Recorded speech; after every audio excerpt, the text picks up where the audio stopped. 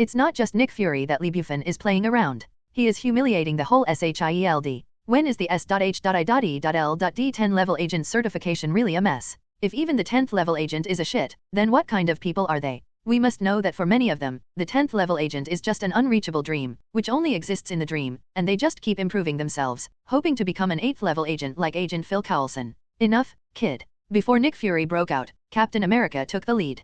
He shook his head and said, although I do not belong to S.H.I.L.D, as the government agency responsible for supernatural events across the country, S.H.I.L.D is by no means allowed to insult you. Why do you dare to be so arrogant? Let me see your true ability. This time, Nick Fury did not stop. Scold? The strong wind roared. Captain America's shield broke out of the wind and blocked his chest. Natasha Romanoff said, Steve, don't be impulsive. It's no big deal.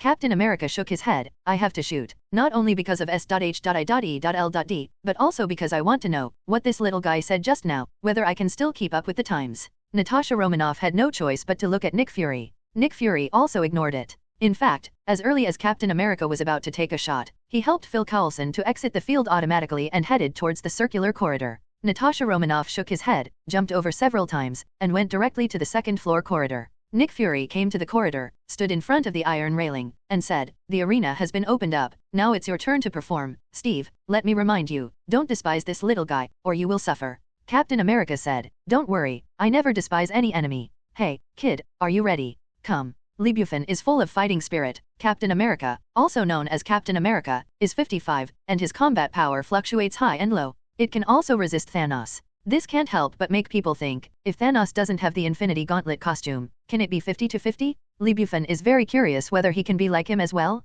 Whoosh! Only when Bufan's voice fell, Captain America had already rushed towards him, like an agile cheetah, suddenly launched, and reached the ultimate speed, instant explosive power. Even Bufan cannot help but eat shock. Little guy, are you really ready? Amidst the chuckle, Captain America took the half-meter in front of Bufan's body as its center, and made a sudden turn, and instantly came to Bufan's back. The back is a fatal flaw for anyone. That is not only a blind spot for a person's vision, but at the same time, because there is no defense at all. Wow. Nick Fury let out a startled roar. Now that we are fighting, are we going to get into a white-hot state? Phil Coulson looked at his idol with stars in his eyes. This is too strong, right? The other agents were dazzled by Captain America's offensive actions, and they cheered, come on Captain America. Teach this unaware boy a tough lesson. Let go of the fight, you can't kill it. Whoosh! The fierce wind suddenly started, and Captain America had raised the vibranium shield and hit Bufan's back. Although Bufan's series of operations were very ridiculous just now, Captain America is Captain America. Even if Bufan's character is very bad, he still fights with a speed of only 60%. This shield seems to be fierce, but it is only used 3%. He still doesn't know the strength of Bufan. This is just a test. If he rushes out and shoots this little guy to death, it will be bad. Boom. Bufan's clothes burst at the sound, standing still, as if he didn't react. The surrounding agents cheered louder. Sure enough, this guy is also arrogant in front of them, facing a real superpower. Is he still unable to fight back? This gave them great psychological comfort. Oops.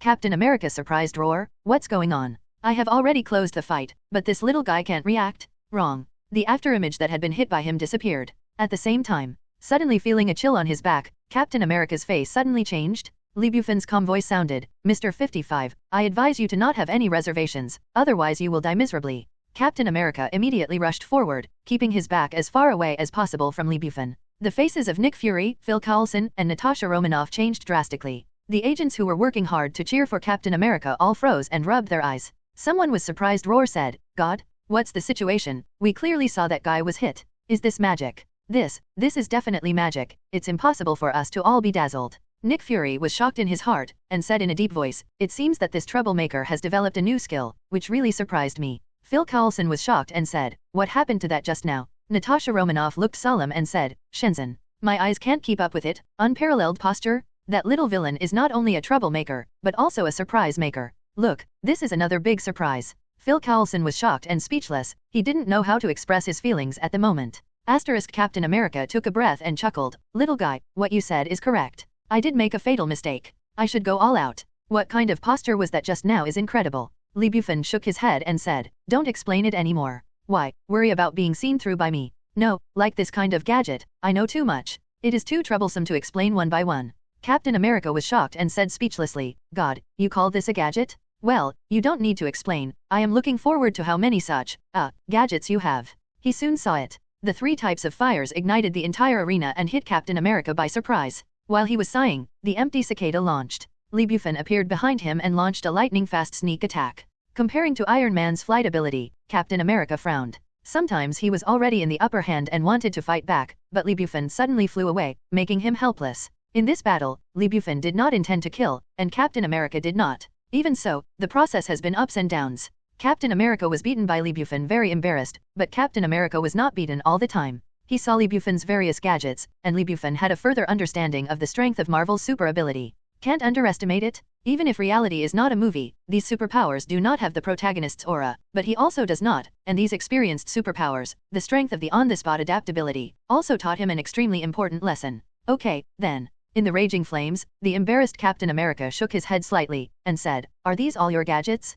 Honestly, they are really scary." Mid-air, Lee Bufan chuckled and said, "Definitely not, let you see another." Lay done leche. Sizzle, Lee Bufan completed the seal almost instantaneously. A cloud of blue lightning burst out from his right wrist. With his right hand as the center of the circle, numerous folded blue electric currents appeared. Meter. In the circular corridor, the nearest poor creature was unfortunately hit by the blue electric current, rolled his eyes and fell down convulsively. Oh my god. The agents shrank suddenly, their eyes full of horror, as if they had seen a god. This is the first appearance of Lay Dun in the Marvel world. Even Nick Fury was shocked with a tingling scalp. Roar, what the hell? Don't tell me, you can control thunder and lightning? Damn, how much do you know? Oh, my god. Captain America's mouth was wide open. Originally, Lee Bufan had already shown many gadgets. He thought that the other party should show them all. Even if they didn't, he couldn't be surprised anymore, but he was wrong. He was shocked again. Take it, Mr. 55. In his relaxed words, Lee Bufan flew straight towards Captain America like a cannonball. Captain America immediately blocked it with a shield, but Lee Bufan's Ricci turned away and hit the wall on his left. Rumble? In the astonishing explosion, the reinforced concrete shot in all directions, dust and smoke were everywhere, and when the dust and smoke dissipated, a huge amounts of cave appeared. Captain America turned his face, and gave Lee Bufan a surprised and suspicious look. It seems to be surprised that Lee Bufan didn't attack him. Lee Bufan sneered, without explaining. Please, brother is not a murderous madman, and he has no intention of being a villain. I have no grievances with you, and I will kill you when I come up. It is really crazy to be my brother. Enough, enough. Nick Fury exclaimed, little guy, no, Mr. Lee Bufan, you have thoroughly proven yourself. There is no need to fight anymore. I go? The surrounding agents looked at their boss silently. Just now that BD could call you a braised egg, not to mention that you went back satirically, but even the little guy didn't call it. It was Mr. Lee Bufan, who was called so respectable. Really, from the heart? What to look at? Clean the scene immediately. Nick Fury blushed and scolded him sternly. The agents acted immediately. What should they be doing? Anyway, at this time, no one dared to shake in front of the boss, knowing that the boss is in a terrible mood at the moment, but he didn't dare to vent to the parties, so there was no venting bucket. Lee Bufan looked at Nick Fury and said with a chuckle, that's right, people, you have to be self-aware. Compared to Mr. Rodan, Mr. Agent 8 is a stupid pig with shit in his head. Nima Fak, dare to speak a little bit more. Nick Fury and Phil Coulson were so angry that they exploded at the same time. Natasha Romanoff smiled bitterly and shook his head helplessly. Lee Bufan said, then I will go.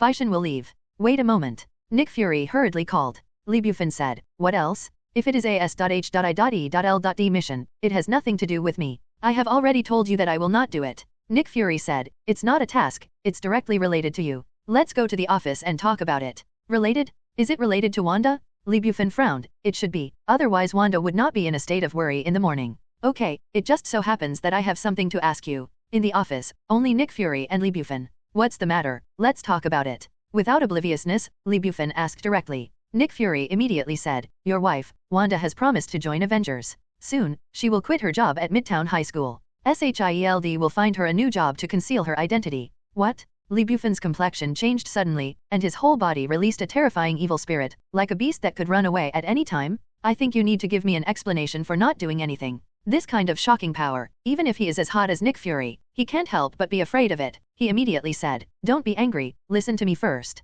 I'm listening. I didn't break the agreement between you and me, it was Wanda who came to me by herself. She knew that I was forming Avengers, and she knew that I wanted her to join, and then it became what I am now, and I have agreed. Huh? Lee Bufan's expression is weird. It was Wanda who applied to join the Avengers. What's the situation? Asterisk Wanda, masters chaos magic, and this skill is extremely magical in the Marvel Comics world setting, and it is extremely powerful, even more terrifying than Phoenix Force. At first, Lee Bufan thought he was going through the Marvel movie universe, but with the emergence of X-Men, he found that the world is not that simple, at least not a simple Marvel movie universe. Wanda's ability follows the comics setting. In the comics, Wanda and Quicksilver are both Magneto's children and mutant. Ability is born? In the Marvel movie universe, the super ability of the two is obtained through the Loki Mind Scepter. It is only fine-tuned. The Mind Scepter triggers the variant genes hidden in the two of them. As for power, not as buggy as in the comics setting, Wanda is still very strong, but not too outrageous, definitely. It may also be that Wanda has not fully developed its own ability now. If you encounter irritation, you may be able to see it.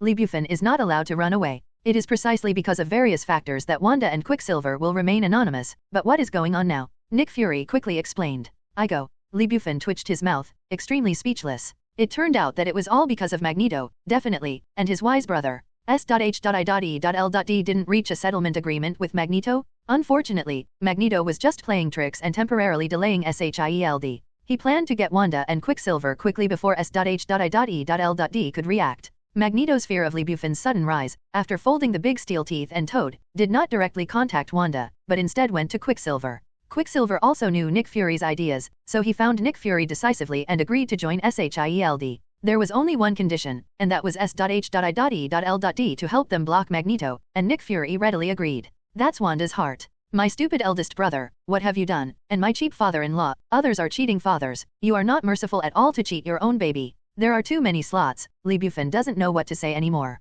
Fortunately, this task still makes sense. Yes. In the eyes of Nick Fury, Bufan has been upgraded from a little BD to Trask. Nick Fury took a sigh of relief. He used to think he could definitely control this little guy, but so many things happened suddenly that he knew how naive his thoughts were, no different from a 3-year-old kid.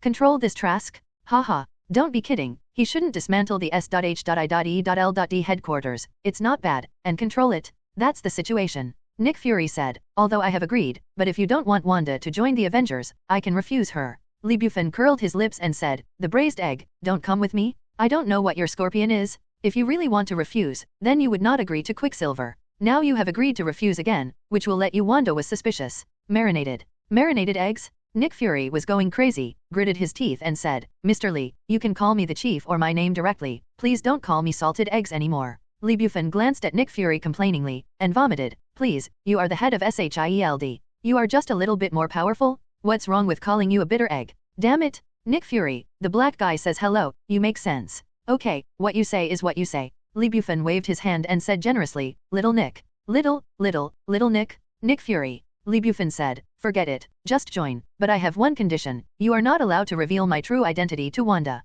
Have a short pause. Bufan's expression suddenly became cold, and he said sternly, don't think that this is a trivial thing, whether it's an idiot like Phil Coulson or another idiot S.H.I.E.L.D., if anyone leaks it, I will keep this account on you. Nick Fury clapped his hands, no problem, your little couple are so cute. Do you know what conditions Wanda can join the Avengers? Bufan, isn't it Magneto? No, that's just one of the conditions, and there is one more important. Nick Fury shook his head and chuckled softly. She asked me seriously and applied for a full-body battlesuit that covered her face. I have commissioned Stark Industrial Design and Production. Her request is that she must never let you know, whether it is the ability she has or becoming an Avengers hero. Bufan smiled knowingly. Is it really a family? If you don't enter a house, you will want to go together. Definitely, it's really cute too. Oh, if this is the case, then you entrust Stark Industries to help me make a full-body battlesuit. I want a couple model. Love, couple models? Is this showing affection with yourself? As a single dog, Nick Fury suddenly felt very uncomfortable and suffered 10,000 points of damage to his soul. No problem.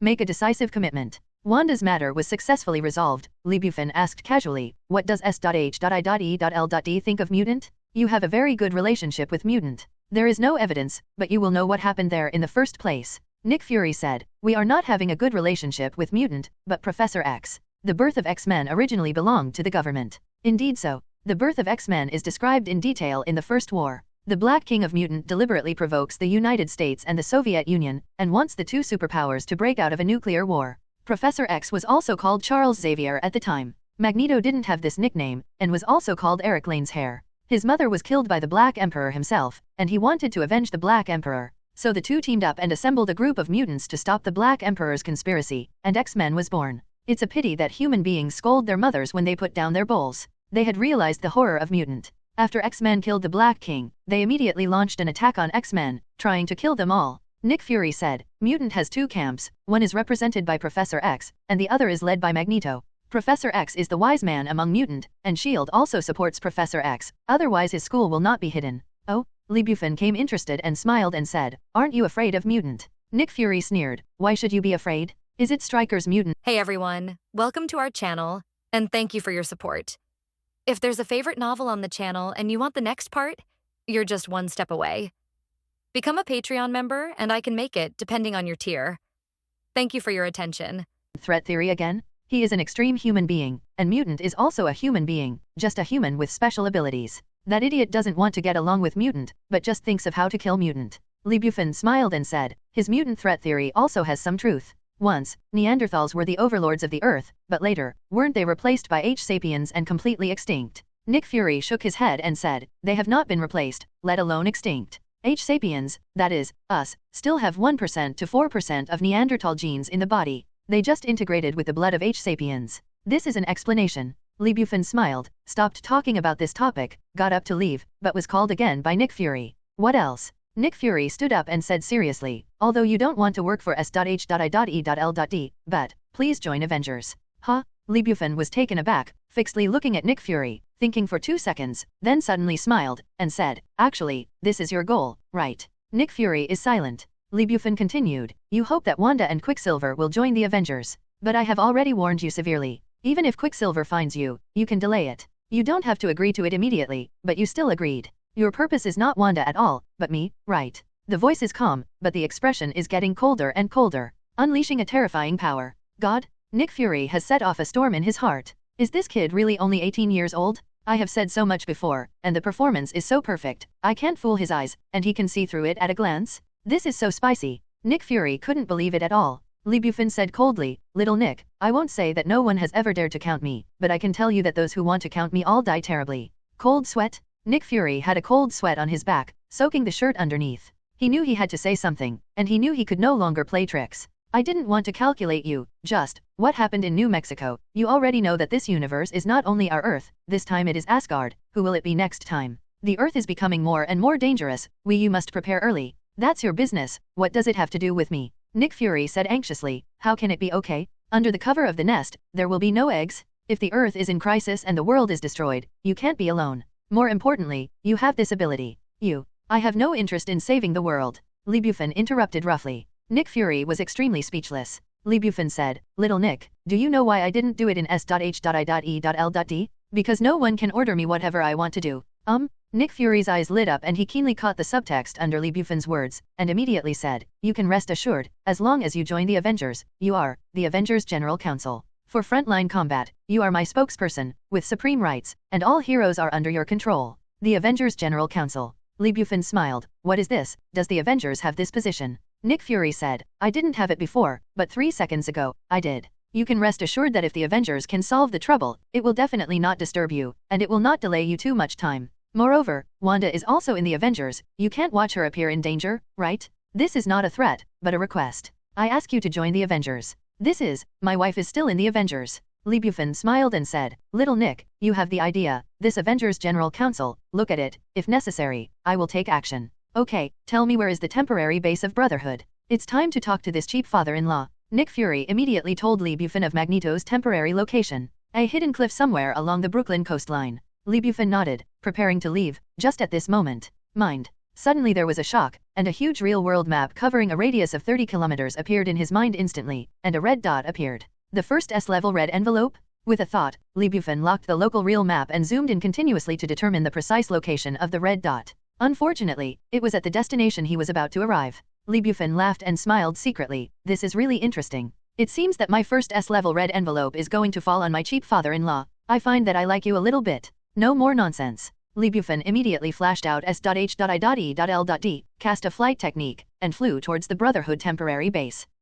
Just when Lee Bufan left S.H.I.E.L.D. and even closed the office door, Nick Fury's expression changed suddenly, as if he was greatly humiliated, roared frantically, all kinds of vulgar curses, and machine guns suddenly appeared. Out. Well, as the director of S.H.I.E.L.D, the conversation just now was indeed humiliating. Boom. Suddenly there was a crisp sound from the office next door, as if the vase had fallen on the floor. Nick Fury clenched his fist and roared, damn. You all come in? Come in if you want to, don't be so sneaky. 10 seconds later, Natasha Romanoff, Phil Coulson, and Captain America appeared in Nick Fury's office. They all seemed to be holding back a smile. Damn it! Nick Fury blushed old. Phil Coulson glanced at Nick Fury's bald head and was about to open his mouth. Nick Fury roared, don't mention marinated eggs. Natasha Romanoff said, little Nick Fury shouted again, "Don't mention little Nick." Natasha Romanoff and Phil Coulson looked at each other and shrugged helplessly. They weren't going to mention this, right? After holding back for about 10 seconds, Nick Fury suddenly burst into laughter. "Ha ha ha, that nasty little BD, if I can, I really want to break his little head to see how his brain is constructed.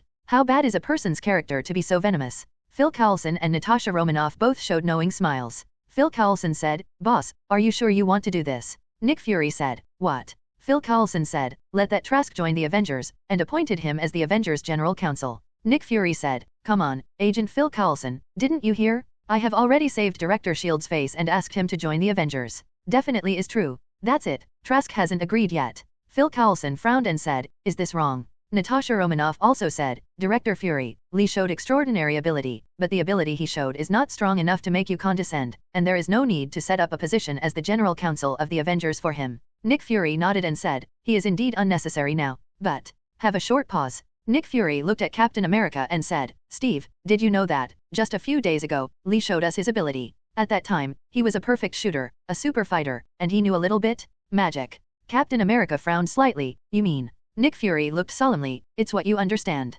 Flight ability, thunder ability, and incredible body skills were all developed in just a few days." Captain America was shocked. "How is this possible?" "I also think it's impossible." Nick Fury nodded. "The only explanation is that he retained most of his strength during the agent assessment. What happened just now? Everyone thinks that he is doing his best, but he has to keep up. How about this time?"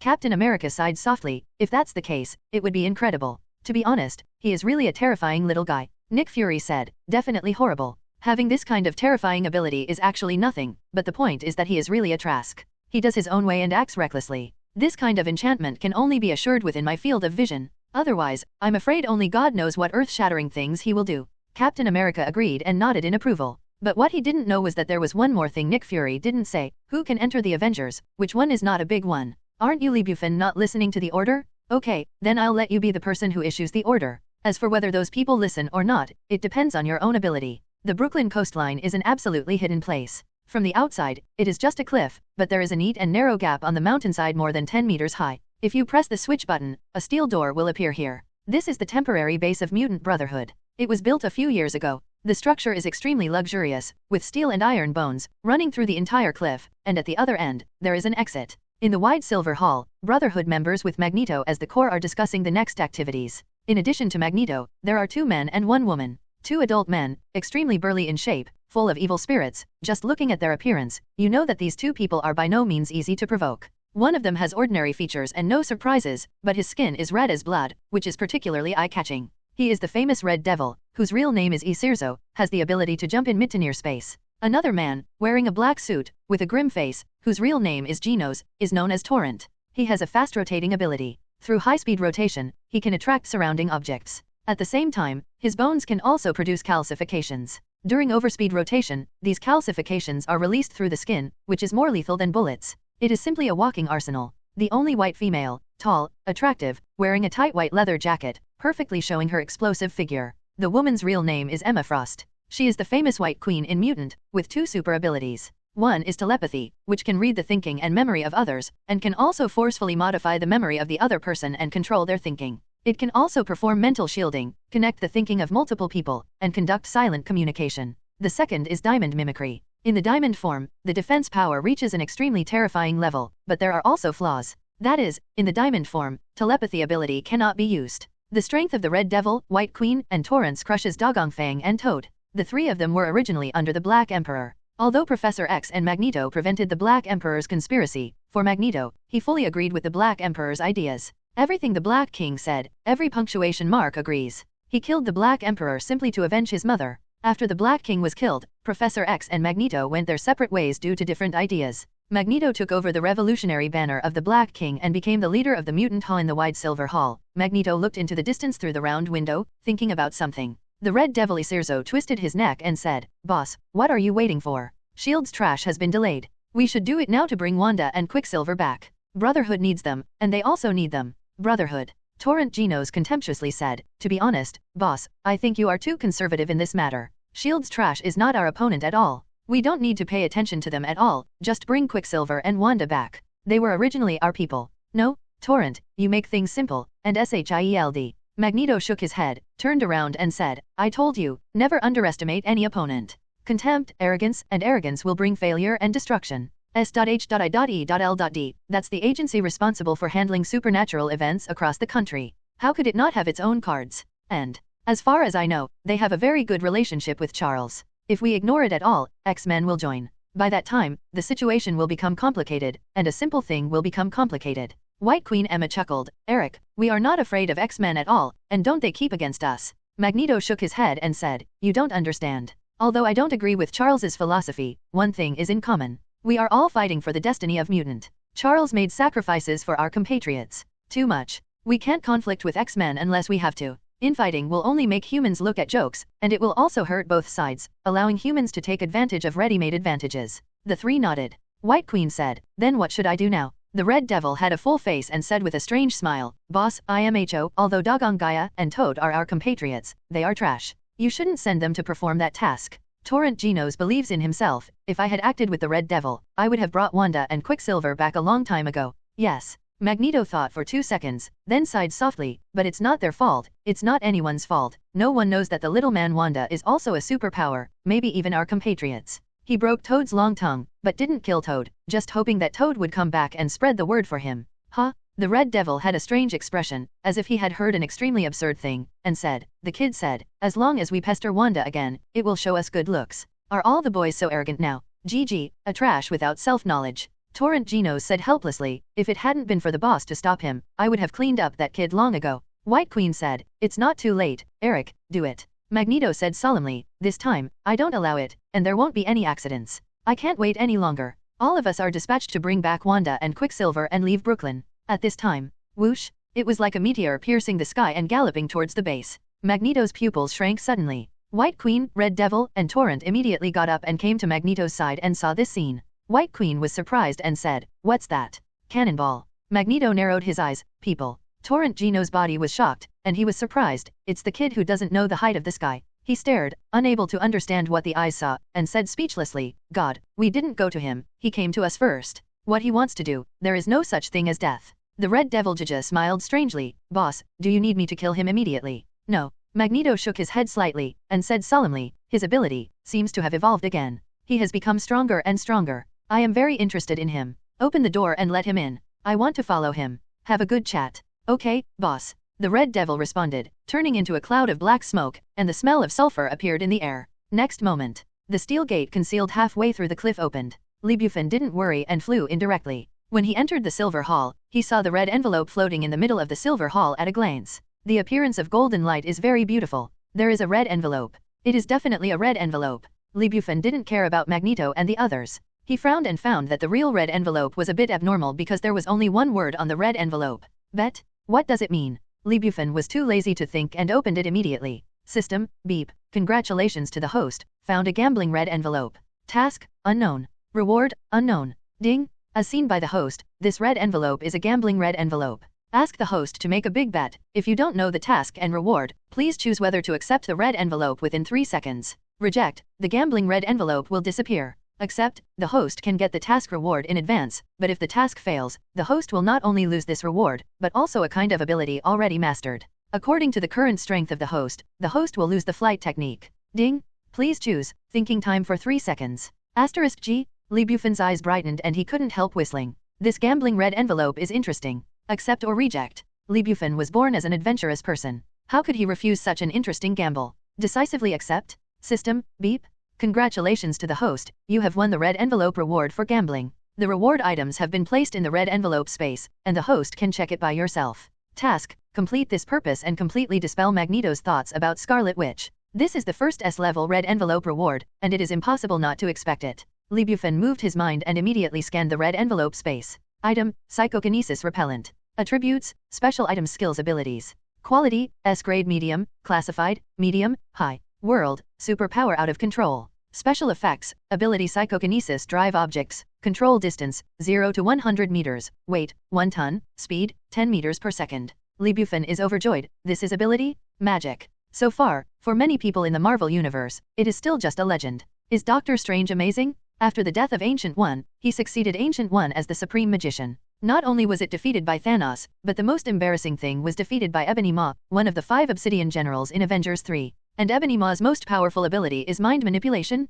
After all, the remote magician is the remote magician, and melee ability is really worrying. Magic activation takes time. Ebony Maw came to the Earth to snatch the time gem. What was the situation when he played against Doctor Strange, Iron Man, and Little Spider-Man? I won't talk about Iron Man and Little Spider-Man. Just talk about Doctor Strange. Basically, when Doctor Strange was still activating his magic, Ebony Maw had done it. Reality is not a novel. The magic effect is very powerful and gorgeous, but no matter how powerful it is, it has flaws. Just like the Omega Mutant, many people simply cannot control their ability. It is not that they are manipulating super ability, but they are controlled by super ability. S-class medium-sized psychokinesis repellent, with a range of 100 meters, a maximum weight of 1 ton, and a speed of 10 meters per second. It's already pretty good. Lee Bufan started to receive abilities while thinking.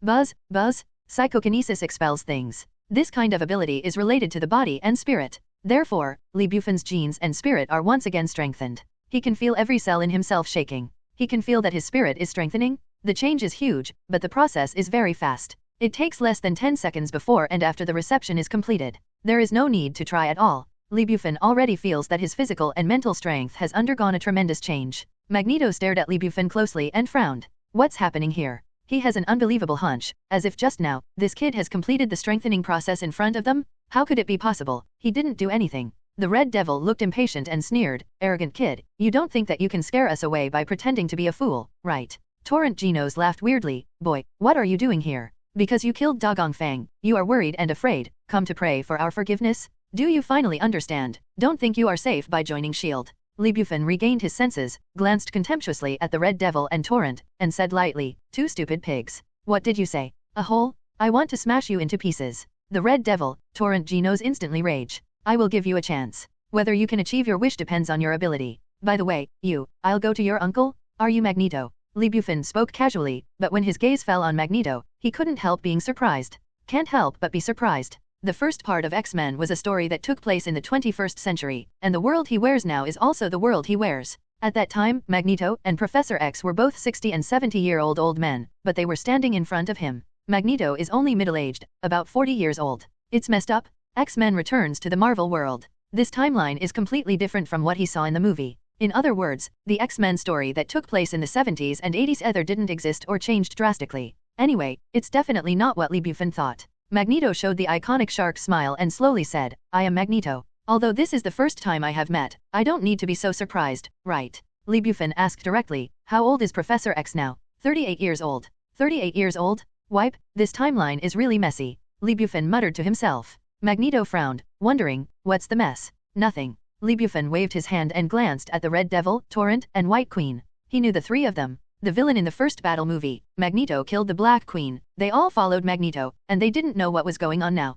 In order to clarify the X-Men timeline, Lee Bufan asked directly. Magneto didn't mind, and answered them one by one. It's no secret anyway. Only then did Lee Bufan know that Professor X and Magneto had teamed up to kill the Black King, but it didn't take long. It just happened 6 years ago, and the process was similar to that in the movie. Lee Bufan chased Magneto to ask questions, but not to talk about the purpose of his coming this time. The Red Devil, White Queen, Torrent Genos, and others were impatient for a long time. The Red Devil said annoyed, hey, is your kid here to chat? White Queen sneered, isn't he from S.H.I.E.L.D.? I saw him coming, just to spy on intelligence. Lee Bufan glanced at White Queen and shrugged, correct a little. I'm not doing S.H.I.E.L.D. anymore. What I want to do and what I do has nothing to do with S.H.I.E.L.D. Also, can't you telepathy? Enter my brain, don't you know if you look at it? White Queen snorted, okay, brat, I will let you taste the taste of life is better than death. Isirzo, Emma, don't be impulsive. Magneto said, stopping the two, smiling at Lee Bufan, and said, little guy, you have asked so much, now it's my turn. What is your purpose here? Lee Bufan said, oh, I almost forgot the business. I came here to tell you that you are not allowed to disturb Wanda and Quicksilver brothers and sisters in the future. Huh? Magneto made a look on your face as if you were teasing me, and said silently, that's it. That's it. Lee Bufan nodded. Otherwise what do you think I want to tell you? Except for this matter, it seems that we have nothing else to talk about. Honestly, I never understand. How can you treat Wanda? Quicksilver is so cruel. Magneto wondered, they are mutant and my subordinates, shouldn't they be doing things for me?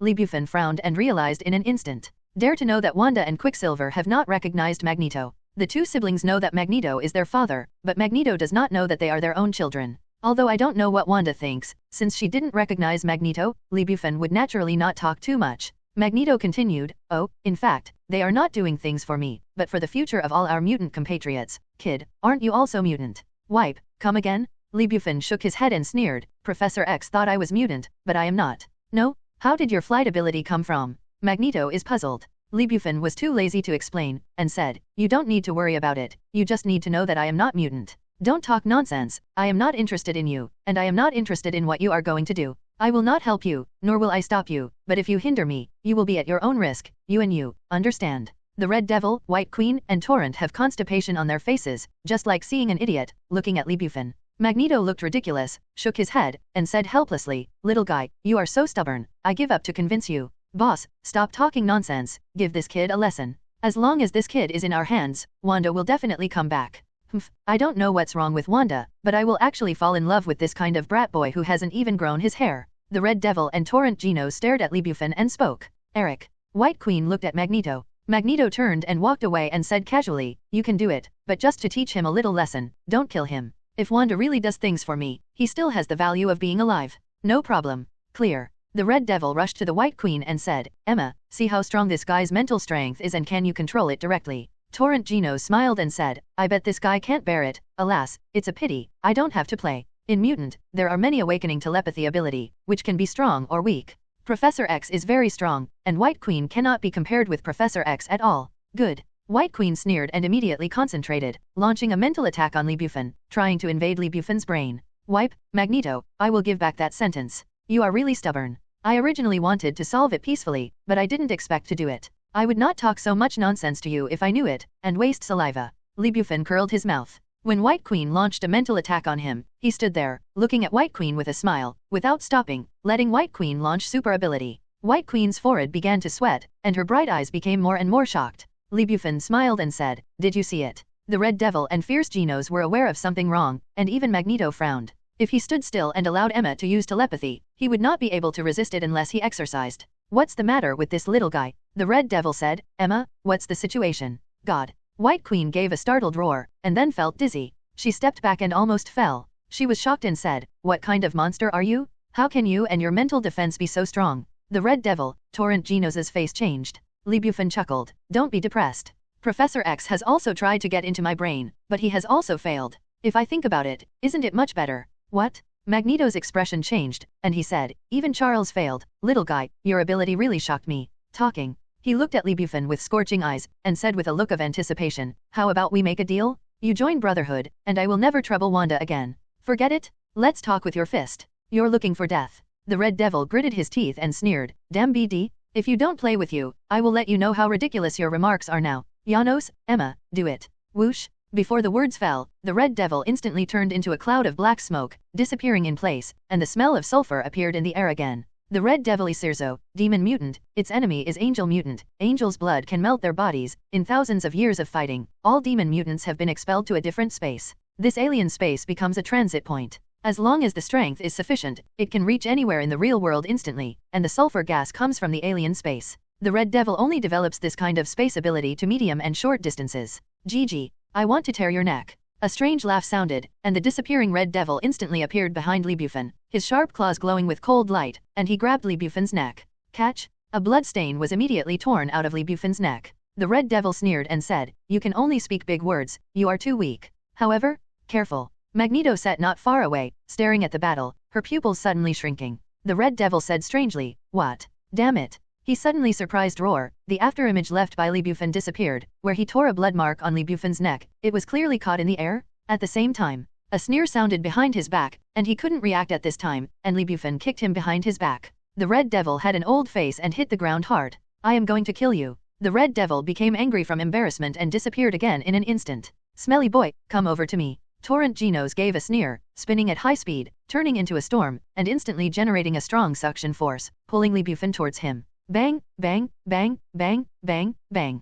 In the roar of the strong wind, countless white calcifications of glass marbles file size, like bullets, shot Li Bufan overwhelmingly. Li Bufan's body has been greatly strengthened, but it hasn't been strengthened to the level of Colossus. Bullets can still be shot into his body. He can only use the empty cicada, and instantly appear in the southwest corner from the middle of the hall. Those calcified marbles blasted the steel walls out of countless pits, and their power was more terrifying than bullets. Want to hide? Can you hide? Riptide Janos grinned. He didn't need to move his position at all, he only needed to move his mind to lock the approximate position of Bufan, and he could launch an all-round coverage attack. Bufan sneered, then don't hide. Ding! He snapped his fingers and heard a loud bang. The heavy iron gate split in two and flew towards Bufan, blocking him. Hiss! Magneto could no longer sit still, and stood up suddenly, surprised. You can also manipulate metal. Bufan smiled and said, don't worry, I won't grab your job. Magneto said solemnly, then what is this? Bufan, guess. Magneto said in shock, red ability. Bufan, you guessed it, but unfortunately there is no reward. When the two talked, countless calcified marbles all hit the steel gate, and countless pits appeared on the gate. Fortunately, the steel gate was extremely thick and its weight reached the limit that Bufan could control a full ton. If it is slightly thinner, it will be directly penetrated by the calcified marbles, and the shield will become a sieve in seconds. That powerful suction still exists? Bufan's mouth twitched. Want me to go there? Since you are so passionate, then I will fulfill you. Psychokinesis is activated. Under the suction power of the Rapids Janos and the control of Bufan, a ton of steel can reach 10 meters per second without even using it for a second. The acceleration exceeds 10 meters per second, and the force equal to mass multiplied by acceleration. Therefore, the power of Bufan's outrageous blow is more than 10 tons. Torrent Genos also felt the threat of death, and shouted in horror, no, boss, save me. It's too late. When Magneto realized that Torrent Genos was life-threatening and was about to take action, 10 tons of gravity had already blasted the Rapids Genos, directly smashing the Rapids Genos into a pool of mud and blood all over the ground. You guy. Magneto trembles, slowly lowering his hand. The Red Devil's attack is still going on, but it won't get any benefit. If he uses space ability, it is impossible for Bufan to catch him from a different space at this stage, but the problem is that as long as he wants to attack Bufan, he must close hand-to-hand combat. As for close combat, even if he is rough and thick, he is not Bufan's opponent. You can't escape.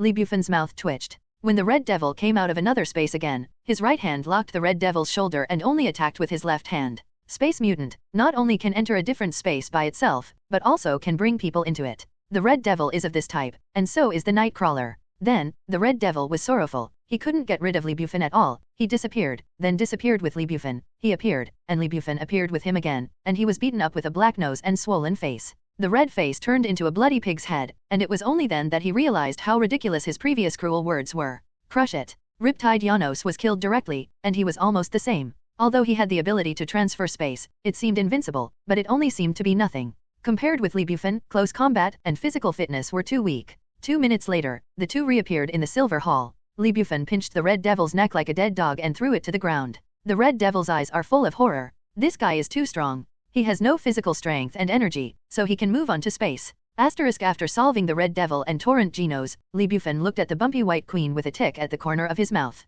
White Queen did not participate in the Battle of Talents. It was not that she did not want to. It was really powerless. Her two super abilities could not be said to be weak. Against ordinary people, which one is a big killer, but the problem is, her opponent is Bufan? Telepathy? Garbage doesn't do anything. Diamondized whole body? The defense is barely possible, but I want to use this to break the wrist with Bufan, but it is far away. Her fighting skills are too weak, and she is stronger than ordinary people. It is difficult to be elegant, and she is not Bufan's opponent. What do you want to do? White Queen's nerves are highly tense, staring at Bufan, making up her mind, as long as Bufan moves her finger, her whole body will be diamondized immediately. Relax, I won't hit women. Bufan said with a chuckle, besides, I didn't want to do anything to you. Huh? White Queen's attention was distracted, and Bufan suddenly disappeared. He was only a few meters away from White Queen, and did not give White Queen time to react. In the blink of an eye, Bufan appeared behind White Queen. Oops, it won? White Queen's face changed drastically, and she was about to use the diamond ability immediately. Hateful?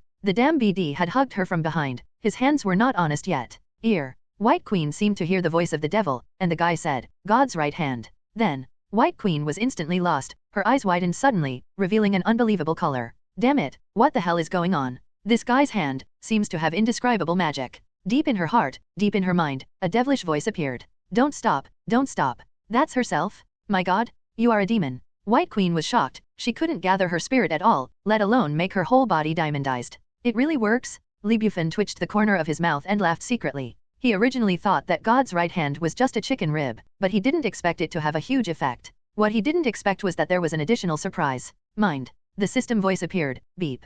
Congratulations to the host. Complete the hidden mission red envelope and get the corresponding reward. Hidden mission, the first close contact with White Queen Emma Frost. Item, Psychokinesis Repellent Attribute Bonus Card. Attribute, ordinary items. Quality, S grade second grade, divided into elementary, medium, and high. World, superpower out of control. Special effects, psychokinesis ability can control the two attributes of distance and weight to 10 times. Damn it! Bufan was a little stunned by this sudden surprise. What's the matter with this? His original intention was to do a small experiment, but he didn't expect to complete the hidden task smoothly. Hell, hidden task? No reminder to trigger the task, either completed or missed. Bufan can only say, system, you really know how to play. Forget it, it doesn't matter. Receive it now? After a few seconds, the system prompts that the point-up card has been received, and Bufan checked the attributes of psychokinesis. Psychokinesis repellent, control distance 0 to 1000 meters, weight, 0 to 10 tons, speed, 0 to 10 meters per second. Note 1, the effective control distance is 300 meters, and the control weight and speed can reach the highest value in an instant within 200 meters.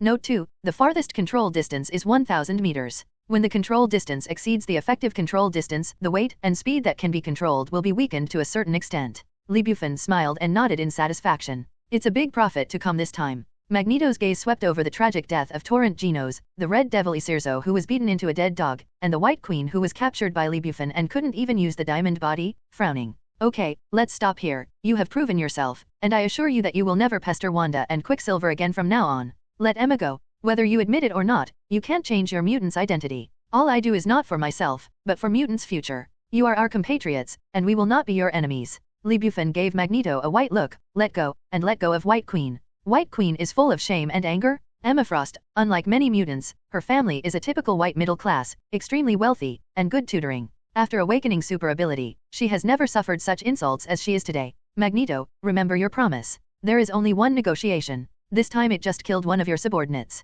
But if you dare to play tricks again, it will be your turn next time. After Bufan finished speaking, he used the flight technique to leave the base and return home. It's time to go to school, or the wife will be nagging again. After Bufan left, Magneto smiled and said, next time it will be my turn. Little guy, you only know that I can manipulate metal, but you don't know how terrifying my ability is. Can you kill it? White Queen gritted her teeth. Eric, did we just let him go? How can this be? Do you have a better solution? White Queen was speechless for a while. If she could solve it, she wouldn't let Bufan do whatever she wanted to herself just now. Magneto said, Emma, I know you are angry, but we all have to look forward. He's very powerful. We Brotherhood doesn't have a contradiction with him. It's not a wise choice to set up an enemy of this level simply because of personal grievances. According to him, Charles also sought him out. Didn't he also fail? White Queen nodded and said, then what shall we do next? Magneto thought for 2 seconds, and said solemnly, leave here, forget Wanda, Quicksilver, look for other mutant helpers, and then, start our plan immediately. This time we must completely fight against humans. After Magneto was completely resolved, Bufan immediately returned to school and went to class as usual. The next day, the exact news came from Shield. Magneto had led his subordinates to leave, completely lost track of them. To be honest, Bufan didn't know what Magneto wanted to do next. The timeline of X-Men was so messy that he couldn't figure it out at all. In the current Marvel main world, Bufan could have foresight, but he couldn't be 100% sure. Because he is here. If it's just an ordinary person, it's a pity that he is not. This means variables? His original existence is a variable. Each of his actions will affect other people and affect the world. The greater the movement he makes, the greater the impact, and will eventually be fed back to the real world. God knows what it will become in the end. Quantitative changes cause qualitative changes. This point has also troubled Bufan. He even considered whether he should keep a low profile. The result is, no matter how big the impact is, he cares about the plot and not the plot. Only in the shortest time, it is the king to improve himself as much as possible. A snapped finger, maybe he disappeared. After all, that big purple sweet potato face has collected 6 infinite gems, and completed his family planning office work. Marvel's superpowers relied entirely on time and space to travel through this kind of leaky cheating device to complete the counterattack. Desichilien, he died unjustly. Furthermore, he has to consider not only himself, but also his wife, so let the Loki or anything go to hell. Become stronger? Be as strong as possible in the shortest time? In the next half-month, there were no more S-level red envelopes, and Bufan was happy and peaceful, enjoying the good high school time. Although he desires to become stronger, he is not in a hurry. Urgency is useless. The only thing he can do is not to miss any opportunity to become stronger. S.H.I.E.L.D. fulfilled her promise and no more trouble. Bufan. Wanda quit her job in Midtown High School and joined the Avengers. S.H.I.E.L.D. arranged for her a new job that concealed her identity. In the original plot, Wanda hasn't joined Avengers at this time, and hasn't even appeared yet. To some extent, this is the huge change brought about by the emergence of Bufan. Wanda chose to work for S.H.I.E.L.D. for the sake of her and her small life, and also wanted to use S.H.I.E.L.D. to solve her worries. During this time, the basic framework of Avengers has taken shape. Tony, Steve, Wanda, Quicksilver, Black Widow, plus Hawkeye, the initial 7-member group was born. Dr. Banner is still incognito in Nepal, working as a happy barefoot doctor. Nick Fury really wants him to join the Avengers, but Dr. Banner is a double-edged sword. No one can control. Even Dr. Banner can't do it himself. Once he becomes a Hulk, he will lose his mind. At that time, whether he will hit the enemy or his own, no one can guarantee. Therefore, Nick Fury chose not to disturb Dr. Banner for the time being, and continued to let him stay in Nepal quietly, as long as he knew his specific location and made sure that he could be found when he wanted to find him. In addition, Stark Industries has developed 2 full-body battlesuits in accordance with the requirements of SHIELD. They are similar to Spider-Man battlesuits, with the face completely covered. One set is for Wanda, and the other is for Bufan. Bufan's full-body battlesuit is red and blue. The face is a picture of the Azure Yaksha 100 ghosts proposed by Bufan himself. It is an image from Eastern mythology, hideous and terrifying, and equipped with a voice changer. In Bufan's view, this is a romantic game between himself and Wanda. She thinks that she is an ordinary person, and she still enjoys the ordinary and peaceful happiness of being an ordinary person, and she is unwilling to destroy, so the only thing he can do is to cooperate. As for the future, let's talk about it. Just live in the moment and enjoy every minute of the moment. After Wanda joined the Avengers, he was obviously busier than before. Before joining, he performed 2 missions without any danger. In addition, through the combat report sent to Bufan by S.H.I.E.L.D, he also found that Wanda did not understand the essence of chaos magic at all. The magic used was not very skillful, and the power needed to be strengthened. During this time, Bufan's life has changed quite a lot, but they are all expected. The only thing he is looking forward to now is, when will the New York War come? The answer is, immediately. At 11 o'clock that night, Bufan and Wanda tossed for another 3 hours. Wanda couldn't stand it, so he repeated his skills. Taking advantage of Bufan's time to drink water, he locked the door from the inside and knocked Bufan into the cold palace. Bufan smiled knowingly. Inside the house, nourished by love, Wanda, with a happy face, was about to go to bed when a mysterious call came. S.H.I.E.L.D agent level setter, and also within S.H.I.E.L.D, Commander Maria Hill, second only to Nick Fury, eagerly said, Scarlet Witch, a 7-level emergency, return to S.H.I.E.L.D immediately. Hang up.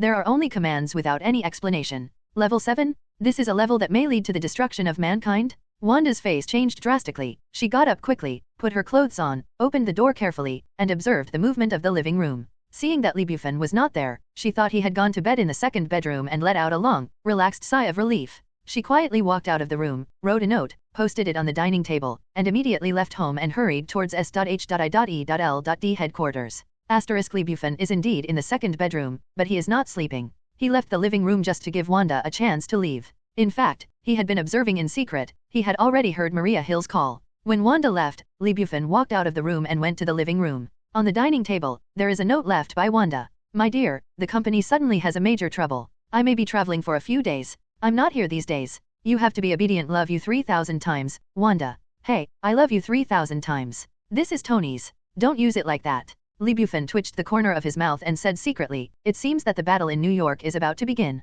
The poor baby Loki should have come to the Earth with the help of Tesseract by now. The entire Battle of New York seemed very simple, that Loki wanted to occupy the Earth, enslave all mankind, and then led the Kittery army to invade the Earth. But in fact, it is Dazisha Face that controls everything behind the scenes. Thanos is the predecessor of Mind Gem Asgardian. All the Kitterians are his subordinates. With the hands of the Kitterians, he handed over the scepter inlaid with Mind Gem to Loki, and then used Loki's King Dream to let him act as vanguard. This is a little test to see if the Earth can stop it. For Loki to be successful, he doesn't need to do it himself at all, just a few gems can be commanded by remote control. Bufan's mind was shocked. Coming? He was overjoyed. Sure enough, the next moment, the system voice appeared in his mind, beep. Congratulations to the host, trigger the main storyline, open the main storyline mission, the host will get a God-level task selection red envelope, do you want to check it? A red light flickered before Bufan's eyes, a golden light burst out, and a red envelope of the sun as big as a palm appeared. Even the appearance is different from before. Bufan ticked the corner of his mouth without any hesitation, yes. Beep, congratulations to the host, the God-level task chooses the red envelope to open, you will get the following difficult tasks, the higher the difficulty level, the higher the item rewards you will get. Level A difficulty, capture Loki, counter Chitauri's invasion, and save the Earth. S-level difficulty, capture Loki, defeat Thor, and prevent the Chitauri from entering the Earth. Hell-level difficulty, Loki is the god of trick. He is cunning by nature and good at disguising and deceiving. Once he chooses this task, the host must absolutely suppress Loki in both spirit and combat. Remarks, if you choose Hell-level difficulty, you will receive extremely rich item rewards for success. Failure will strip the host from 3 abilities. According to the host's current strength, you will be deprived of flight, ability, and thunder. Beep, the host has 30 seconds to consider. Please consider carefully before making a choice. Lee Bufan narrowed his eyes. Levels A and S are very simple for Lee Bufan, and they can be completed easily. Although Thor and Loki come from the Asgard realm of Asgard, they are known as gods, but the Western gods are very different from the Eastern gods. To put it simply, Asgard is a civilization similar to the Earth, and its origin is Norse mythology. It means being born with superpowers. In the original plot, Tony, Banner, Steve, Thor, and others joined forces to frustrate Loki's conspiracy. Now even the Wanda and Quicksilver brothers and sisters are in, let alone winning Loki. There is no point in taking these two. Various thoughts flashed through Lee Bufan's mind like lightning. He chuckled and said decisively, Hell level difficulty. System, beep. Hell level difficulty dungeon, officially opened. There is no specific time limit. From this moment until Loki is brought back to Asgard by Thor, all will be in the S-level red envelope draw period. Oh, Lee Bufan thought for a while, until Loki was brought back to Asgard by Thor?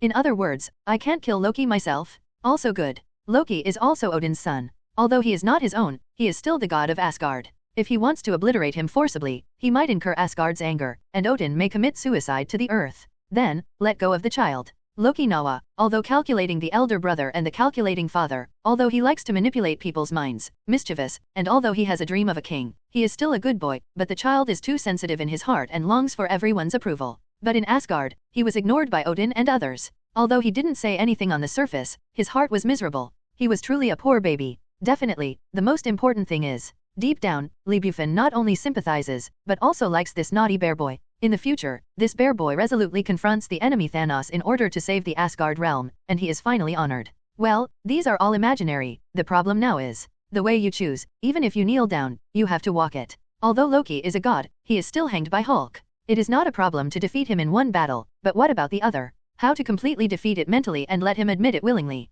This is indeed a big problem. In the original plot, although Loki failed to invade the Earth, all his tricks succeeded, and the Born Avengers was torn apart by him. As for the eventual failure, in his opinion, it was completely accidental. Who could have imagined that the scepter of the unfavorable mind could not control Tony? Who could have thought that the Hulk was so sturdy and so terrible that he could slap him, a god from Asgard? Therefore, even if he failed, Loki didn't think he was inferior in resourcefulness, just because of bad luck. Loki doesn't care if the Force is not as good as humans, but if he wants him to admit that he is not as resourceful as he is, it is really difficult. So what should I do now? Lee Bufan frowned slightly and couldn't help falling into contemplation. Loki, prank, the god of tricks, pranks, trick. Yes. Lee Bufan's eyes suddenly widened, gleaming. He thought of a brilliant idea. Loki, poor baby, look forward to the look on your face when the whole thing ends. It will definitely be very exciting. Lee Bufan was in a good mood, blew a whistle, and returned to the second bedroom. Sleep? Why not act immediately? Please. Loki's poor baby came to Earth after all the hardships. He always has to give people some room to play.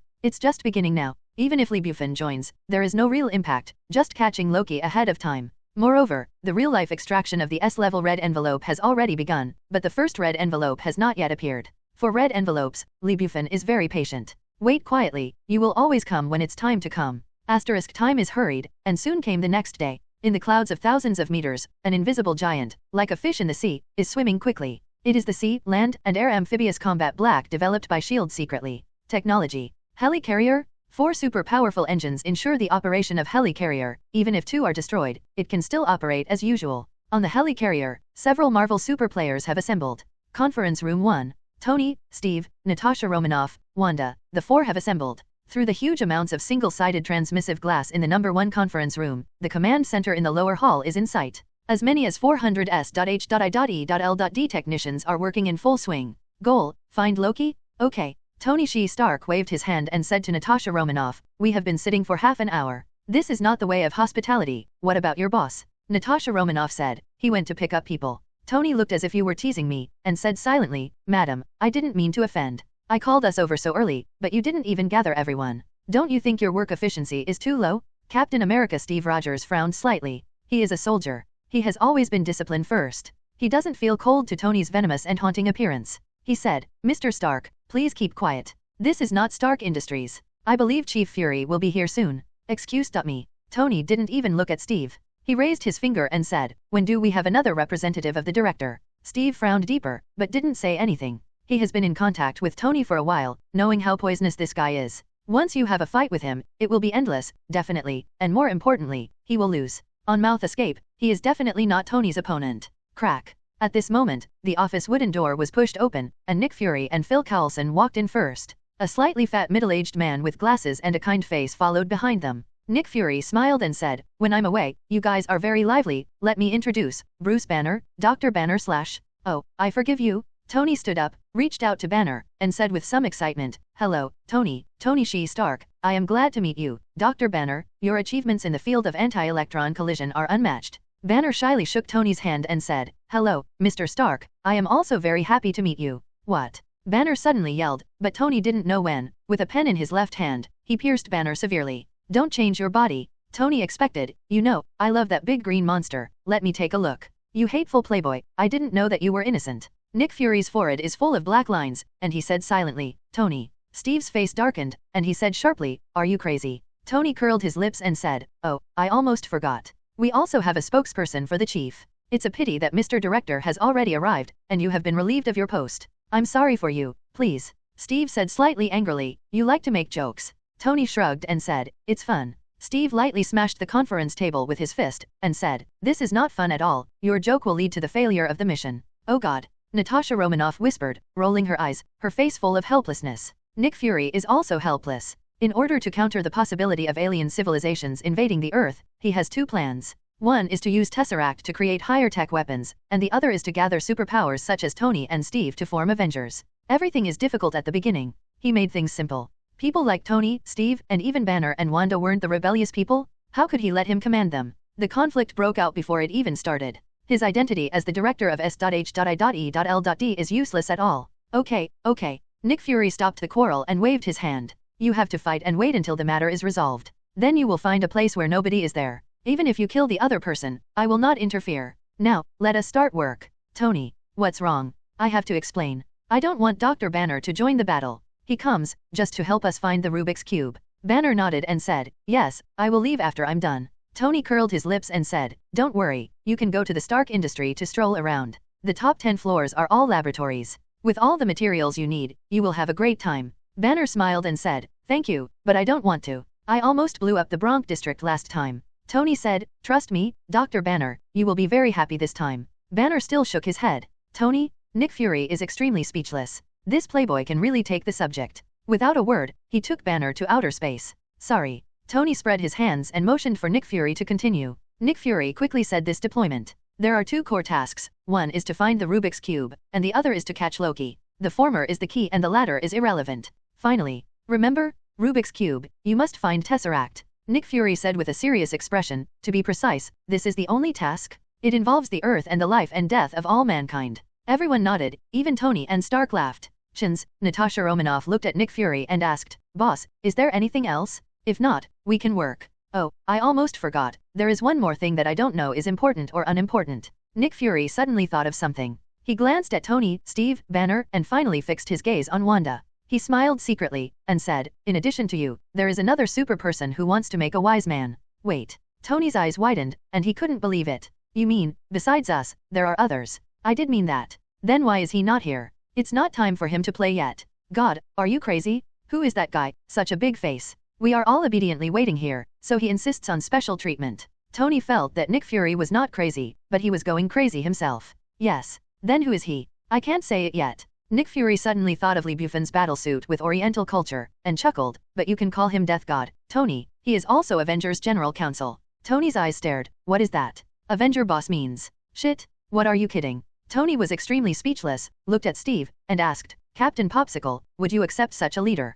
Ignoring Tony's name roar, Steve shook his head and said, "I'm not going to be led by someone who doesn't even show his face and can't say his name." "Tony, Miss Wanda." "Wanda, no." "Tony, Dr. Banner." "Banner, I don't belong to the Avengers at all." "Well said, neither am I." Tony looked at Nick Fury and said, "Do you know what we mean?" "I know." Nick Fury didn't have any dissatisfaction, his face was indifferent, and said, "This is just an arrangement of the World Security Council. I just let you know. As for whether you accept it or not, it has nothing to do with me." 890 Tony was speechless and rushed to Steve. "Captain Popsicle, among all the Avengers, you have dropped one place in the ranking of the most annoying candidate in my mind, and now you are only ranked second." Steve said, "That's really an honor for me." "You're welcome." Tony said, "Don't let me know who this death god is, I will give him a severe lesson then." At this moment, Commander Maria Hill rushed into the office and said, "Report Chief, Loki's specific location has been locked." Everyone was shocked. Nick Fury said. Where? Hill Road, De Country, Stuttgart, Cunning Street, 68. Nick Fury glanced at a few superpowers and said, okay, the target has been found, Tony, Captain, and Miss Wanda, the next battlefield is over to you, bring Loki back.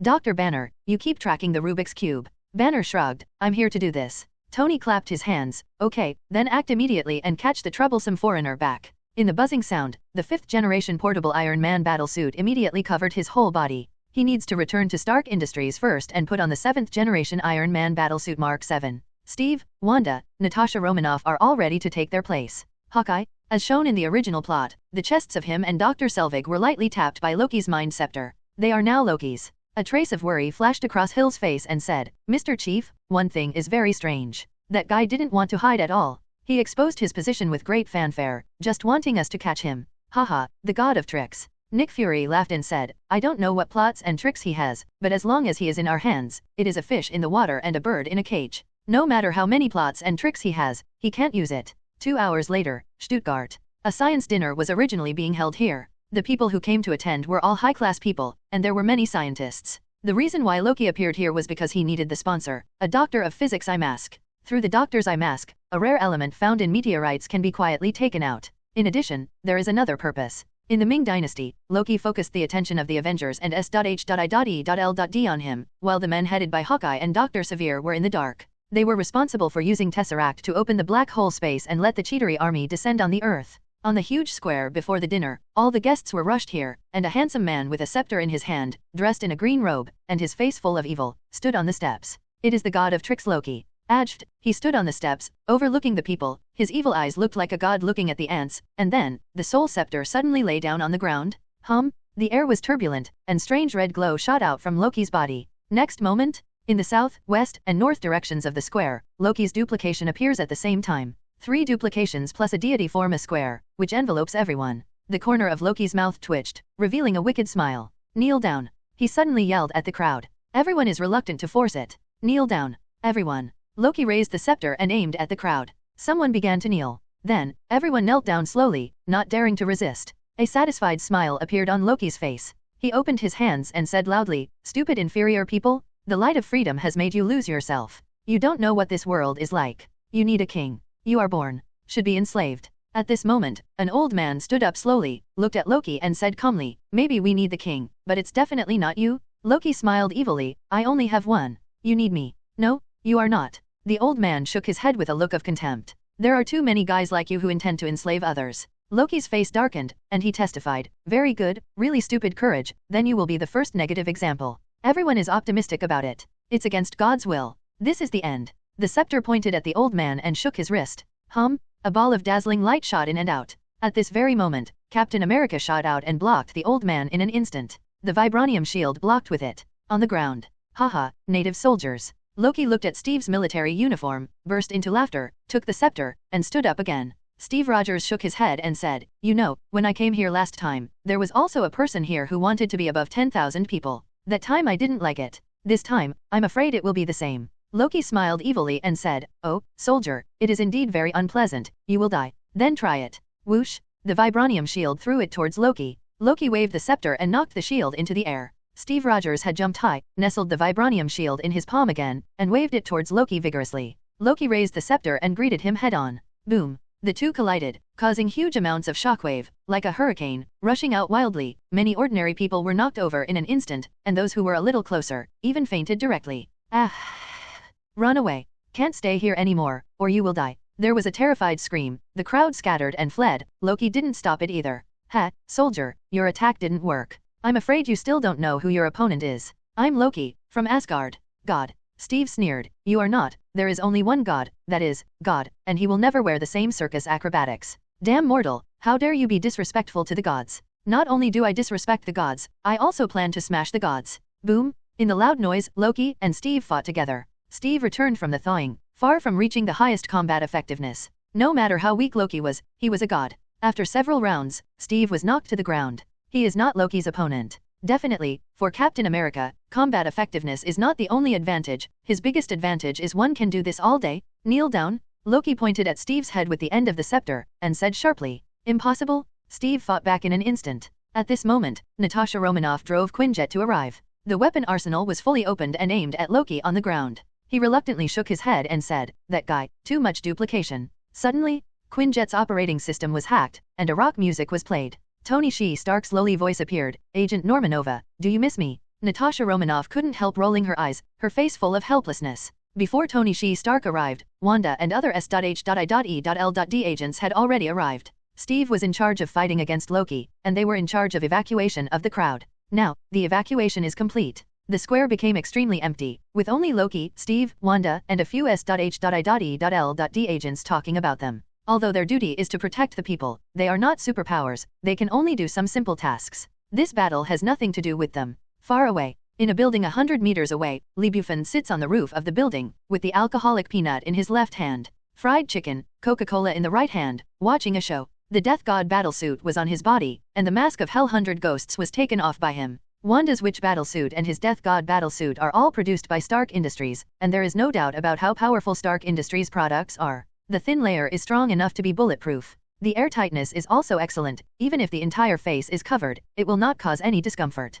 Bufan didn't wear it, not because of Death God battlesuit, but because of himself, simply because he was not used to it. When he saw Tony enter the arena, Bufan yawned and chuckled, "It looks like this battle is over." Loki showed up so swaggeringly that he was going to throw himself into the net. He will not resist. It's a pity that everything that happened next went beyond Bufan's expectation. Loki ignored the threats of Tony and Natasha Romanoff. With the magic of the scepter, he fought so hard that the destructive power was terrifying, and the entire street was destroyed. Wanda's mission was originally to evacuate the crowd, and Loki handed it to Tony, Steve, Natasha Romanoff, and others. No way, her current strength is very weak. Chaos magic is very strong, but she is only in the initial stage. If she hadn't joined Brotherhood, S.H.I.E.L.D., her ability might not have been improved for a lifetime. But the current situation forced her to take action. "You BD who took your dad's curtains as a cloak, you really annoyed me." Tony had a poisonous tongue and gave Captain America a look. "Understand in seconds." Tony immediately used an infrared laser knife to restrain Loki's attention, while Steve took the opportunity to deceive him, flashed behind Loki, used the strongman to lock the man, and locked Loki firmly. "Don't try to escape, you BD." Tony yelled, "Wanda, it's your turn to perform. Try it quickly and see if you can control this BD." Wanda quickly stepped forward and came to Loki's side. "Oh, pretty girl." Loki's handsome cheeks showed an evil smile, and he exclaimed sincerely, "Shut up, BD." Wanda punched Loki in the right cheek. Loki wasn't angry, and smiled. "I didn't expect it to be a little hot pepper, with such a hot temper, I like it." Before Wanda could answer, Tony replied, "Thank you for your compliment, but the little pepper belongs to me. It's useless if you like it anymore. Also, she is not hot at all, she is very gentle. 0, look for flowers." Poison tongue is just one attribute of Tony, and the other attribute is, words. Steve was extremely speechless. Seeing Loki's regret, he explained, "Little Pepper, it's not the one in front of him, but Pepper Potts, Tony's personal assistant, is also her girlfriend." Wanda aimed his hands at Loki's temple and immediately began to cast chaos magic. Between her hands, a weird red light appeared, passing through Loki's temples, constantly attacking the deepest part of his brain. "What?" Loki gave a startled roar, grinning in pain, but smiling on his face. "Do you want to control my brain? Beautiful girl, friendly reminder, Loki, but the god from Asgard, not the ants controlled by you. Point 0. Loki started to fight back. Wanda screamed, cold sweat on his forehead. Moment? Wanda was already sweating profusely. Steve worried, Wanda, I can't control him. His power is horrible." There was horror in Wanda's eyes. She was wrong. The reason why she can't control Loki is not because Loki is strong, nor is she too weak, but because of the scepter inlaid with mind gem. That is the final explanation. Wanda's chaos magic, but even Thor can affect it. So what is Loki? Pretty girl, you finally understand the gap between mortals and gods. Loki disappeared from Steve's confinement and appeared behind him in an instant, kicking, and following him. Loki held the scepter with the tip pointed at Wanda's back. He glanced at the building where Bufan was located, showing a smiley face. Wanda's spirit was backlashed by Loki, standing still, unable to move. Cold sweats are getting more and more. Fear is also increasing. She was afraid of fear of death, not because of herself, but because she could no longer see her lover. If Bufan knew what he had done, and if Bufan suddenly received his death notice, what would he do? "My favorite person, I am gone. What should you do? Can anyone save me?" "So pretty girl, it's time to say goodbye to everyone." Steve yelled, "No, damn BD." Tony's face was bruised and his hands pointed at Loki. "If you dare to hurt my companion, I will definitely make you worse than dead. I promise." Loki curled his lips and said, "Mortal, don't speak big words, there is a kind of you come now." Before he finished his words, Loki's face changed drastically, and he directed at the building where Bufan was, and shouted, Hey, I'm just bragging and I'm not going to hurt her." Boom. A heavy motor vehicle, flying out of thin air, appeared on Loki's head almost instantly, and smashed down fiercely.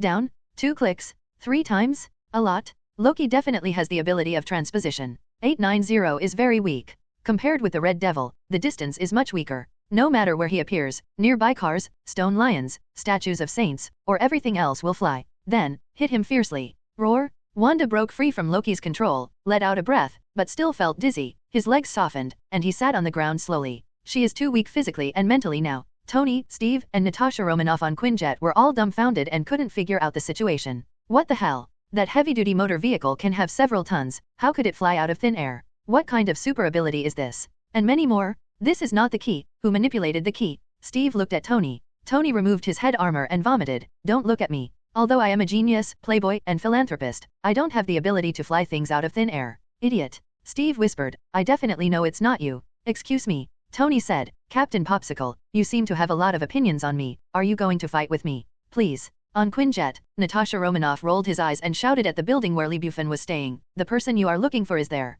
Natasha Romanoff was no less shocked than Tony and Steve, because she knew the true identity of the man wearing the mask of the Hell 100 Ghosts. She was so shocked in her heart that she couldn't believe her eyes. Nick is right, little bad guy, you really have hidden other abilities. God, how did you do it? Natasha Romanoff stared scorchingly at Bufan, lost in thought. Tony, Steve, Wanda, and others all looked at Bufan. Damn, I know that battlesuit. Tony called, staring at him, and said uncomfortably, S.H.I.E.L.D. didn't tell me to use that battlesuit for you. If I knew, I would definitely not take this list. Wanda said, who is he? Did he save me? Steve said in a deep voice, if I didn't guess wrong, he is the Superman who hasn't taken a shot in Director Fury's mouth. Tony rolled his eyes and said venomously, hey, it's a guess? I can tell you for sure now that he is Death God. Have a short pause. Tony glanced at Loki who was lying on the ground, and said, a hole, I told you a long time ago, let you be honest, you know now. Loki lay pitifully on the ground with a look of lovelessness, as if she had lost her precious first time. Whoosh! Bufan immediately cast the flight technique, almost in the blink of an eye, came in front of everyone, and slowly fell to the ground.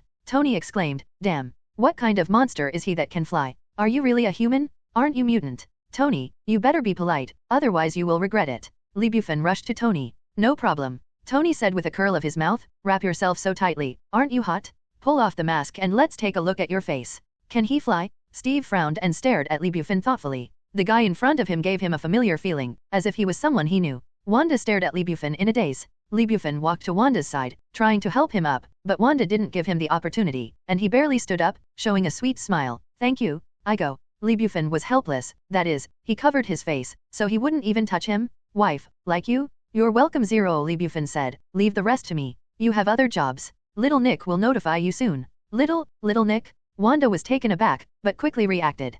Pest laughed and did not refuse to say, well, then this BD will be handed over to you, you have to be careful, his ability is very weird and cunning. Bufan nodded. Wanda led some of the S.H.I.E.L.D. agents to leave, and Nick Fury was also very cooperative. After Natasha Romanoff reported the scene to him, he scolded, and immediately dialed Wanda's phone and arranged a new task for her. On site, Tony murmured in dissatisfaction, hey, wear a mask, don't go around picking up girls, answer my question, dare you to pull off the mask and let us see your face? Oh, and, as an extra reminder, that girl does it's beautiful, but I'm already married, so you don't have a chance. I know, but I still have a chance. Please, don't tell me you fell in love with a witch at first sight. She can wear a witch battlesuit. You don't even see people's faces. You are not a BD lying on the ground. You can ignore people's masks and see people's faces. Steve suddenly said, he does have a chance. Tony gave Steve a strange look. Captain, you seem to know something. Quinjet landed, Natasha Romanoff jumped down and followed 5.3, I can also guarantee that he does have a chance. God. Tony looked at Steve, then at Natasha Romanoff, and said, you both know? Only I don't. Sure enough, what Avengers, we are not a team at all. Natasha Romanoff said, don't blame Tony, you also know Death God. Right, you little villain. In the end, there was already a hint of anger. Wanda has left, Bufan has nothing to hide, press the button, and the mask over his head shrinks to his back in an instant. Hiss. Tony sucked in a sudden breath. Stunned? He had an expression of seeing a ghost, and he couldn't believe it. Level 8 agent Lee. Bufan smiled. Tony, long time no see. God, it's been a long time since I saw you. Tony stared at Bufan and said in shock, but what the hell are you doing? How come you can fly suddenly? And just now, what kind of ability is that? Don't tell me, you really know magic, I can't believable. And many more. Isn't Wanda your wife? Are you already living together? Honestly, when I knew that Wanda was also a superpower, and joined the Avengers, I was shocked, thinking that you don't know, I want to give you have a big surprise. But, what are you doing? Is this a fun game between your husband and wife? Wanda won't let any of us tell you her true identity, and you are doing the same now. This is too ridiculous, right? Lee Bufan's mouth twitched. Once Tony turned into a chatter, it was really scary. Not only Lee Bufan, Natasha Romanoff, and Steve frowned. Natasha Romanoff shook his head and said, Tony, calm down. Now is not when you are curious about the baby. First solve the trouble in front of you, okay? Tony said, no problem. At this moment, lying on the ground, a poor creature who was unlovable suddenly had a color in his eyes. He stared at Lee Bufan angrily and roared, Mortal 09. I, Loki, but a god from Alaska. How dare you be so presumptuous? I said it a long time ago, just to frighten your little girlfriend. Why do you still hurt your killer? Why? Horse, even hysterical. Pete? Lee Bufan's mouth twitched and he was extremely speechless. Looking at Loki, the god of tricks, he is ready to invade the earth and enslave all mankind, but now he is like a baby who has been wronged. Perhaps in the eyes of this guy, the invasion of the earth is just a prank to express himself? And many more. Lee Bufan squatted down in front of Loki. Wei Mi stared at Loki, and said nothing. Loki was stunned by Lee Bufan, and she shrank back, seeming to be a little frightened and said, what do you want to do? Lee Bufan sneered, don't pretend. Maybe other people don't know what you are, but you are a transparent white paper in front of me, without any secrets. You play a weak person in front of me. Oh, Loki's expression changed, suddenly calm, smiled at Lee Bufan, and said, interesting. The Kittery are not wrong, you are really funny. Lee Bufan said, what else did they say? Loki snorted and said arrogantly, do I have to answer if you ask? Lee Bufan snapped his fingers, and the heavy motor vehicle that had been smashed nearby slowly flew up and hovered 3 meters above Loki's head. Loki's eyes flickered and said, don't be impulsive, just say something. Lee Bufan yawned and said casually, I don't want to be abused. Then, whatever I ask, you can answer it. Don't be slick, you are a smart person and you should understand what I mean. Loki said, understood. Lee Bufan said, do you know who I am? Do you know my relationship with Wanda? Loki said, I know. Lee Bufan said, how did you know? A hint of sarcasm flashed across Loki's eyes, and he chuckled, you don't think I want to dominate the earth, and I won't do any work ahead of time, do you? I not only know you, but also you, and the green monster. No surprise. Lee Bufan narrowed his eyes. As the movement he made became bigger and bigger, the variables still occurred. According to the original plot, Loki would not fight the Avengers at all. He would obediently grab it, but now, what I did just now is obviously to force myself to take action and see my own strength. At this time, Natasha Romanoff said, Lee, if you want to chat with this BD, you can go back to the base and talk again. The top priority is to bring the BD back to the base. Tesseract is not with him, and we have to rely on him to find the Rubik's Cube. No problem. Lee Bufan doesn't matter. Soon, Loki wore S.H.I.L.D. special shackles on his hands and feet and was crushed by Quinjet. Lee Bufan, Tony, and Steve also boarded the fighter plane, and then roared all the way back to the helicarrier. About 2 hours later, Quinjet had already entered the territory of Country M. During this time, Tony Shee Stark, a curious baby, asked everything. Lee Bufan basically said everything he could say. God, you are such an amazing kid. Tony exclaimed repeatedly, and said, you really don't plan to tell me? Why can you fly? Why do you suddenly have ability? Actually you are mutant, right? You can say it with confidence, I don't discriminate against mutant, I promise. Lee Bufan rolled his eyes and vomited, Tony, you talk too much. Now my biggest hope is that you can close your mouth and give me 10 minutes of silence, okay? Same feeling. Sitting in the corner, Loki nodded deeply. Tony glanced at Loki and said, sorry, when did you hear that the prisoners still have the right to speak? Is this Asgard? Loki shrugged and said, it's not just me, everyone thinks so. Captain America did think so too. Although he didn't speak, his expression said everything. Tony was about to explode in an instant. Crack. 890. At this moment, the sky suddenly changed color, and several thunder and lightning flashed in the dark night sky, shining like the day. Everyone's complexion changed. Tony said, Natasha Romanoff, what's the situation? Natasha Romanoff said, I don't know. Loki looked at the lightning bolts through the porthole, and couldn't help but shrink his neck. Steve frowned and sneered slightly, why, the god of Asgard is still afraid of thunder and lightning. Loki whispered, no, I just hate the people who follow. Tony asked, who? Loki looked at Lee Bufan and said with a smile, I guess, this little guy must know. Tony and Steve looked at Lee Bufan at the same time. Thor, he is Loki's elder brother. Definitely, not his own. Loki was adopted by the father god Odin. He came here this time to bring Loki back to Asgard. Lee Bufan said casually. Tony was surprised, God, you really know, how did you know? Captain America's eyes also flashed astonishment. Not to mention the two, Loki also frowned, and said solemnly, how can you know such details? Lee Bufan stared at Loki and smiled, if I say I know everything and know everything, do you believe it or not? The god of calculations and tricks, officially begins. 6 more, cut. Loki curled his lips, obviously not believing it. It's okay if you don't believe it, but I know everything about you and your plans, including now, why did you throw yourself into the net? Oh, isn't it? Then you just talk about it. Loki also became interested, and continued, I have a hunch that you will be a very interesting opponent.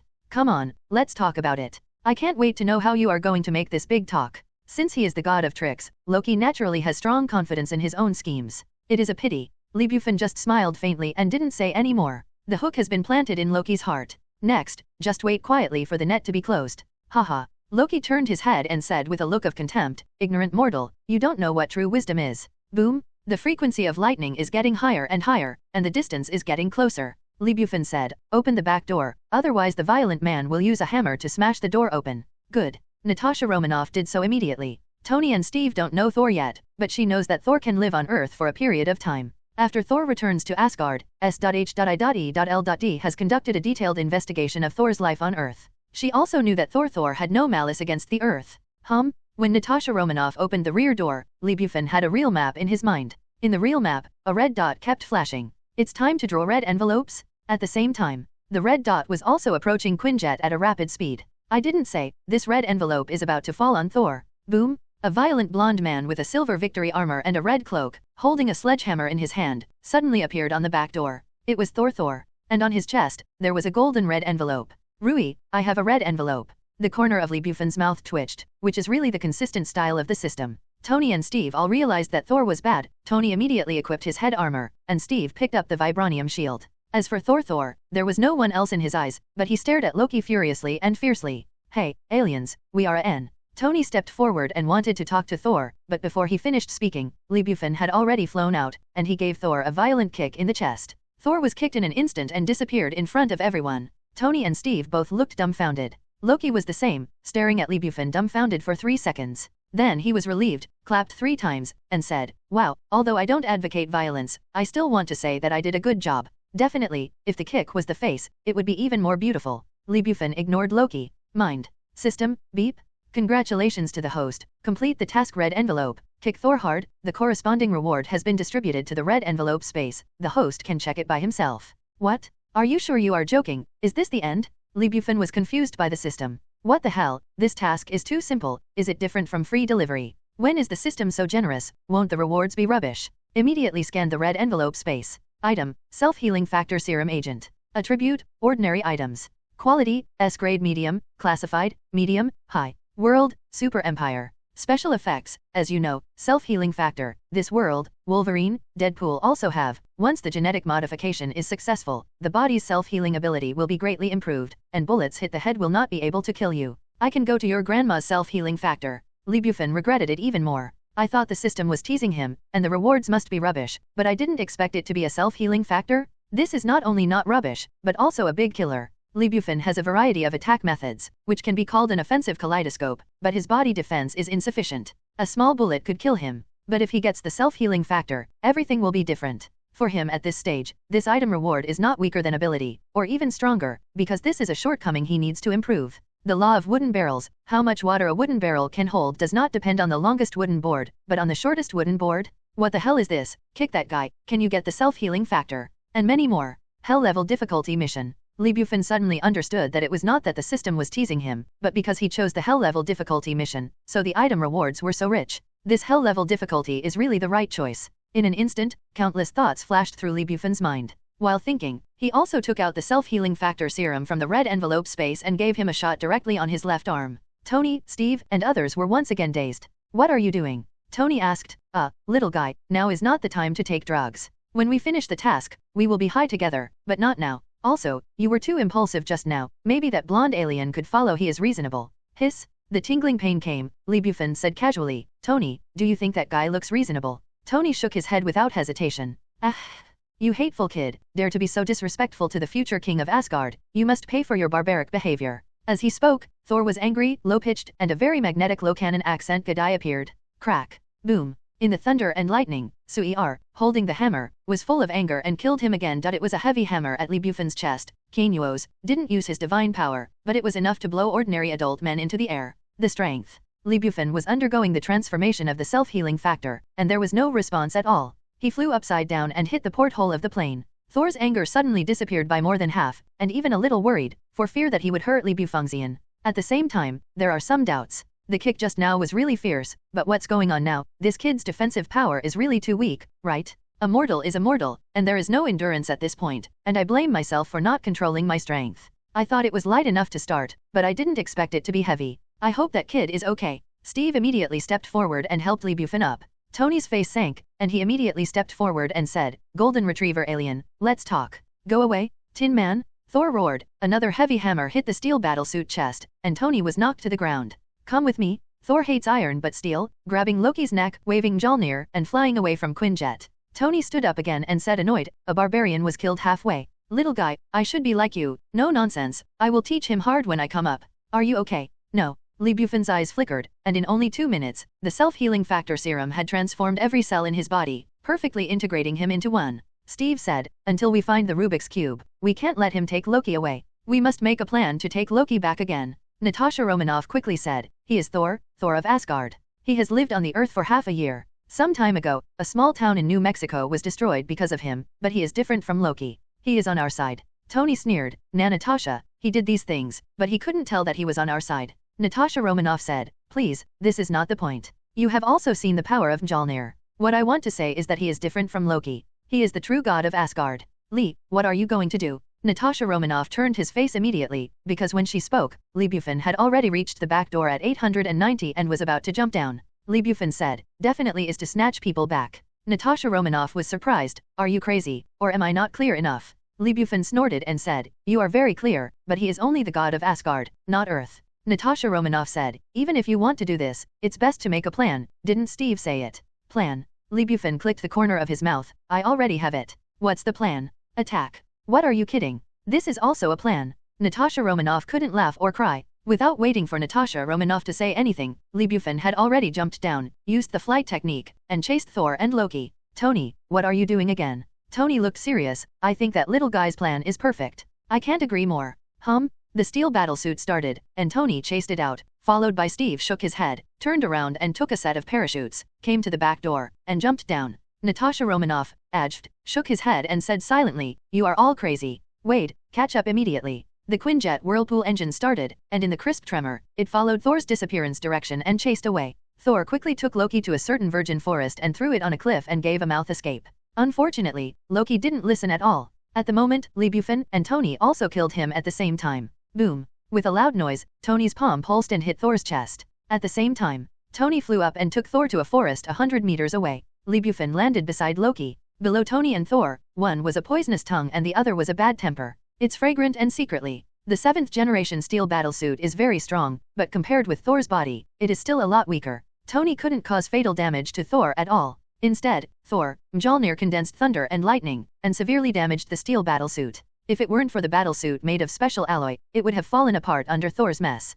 Not long after, Captain America also joined the battle, gathering the hands of 2 people, and it was just a match with Thor. The variables have happened again. In the original plot, the 3 of them stopped, mainly because they found themselves hitting. Loki didn't know where to go, but now Lee Bufan is standing next to Loki, he hasn't gone anywhere. Forward. Loki happily looked at the chaos on the lower side and said to Lee Bufan, aren't you joining the battle? Although I hate that guy, I still have to say that those 2 mortals can't beat him. I'm worried that I will run. In the name of Father Asgard, Odin, I assure you that I will never run away. Lee Bufan twitched the corner of his mouth and chuckled softly, I know you can't run. Even if I let you go now, you will still come back by yourself, right? Loki was slightly startled, and secretly said, what the hell is going on with this kid? He won't really guess his plan, right? Do not? Absolutely impossible? Loki, but the god of tricks, a mere mortal, how can I be equal to me? The second seed has been planted. Lee Bufan snorted and actually ignored Loki. This made Loki's confidence a little shaken, while Lee Bufan took a dive and joined the battle. Thor was under the onslaught of Tony and Steve, and he didn't pay attention at all. In the back, very fierce. Thor was thrown into a shit, and Mjolnir was thrown away all the way. Oh, God. Tony's face twitched, with an expression that couldn't bear to look straight, but the mouth still said poisonously, Golden Retriever alien, I didn't expect you to be a performance artist. Is this showing us dog shit? Steve rushed to Lee Bufan and said, Lee, this guy is very strong, you must not be careless. Lee Bufan said casually, I know, you guys retreat temporarily, I'll play with this dumbfounded. If you want to be okay, you can bring Loki back to the fighter. It's okay to retreat temporarily, but it's impossible to leave Lee Bufan alone with Thor. Thor burst into a beast-like howl. He stood up and stared at Lee Bufan angrily. He gritted his teeth and said, little guy, no one has ever dared to do this to me. If you are an adult, I promise to tear you up. Fragments. But now, the only thing you can let me calm my anger is that I'm not allowed to say anything and leave immediately, otherwise I will beat you, even my mother. Li Bufan snorted and said lightly, sure enough, he is a fool with well-developed limbs and no brains. What did you say? Li Bufan opened his hands. On the left and right sides, 2 huge trees with a height of 30 meters were suddenly uprooted and flew. Oh? Tony took off his helmet and was surprised. Roar said, Bufan, you surprised me again, with such great power. Above the cliff, Loki, who was reclining watching the play, was instantly excited, pointing to Li Bufan, excited like a 200 child. This is it? This is it? Let him see and see, I really love this. You? Thor's face suddenly changed, and he was obviously surprised by Li Bufan's ability, but it was only surprised.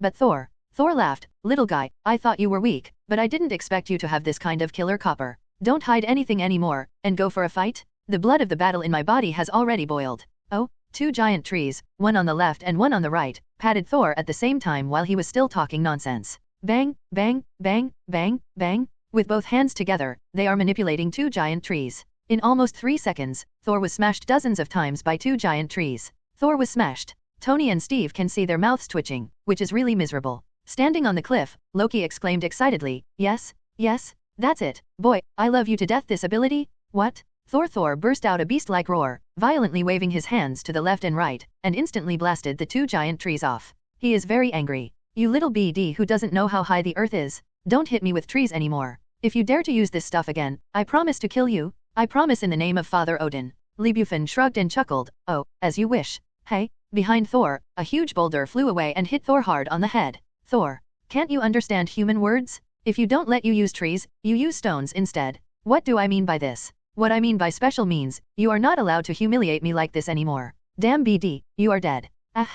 Thor burst out a beast-like roar again, smashed the rock with a punch, and made a loud humming sound on his right hand. He felt Mjolnir in the distance and flew towards him, and was instantly held in his palm again. Ge erased. Crack. Bright lightning pierced the dark night sky again. Boom. The loud noise of thunder is more ferocious than before. Wow. Loki covered his ears and gloated, hey black boy, although I like you very much, but I have to tell you, that guy is really angry this time. Say, you are going to suffer. Tony and Steve's face changed slightly, and they also felt Thor's change. This time, the intensity of lightning was unprecedented. Tony. Steve called. Okay. Steve raised his mechanical arms, one aimed at Thor and the other at Li Bufan, and continued, big guy, if you dare to mess around, I won't keep your hands. As for you, little guy, fly away right away, if you don't go, I will see you away. Li Bufan chuckled, can you do it? It may not be possible. Tony was helpless. He had already seen Li Bufan's ability, shrugged and added, but I always have to try. Even if I know I can't, I will do something. Not my character. This is Tony. History Stark.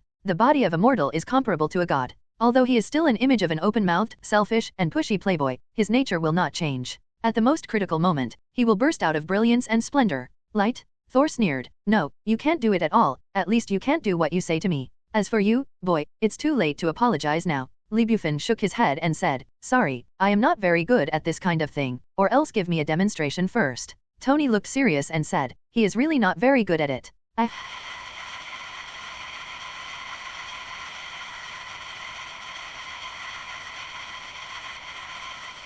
Boom. The furious Thor, the combat literacy is still top-notch. He knows that he will act on Li Bufan, Tony, and Steve are absolutely impossible to stand by, so he took the lead in launching 2 lightnings, did not expect to repel the 2, just procrastinating. Then, boy, repent. Boom. The distant clouds, the dark clouds rolled, when Thor Mjolnir pointed at Li Bufan, a lightning that was as graceful as a dragon came down and blasted towards Li Bufan. The speed of lightning is very fast. Without precautions, even Li Bufan would not be able to avoid the lightning, and now he was prepared, but he still did not dodge, he just stood there and didn't move. Tony's pupils shrank and shouted, fly away. You damn it, fly away for me. Steve seemed to have seen the scene where Li Bufan was hit by thunder and fell to the ground, silently. ZZ? Li Bufan didn't leave, not because he couldn't, but because he didn't want to. When the dazzling lightning blasted at him, he had already completed the thunder dung seal in an instant.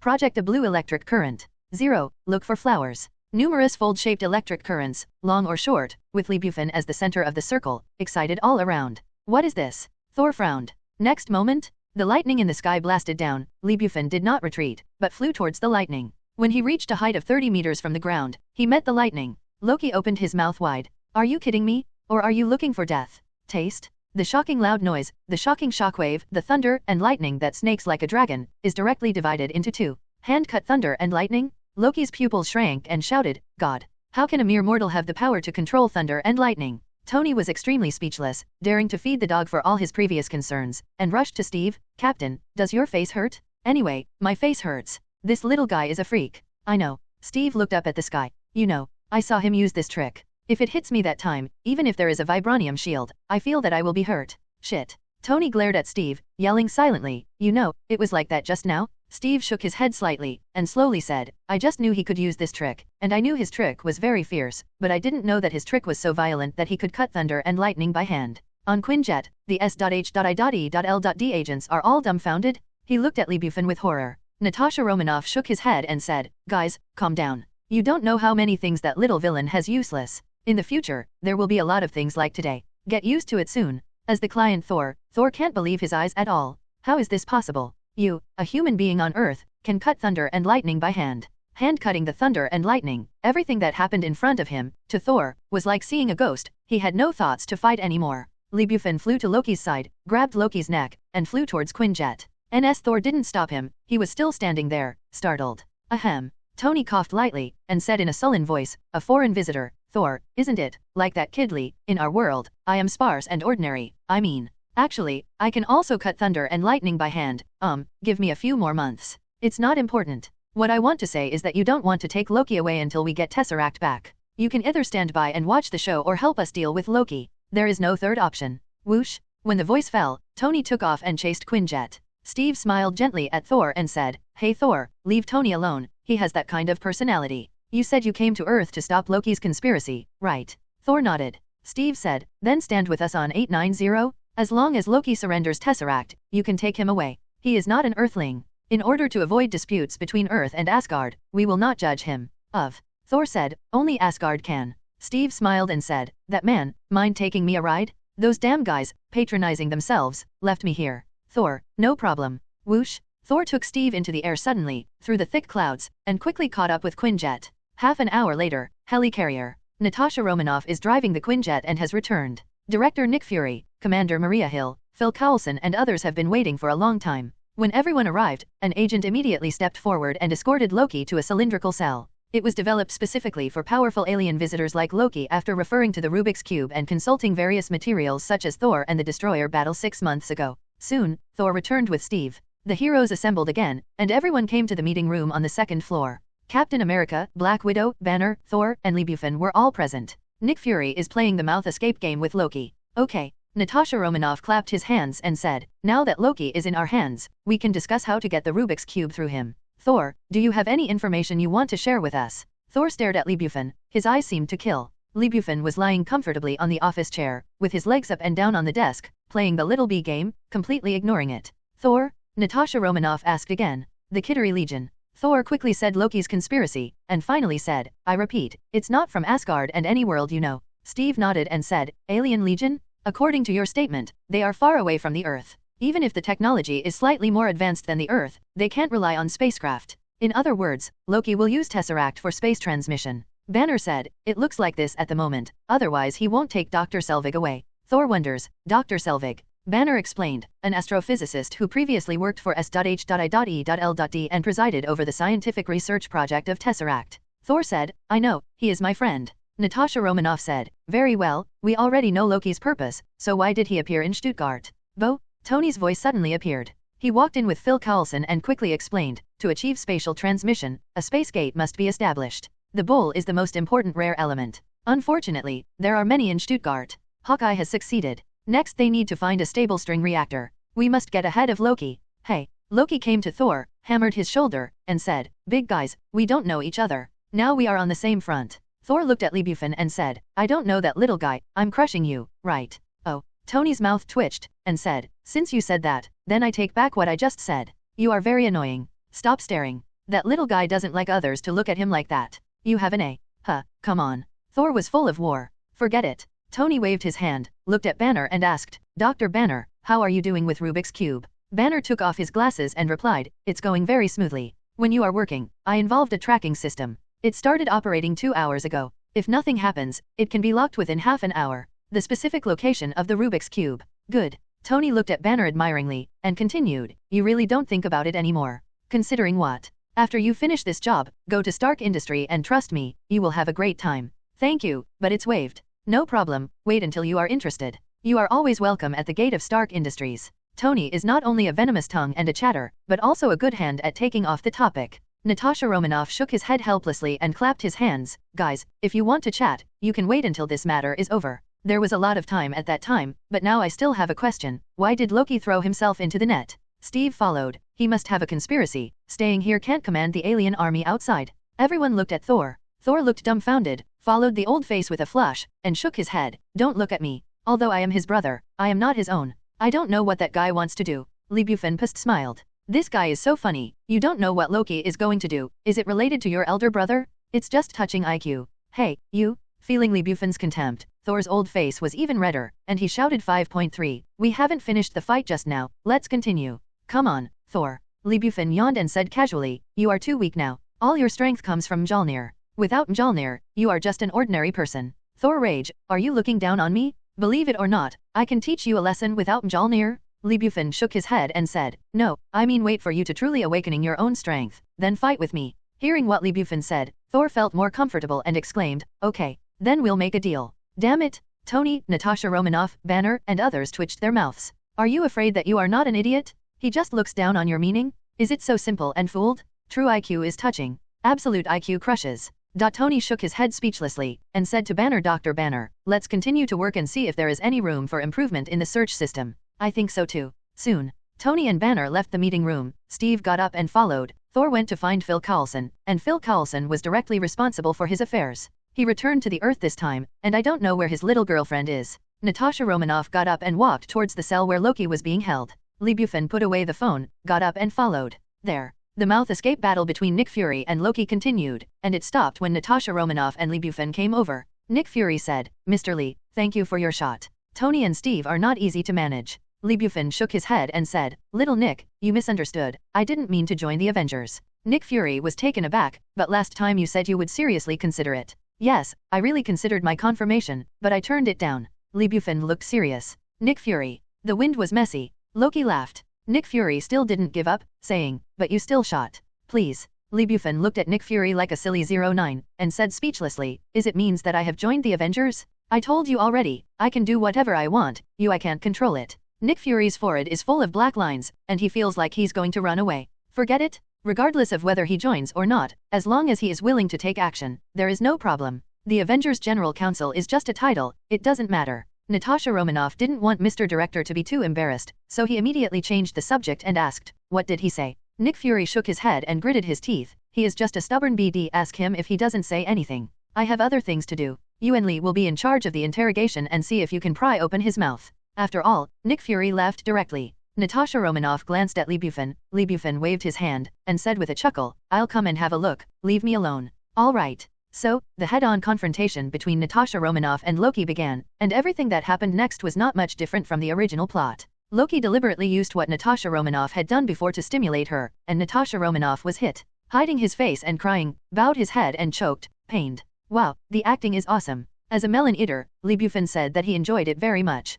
Loki was also very proud, but as soon as he lost his mind, he revealed a flaw and gave Natasha Romanoff a clue. Natasha Romanoff instantly changed his face and said with a little excitement, Banner. Loki looked sad. What? You have to use Dr. Banner. Natasha Romanoff Zaiju turned around, showing a sweet smile. Thank you for your cooperation. Turn around and leave. Loki continued to be confused, only to realize that he was calculated by Natasha Romanoff, and angrily cursed, BCH? BCH? You are a BCH, a BCH. You will pay for your actions. Natasha Romanoff ignored Loki's verbal abuse and said to Lee Bufan, little villain, don't you follow me? Lee Bufan shook his head, I will talk to him again. Natasha Romanoff stopped talking, and rushed to the place where Tony and Banner worked. Loki was still roaring angrily, but his evil eyes flashed away. Okay, people are gone, so don't pretend. Lee Bufan was extremely speechless. Loki. Lee Bufan applauded and chuckled, it's a wonderful performance. Loki said solemnly, what are you talking about? Lee Bufan said directly, remember the previous question, I can answer you now. You have two purposes for your self-investment. The first purpose is to focus the eyes of the Avengers on you. Loki sneered, before retorting it. Lee Bufan didn't give him a chance to refute, and continued, since you have already thrown yourself into the net, why not play a bit bigger? You want the Avengers to fall apart. Just now you deliberately leaked secrets to Natasha Romanoff. Definitely, you are indeed using Banner to let Natasha Romanoff know, but to intensify the conflict in advance. This damn guy, A chill suddenly appeared in Loki's back, and his heart was shocked. He originally thought that this guy was bragging, but he didn't expect that he really guessed it all. What a terrible guy. Damn it! According to the algorithm of the Earth, he is only 18 years old, just adult, right? This guy, enchanting. What shocked Loki was still behind. Bufan yawned and continued, do you want to know more? Hawkeye should be coming soon, right? To create a space gate requires a string reactor. I think the Stark Industrial Building is good, what do you think? God. Loki finally changed his face and said in a deep voice, you ruined all my plans? You BD. Bufan blinked his left eye at Loki and sneered, child, don't get excited. This is just a conversation between you and me, no one will know. Oh, an extra piece of information. If you want to control Tony, you'd better not click his chest. The reactor in his chest is very fierce. Back then, Tony's father searched for Captain America, but he didn't find it, but he accidentally discovered Tesseract. He had studied Tesseract for many years and discovered the isotopes of Tesseract, but it was not manufactured by ability. Tony did it. 6 infinite gems, you can cancel each other, and so are isotopes, you know what I mean? Loki completely regrets it. Bufan has got up, ready to leave. Loki was going crazy and shouted, where are you going? Bufan said without looking back, go home. Loki continued to growl, what the hell are you doing? Damn it. Bufan smiled 890, child, good luck to you. Then, Bufan said to leave, not only confuses Loki, but Tony, Steve, Banner, Thor, and others are also extremely speechless. In the cell, Loki was suspicious of his own resourcefulness for the first time. Damn. What on earth does he want to do? A hole? Tell me, what on earth do you want to do? Yes, all of his plans have been seen through at a glance. This is not the most shocking, and what makes Loki feel frustrated is that others have never figured out his thoughts, but this time it was turned upside down. He didn't even understand what Bufan was doing. I caught myself back, knowing all his plans, but didn't reveal it to others, and even told him the fatal flaw of Iron Man, and then patted his butt and left. What the hell is that guy doing? Own people? Loki had a big brain, thinking about all the possibilities, but couldn't find the answer. In the end, there was only one possibility, and that was that he and himself were in the same group. Yes, it must be. No wonder the Kittery said that this guy is a variable, very interesting, and you have to pay more attention to him. It turned out to be the case. In this way, all his actions can be explained. Ha ha ha. Loki, who thought he knew everything, once again showed a confident smile, opened his hands, and smiled evilly. The game, start right away. I, Loki, the god of tricks, will soon dominate the earth. Thank you for reading this story at fictionzone.net. Cut. Loki curled his lips, obviously not believing it. It's okay if you don't believe it, but I know everything about you and your plans, including now. Why did you throw yourself into the net? Oh, isn't it? Then you just talk about it. Loki also became interested, and continued, I have a hunch that you will be a very interesting opponent. Come on, let's talk about it. I can't wait to know how you are going to make this big talk. Since he is the god of tricks, Loki naturally has strong confidence in his own schemes. It is a pity. Bufan just smiled faintly and didn't say any more. The hook has been planted in Loki's heart. Next, just wait quietly for the net to be closed. Haha. Loki turned his head and said with a look of contempt, ignorant mortal, you don't know what true wisdom is. Boom. The frequency of lightning is getting higher and higher, and the distance is getting closer. Bufan said, open the back door, otherwise the violent man will use a hammer to smash the door open. Good. Natasha Romanoff did so immediately. Tony and Steve don't know Thor yet, but she knows that Thor can live on Earth for a period of time. After Thor returns to Asgard, S.H.I.E.L.D. has conducted a detailed investigation of Thor's life on Earth. She also knew that Thor had no malice against the Earth. When Natasha Romanoff opened the rear door, Bufan had a real map in his mind. In the real map, a red dot kept flashing. It's time to draw red envelopes? At the same time, the red dot was also approaching Quinjet at a rapid speed. I didn't say, this red envelope is about to fall on Thor. Boom! A violent blonde man with a silver victory armor and a red cloak, holding a sledgehammer in his hand, suddenly appeared on the back door. It was Thor. And on his chest, there was a golden red envelope. Rui, I have a red envelope. The corner of Bufan's mouth twitched, which is really the consistent style of the system. Tony and Steve all realized that Thor was bad. Tony immediately equipped his head armor, and Steve picked up the vibranium shield. As for Thor, there was no one else in his eyes, but he stared at Loki furiously and fiercely. Hey, aliens, we are a N. Tony stepped forward and wanted to talk to Thor, but before he finished speaking, Bufan had already flown out, and he gave Thor a violent kick in the chest. Thor was kicked in an instant and disappeared in front of everyone. Tony and Steve both looked dumbfounded. Loki was the same, staring at Bufan dumbfounded for 3 seconds. Then he was relieved, clapped 3 times, and said, wow, although I don't advocate violence, I still want to say that I did a good job. Definitely, if the kick was the face, it would be even more beautiful. Bufan ignored Loki. Mind. System, beep. Congratulations to the host. Complete the task red envelope. Kick Thor hard. The corresponding reward has been distributed to the red envelope space. The host can check it by himself. What? Are you sure you are joking? Is this the end? Lee Bufan was confused by the system. What the hell? This task is too simple. Is it different from free delivery? When is the system so generous? Won't the rewards be rubbish? Immediately scanned the red envelope space. Item, self-healing factor serum agent. Attribute, ordinary items. Quality, S-grade medium, classified, medium, high. World, super empire. Special effects, as you know, self-healing factor. This world, Wolverine, Deadpool also have. Once the genetic modification is successful, the body's self-healing ability will be greatly improved, and bullets hit the head will not be able to kill you. I can go to your grandma's self-healing factor. Lee Bufan regretted it even more. I thought the system was teasing him, and the rewards must be rubbish, but I didn't expect it to be a self-healing factor. This is not only not rubbish, but also a big killer. Lee Bufan has a variety of attack methods, which can be called an offensive kaleidoscope, but his body defense is insufficient. A small bullet could kill him, but if he gets the self-healing factor, everything will be different. For him at this stage, this item reward is not weaker than ability, or even stronger, because this is a shortcoming he needs to improve. The law of wooden barrels, how much water a wooden barrel can hold does not depend on the longest wooden board, but on the shortest wooden board. What the hell is this? Kick that guy, can you get the self-healing factor? And many more. Hell level difficulty mission. Lee Bufan suddenly understood that it was not that the system was teasing him, but because he chose the hell level difficulty mission, so the item rewards were so rich. This hell level difficulty is really the right choice. In an instant, countless thoughts flashed through Lee Bufan's mind. While thinking, he also took out the self-healing factor serum from the red envelope space and gave him a shot directly on his left arm. Tony, Steve, and others were once again dazed. What are you doing? Tony asked.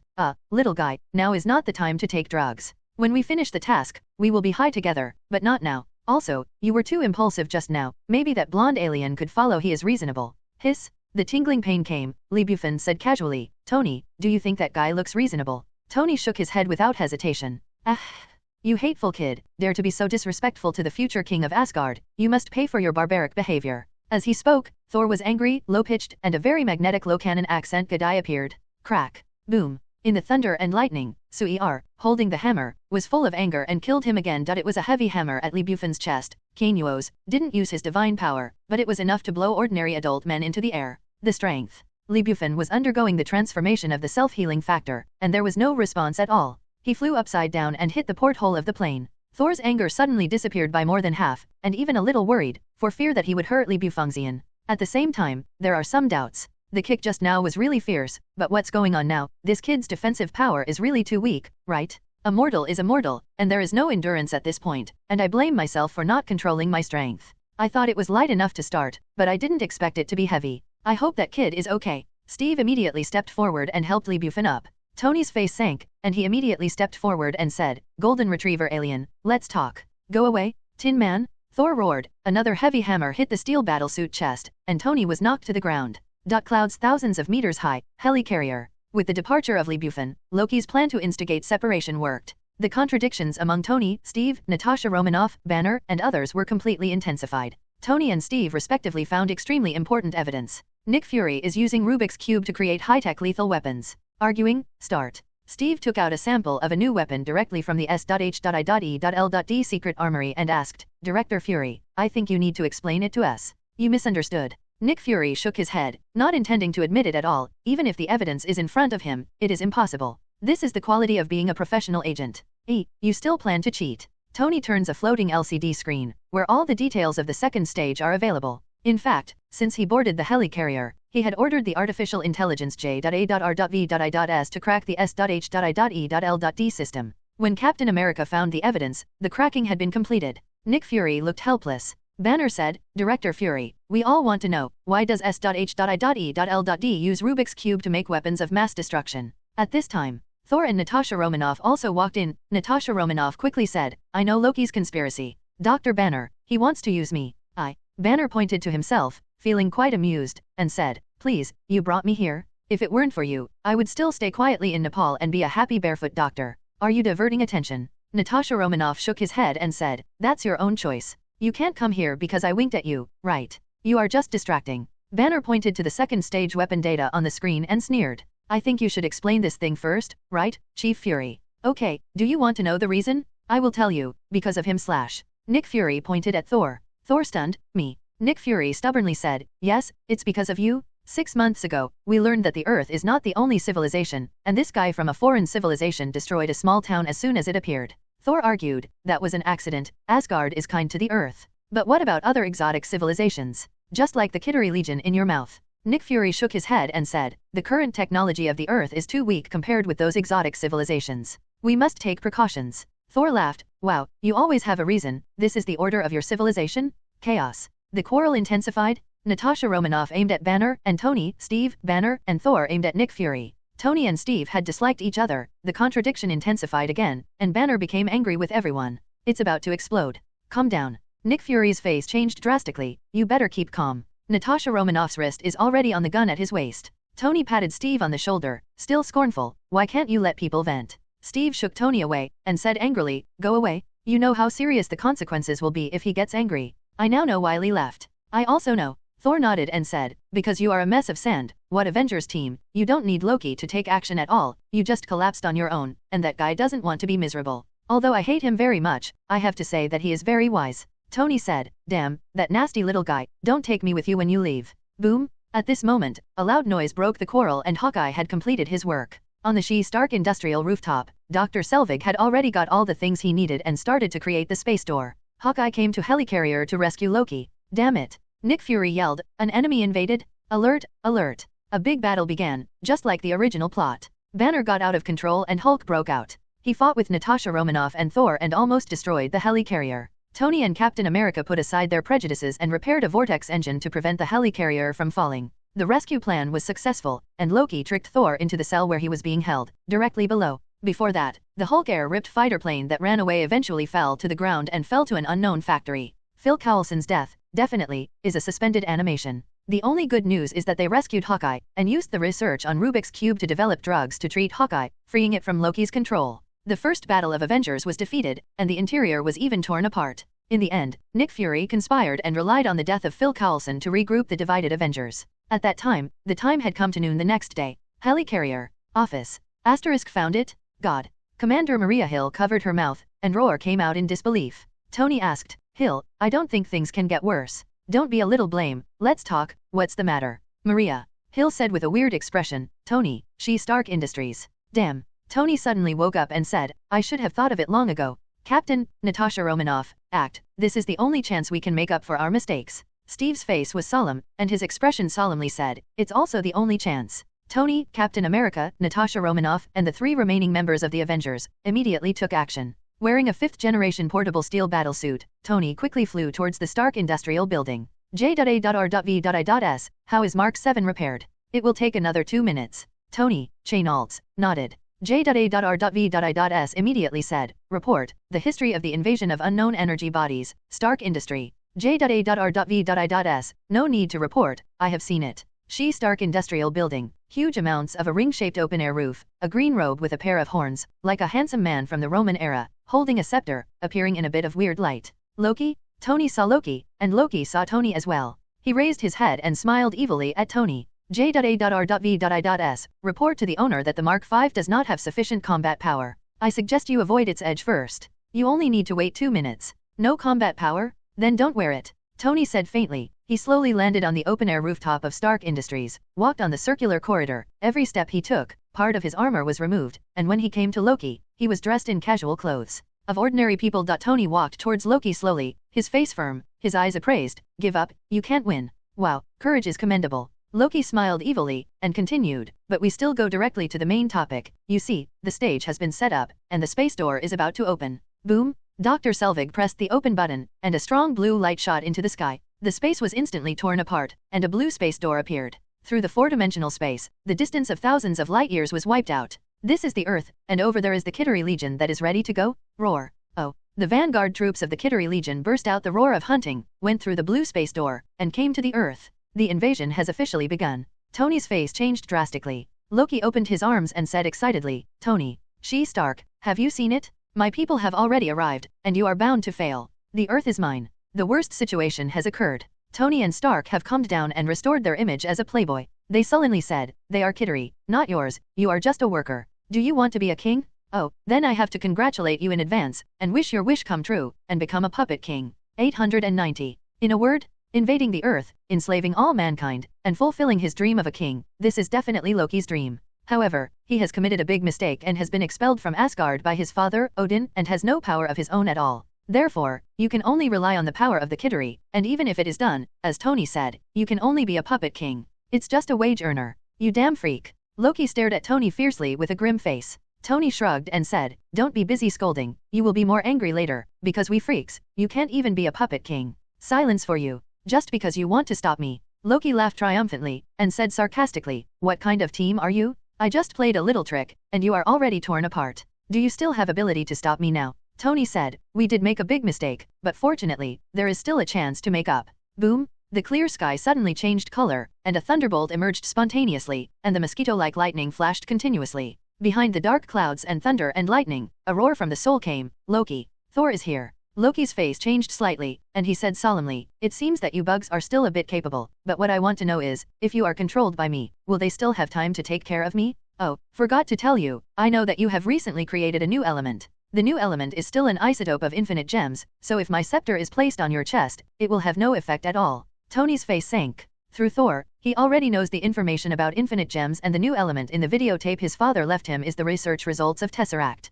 Combined with Loki's words, he is as witty as he has already guessed. Even how to close the space door. But these are not problems. The problem is that he created a new element. He didn't tell anyone. How did Loki know? Could it be that this is the power of the gods? Tony said solemnly, how did you know? Ha ha ha, how did I know? Loki laughed wildly and proudly said, definitely because of that little guy. A bunch of stupid bugs, you don't know until now, right? He is not your companion, but came early to the earth, helped me to invade. Tony changed color in amazement and couldn't say, which little guy, Lee? Who else can anyone besides that little guy? Loki proudly said, he knew all my plans for a long time, and he also knew that I would build the space gate on the roof of the Stark Industrial Building, but he didn't tell you, right? The information related to you is what he told me? Ajft, a group of stupid bugs, who can't even tell who is their own and who is the enemy. How can you be my opponent? Tony opened his mouth wide. Oh my god. If he was still full of confidence before, but suddenly knew so many things from Loki, he would feel sorry for it? Desperate. If Lee is really Loki's undercover agent sent to the Earth in advance, the outcome of this battle is doomed before the battle begins. But damn it, how could that little BD be Loki's undercover agent? Thor, who was burning with anger, instantly fell to the roof of the Stark Industrial Building. Brother, you are one step late again. A wicked smile appeared at the corner of Loki's mouth. A weird red light shone, the red light diffused, Loki disappeared in place, and instantly appeared behind Tony. His left arm firmly tightened Tony's neck, the right scepter raised, and the tip was aimed at Tony's temple. Loki joked, look, when I know these things, what will I do? Oh, poor little, I will no longer aim at your chest, I decided to directly control your brain, which is still smart among the people on Earth. Son. Tony struggled hard, trying to get rid of Loki's bondage. It is a pity. Although Tony has an ambitious will of steel, without the Iron Man battlesuit, his combat power is a little higher than ordinary people. How can he compete with a god from Asgard? This is not an Iron Man movie, and Tony does not have a pig's foot halo. Do not. Thor roared, Mjolnir raised high, lightning looming behind him. My dear brother, you really haven't changed at all. You are still the same as before, with well-developed limbs and simple mind. Can't you be a little self-aware? Loki gazed at Thor. This moment, for him, can be called the most peak moment so far, and he can enjoy it. But just when he was about to do it. Boom! On the rooftop, an alloy desk flew up out of thin air, hitting the back of his head fiercely, with great strength, and Loki flew towards the wall. Confused? Not only Loki, but Thor and Tony. This ability is so familiar to them, but the problem is that according to Loki, Bufan is Loki's undercover. How could he help them? Swish. The next moment, Bufan cast a flight technique and suddenly appeared in front of the three of them. Shiren landed. Loki, the boss with staring eyes, an expression of disbelief, did not speak, but the expression has already explained everything. He needs an explanation. Bufan's explanation. Hey, what kind of aggrieved little expression is that? Bufan's mouth twitched, and he couldn't bear to look at this pitiful little one again. Speechless. When did I become your undercover? It's up to you to be qualified to order me. Loki roared. Definitely yes, I am a god from Asgard. And you are just a mere mortal? Bufan curled his lips and said, on pedigree? The god from Asgard, stand up, let's fight. While talking, Bufan snapped his right hand. Street. 20 cars flew up in an instant, and Bufan pointed towards Loki. 20 cars flew towards him in an instant. The front and back left-right surrounds were solid. Loki's face twitched, and he couldn't help shrinking his body. He couldn't help but recalled the shadow dominated by Bufan's psychokinesis last night. Bufan snapped his fingers again. Loki's scepter flew up and landed in Bufan's palm. No, that's mine. Loki surprised roar. The scepter is not Mjolnir. Like Tesseract, it is just a carrier for infinite gems. It has nothing to do with Loki. Whoever takes it will take it. Bufan shook the scepter, curled his lips and said, it's mine now. Tony, are you ready? Tesseract has been activated, you can't stop it, only the scepter can. J.A.R.V.I.S. The 7th generation Iron Man battlesuit of the suit flew up and quickly put it on Tony Stark, only his head was still exposed. Unfortunately, the face at the moment was no longer laughing, and it was more serious and serious. I have long been ready. Lee Bufan snapped his fingers again, and the soul scepter flew towards Tony. Tony reached out and caught it. Damn. Ah. Loki was completely mad, staring at Lee Bufan, and roared, "Tell me, you damn guy, whose person is it? All your actions have no logic at all. What the hell are you playing? You damn BD, I'm going crazy by you?" Lee Bufan calmly said with a chuckle. "Whose person? Nobody's. I only listen to my own orders. Simply put, I can do whatever I want." "Wait a minute," Tony said solemnly, "what the BD said just now is true." Lee Bufan nodded. "Do you know his plan to throw himself into the net? Do you know that he wants to use Banner to deliberately irritate Banner and make Banner lose his mind? Do you know he wants to create a space gate here? You already knew that only a scepter can stop the Rubik's Cube." "Yes, I know everything." "My god." Tony's eyes were bigger than Loki's, and he said, "Honestly, that fellow is so pitiful." Thor was furious, and roared, "What are you bragging about? If you really know everything, why didn't you stop it in advance? Look now, the space door has been opened, and the monster of Kittery has arrived. Only games." Lee Bufan whistled and said casually. Walter, Tony, Thor, and Loki are all dumbfounded. "Hey, don't do that." Lee Bufan looked at Loki, smiled jokingly, and said, "Loki, the god of tricks, don't you like pranks? You can also think of me as pranks. Since it is a prank, what else are you talking about? Logic is not logical, what do you think? That means, you are a fool." Loki was stunned. It turned out that he had always misunderstood. This is the truth. Thor roared angrily, "You call this a prank?" "Thor, don't be angry, the little guy is a bit too much, but he is my person. I am covered. If you dare to do something to him, don't think about returning to Asgard." Tony tapped Thor, then gave Lee Bufan a speechless look. "God." He shook his head and immediately took the scepter and flew towards the word Tesseract. "Dr. Selvig is there. Get out of the way, Dr. Selvig." After saying a word, Tony immediately held the scepter and pierced the energy shield formed by the Rubik's Cube. A powerful air current was immediately generated, and it rushed towards all directions. The door of space slowly closed. Tony let out a sigh of relief, but when he raised his head, he glanced at the tens of thousands of giant Chideris, and his scalp numbed for an instant. Especially the giant monster that is hundreds of meters long is like an ancient giant that only exists in myths and legends. He didn't know what that thing was. He only knew that it was terrifying.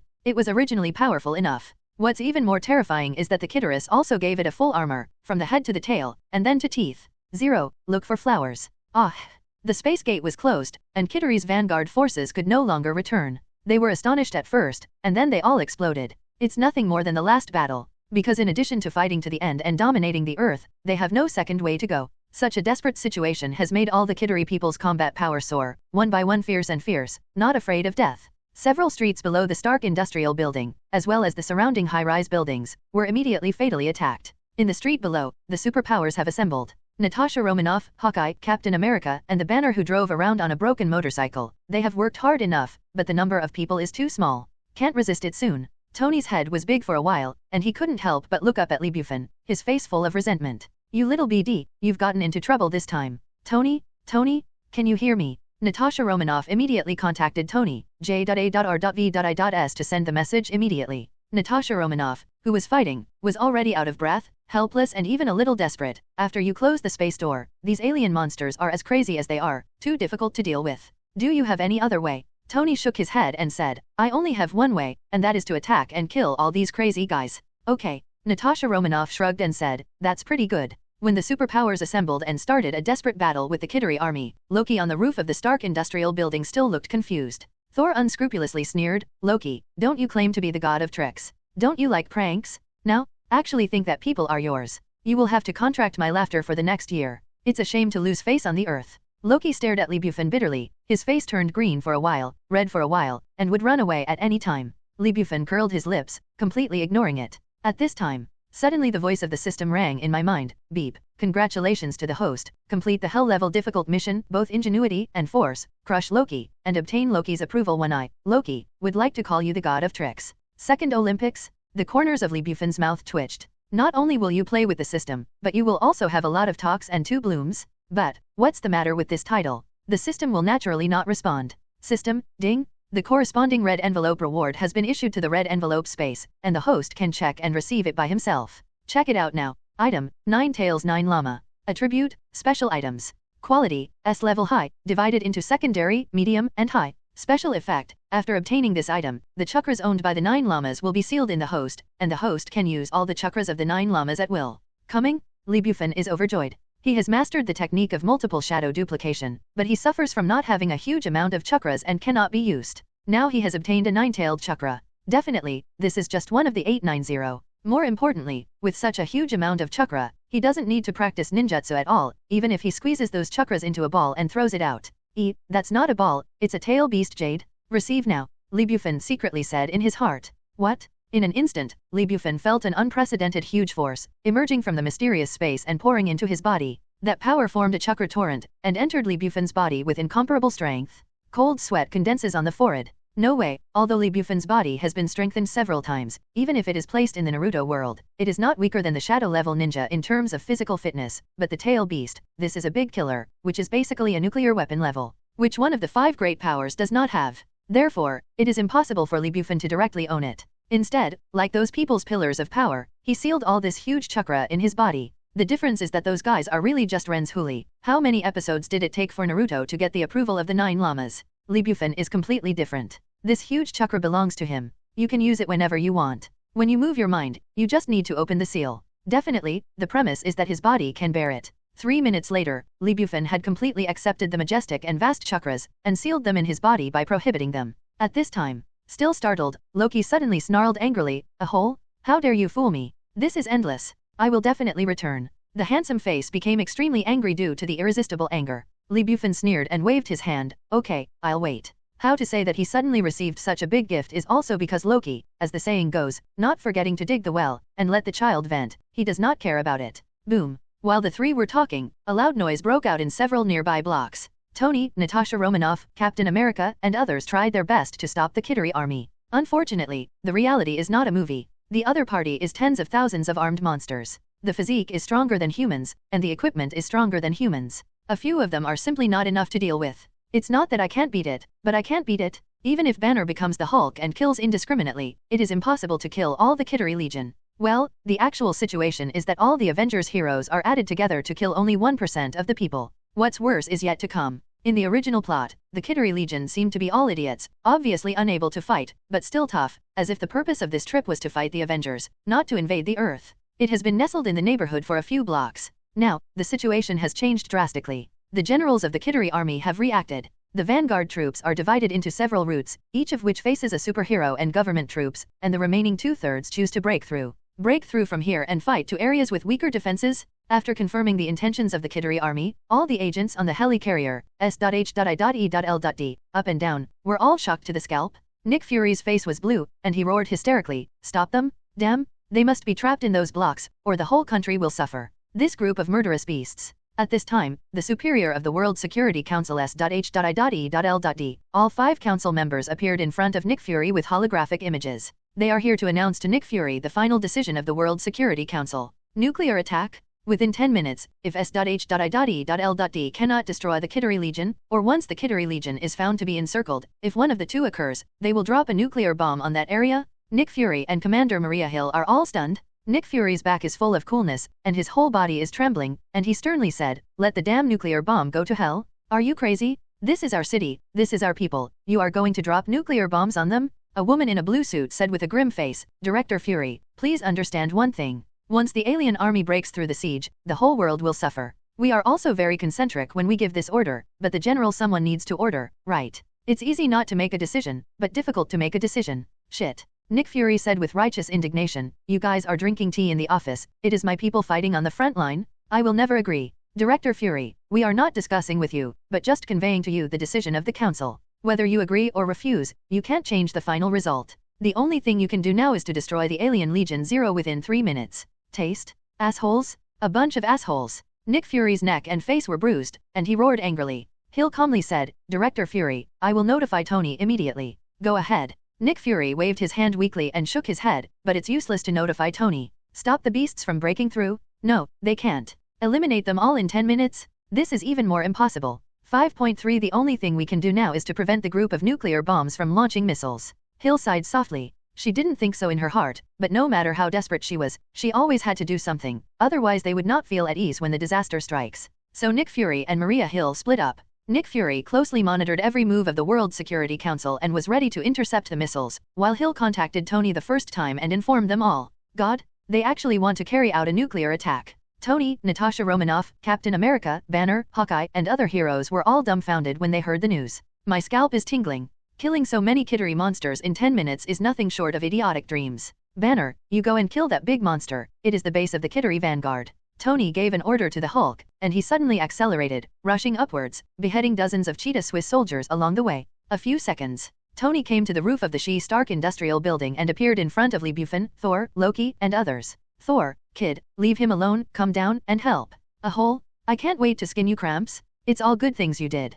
Tony glared at Loki, fire in his eyes. After that, I explained everything quickly. Thor's face changed drastically. Bufan was also shocked. The World Security Council's gangsters are really as stupid as ever. If they can't help, it doesn't matter, it's a disservice. Just don't believe in your own soldiers? You know, it is not just the Avengers who are fighting at this moment, but also the army. When the situation is not yet settled, dare to make this kind of decision. You are all Loki undercover agents, right? Loki heard this, his eyes brightened. 09. He spread his hands and laughed happily, Iron Skin Freak, although you should hate me, but I don't hold back the pot, it's a good thing this guy did. He can definitely stop this tragedy. Prank, haha. Boy, I like this prank of you very much. You teased me, but this place is going to be razed to the ground soon. Do you want to give your acceptance speech? Not only Loki, but even Tony and Thor, are full of anger. It's just that it's not the time to settle accounts with Bufan. They are all pressed, no matter how unhappy, you have to wait for the whole thing to end. What are you laughing at? Bufan's expression did not change, and he said lightly, as long as all these monsters you brought are eliminated in 10 minutes, isn't it all right? Loki sneered, my child, anyone can talk big words, maybe it can't be cashed out? You are really strong in combat alone. Ability is really strong, but look around the Kitterus. They are all Kitterus. How do you destroy? Haha, this is the funniest joke I have ever heard since I came to Earth. Bufan put on the Death God battlesuit unhurriedly, and sneered, if it's funny, you can laugh more, because soon you won't be able to laugh. Tony and Thor looked at each other, not knowing what Bufan was going to do. Multiple shadow duplication. Bufan's thoughts moved, first unblocking the chakra in his body, and then in the blink of an eye, quickly completed the seal of multiple shadow duplication. Whoosh! In an instant, countless Bufan duplication appeared, no less than 500. God! Tony was dumbfounded. Thor took a breath of shock, and said in shock, what the hell is this? You can magic. Loki's expression froze completely. Bufan took a breath, calmed down, and chuckled at Loki, can you still laugh now? His mind flashed, and all duplications flew out. The art of shadow duplication, the second generation of Hokage created this art for the purpose of espionage. When it comes to multi-shadow duplication, although the technique has been upgraded, it is actually not ready to be used as an attack. The reason is very simple. Even the Kinshaujian who created this technique, there is no chakra like a nine-tailed beast. But now, it's different. As time passed, the Avengers had worked hard enough and their lives were almost gone, but they couldn't kill so many Kitterus at all. No more. Natasha Romanoff killed another Cheetah Swiss soldier and immediately found a scrapped car as a bunker. He panted and said, there are too many enemies? I suggest that you change your strategy and first remove all the people in the nearby blocks. Damn it, that little villain. Hawkeye also raised his head and looked at the sky full of Bufan, shocked. A long time. He said in a daze, Natasha, is this the little magic you told me? Natasha Romanoff smiled bitterly. When the Avengers were desperately fighting the Kittery, X-Men was not idle either, but they were scrupulous about the identity of mutant. They did not join the battle with fanfare like the Avengers, but silently evacuated the people. Professor. Beast looked at Professor X next to him and asked, there are too many enemies, and the Avengers can't handle it. Let's take action. Boom! Countless lightning strikes from the sky, Storm hides in the clouds, constantly attacking the Kittery. Professor X hesitated. He is still considering whether or not to expose all of X-Men's whole cards to humans and let the world know. My god? What kind of monster is that? Storm gave a startled roar. Next moment, all the members of X-Men raised their heads in horror, their eyes widened in disbelief. Even if he is psychologically strong like Professor X, he can't help but be horrified. He looked at those Bufan for a long time, those terrifying men who killed several, even a dozen Cheetah Swiss soldiers, and muttered, little guy, isn't this really magic? No answer. Bufan was wearing a Death God battlesuit. They couldn't see Bufan's face, but they knew that it was him. Number 1 in the world. Also at an altitude of several kilometers from the ground, on the heli-carrier, S.H.I.E.L.D went up and down, all celebrating like crazy. Damn little guy. After Nick Fury was shocked, he burst into swearing. Maria. Hill said in a speech, Director Fury, I'm not at the headquarters during this period of time at 890. You said S.H.I.E.L.D recruited an evildoer to come in. Nick Fury said, it's him. Maria Hill shook her head and sighed sincerely, I know it is him. I have already met him, but this is not as simple as a monster, right? This is a miracle. It is a miracle indeed. Nick Fury nodded and suddenly smiled, although I don't know how he did it. We won this battle. On this day, Avengers officially appeared in front of the world. At the same time, in the world, under the attention of all mankind, another superhero with the nickname Death God has been born. His appearance completely changed the result of this battle. Bufan appeared in front of the world as a game and shocked all mankind. When this battle is over, he, who is known as Death God, has become an idol of many people. They have tried everything they can to obtain any information related to him. It is a pity that they want to see his face and know his past. All ended in failure. Idol? Bufan doesn't care at all. He is strong and doesn't want to save anything, just because he knows the world is dangerous. If he is not strong, he will inevitably become cannon fodder. If possible, he would be more willing to be a salted fish with a hot Kong head for his wife and children. One request for subscription. Time is in a hurry. A few days have passed since the New York War. The sudden appearance of the Kittery Legion made the whole world know that the universe is vast and the Earth is not alone. Besides them, there are other intelligent life forms. But this kind of existence is not necessarily all benefits. The emergence of the Asgard civilization allowed S.H.I.E.L.D. awakening to learn about the strength of other civilizations, so Nick and Fury began to plan ahead, using Tesseract to manufacture high-tech weapons of mass destruction in advance. The appearance of the Kittery proves that his precautions are right. ABC TV station. On the news channel, a hostess stood on the devastated Queen's Road and looked at the camera with a worried face. As far as we know, we are not the only life form in the universe. The universe is huge, even vast. Half a year ago, people from Asgard appeared on the Earth. 6 days ago, the Kittery monster also appeared on Earth. Half a year ago, the Asgard people only destroyed a town in New Mexico, but 6 days ago, the Kittery monster destroyed a small part of the city. The reconstruction has just begun and it is expected to be completed in 3 months. But this is not the point. The point is when more and more alien visitors visit the Earth, what will happen? Next time they will destroy a country or the whole mankind. In this regard, we are worried. All mankind must unite. Only in this way, we can resist the attack of alien monsters. Definitely, mankind is not hopeless, because in this war, we have seen hope. The heroes of the Avengers are fighting for the survival of the Earth: Iron Man, Captain America, Black Widow, Hulk. They were originally strange creatures in the eyes of the government and tried to eliminate them, but it turns out that our government is extremely stupid. They are heroes. Our hero, the hero of all mankind. Oh, definitely, I forgot to mention a person. You must know who it is. I didn't forget it, but because he is so special. Without him, this battle could not have ended so quickly, and the Kittery invaded it will cause extremely serious consequences. He is Death God. We don't know his real name or what he looks like, but we all know that he is the hero of this battle. He is the hero who saved us. Look at the children on the street. They are wearing Death God battlesuit. They wear the mask of Death God. They regard Death God as an idol. They aspire to become a hero like Death God, and they desire to become Death God when they grow up. Such a great man. The future is extremely difficult. We all know it, but fortunately, we have not lost hope, lost the future. Let's joy roar for Death God, shout for Death God. He is our hero, our savior. Above, ABC News Channel reporter Amanda Bruni reports. S.H.I.E.L.D. headquarters, Nick Fury, and Maria Hill are all present, watching this reporter's report through the LCD screen, and in front of him, there are 5 holographic images sitting on office chairs. The 5 are members of the World Security Council. Snapped. Nick Fury turned off the TV and said to the 5 people, "You have seen it. This is the attitude of the people towards the Avengers. What is your attitude? Are you worried that you can't control this force and you want to monitor them?" A bald old man with a cold face said solemnly, "Nick, you know what we mean.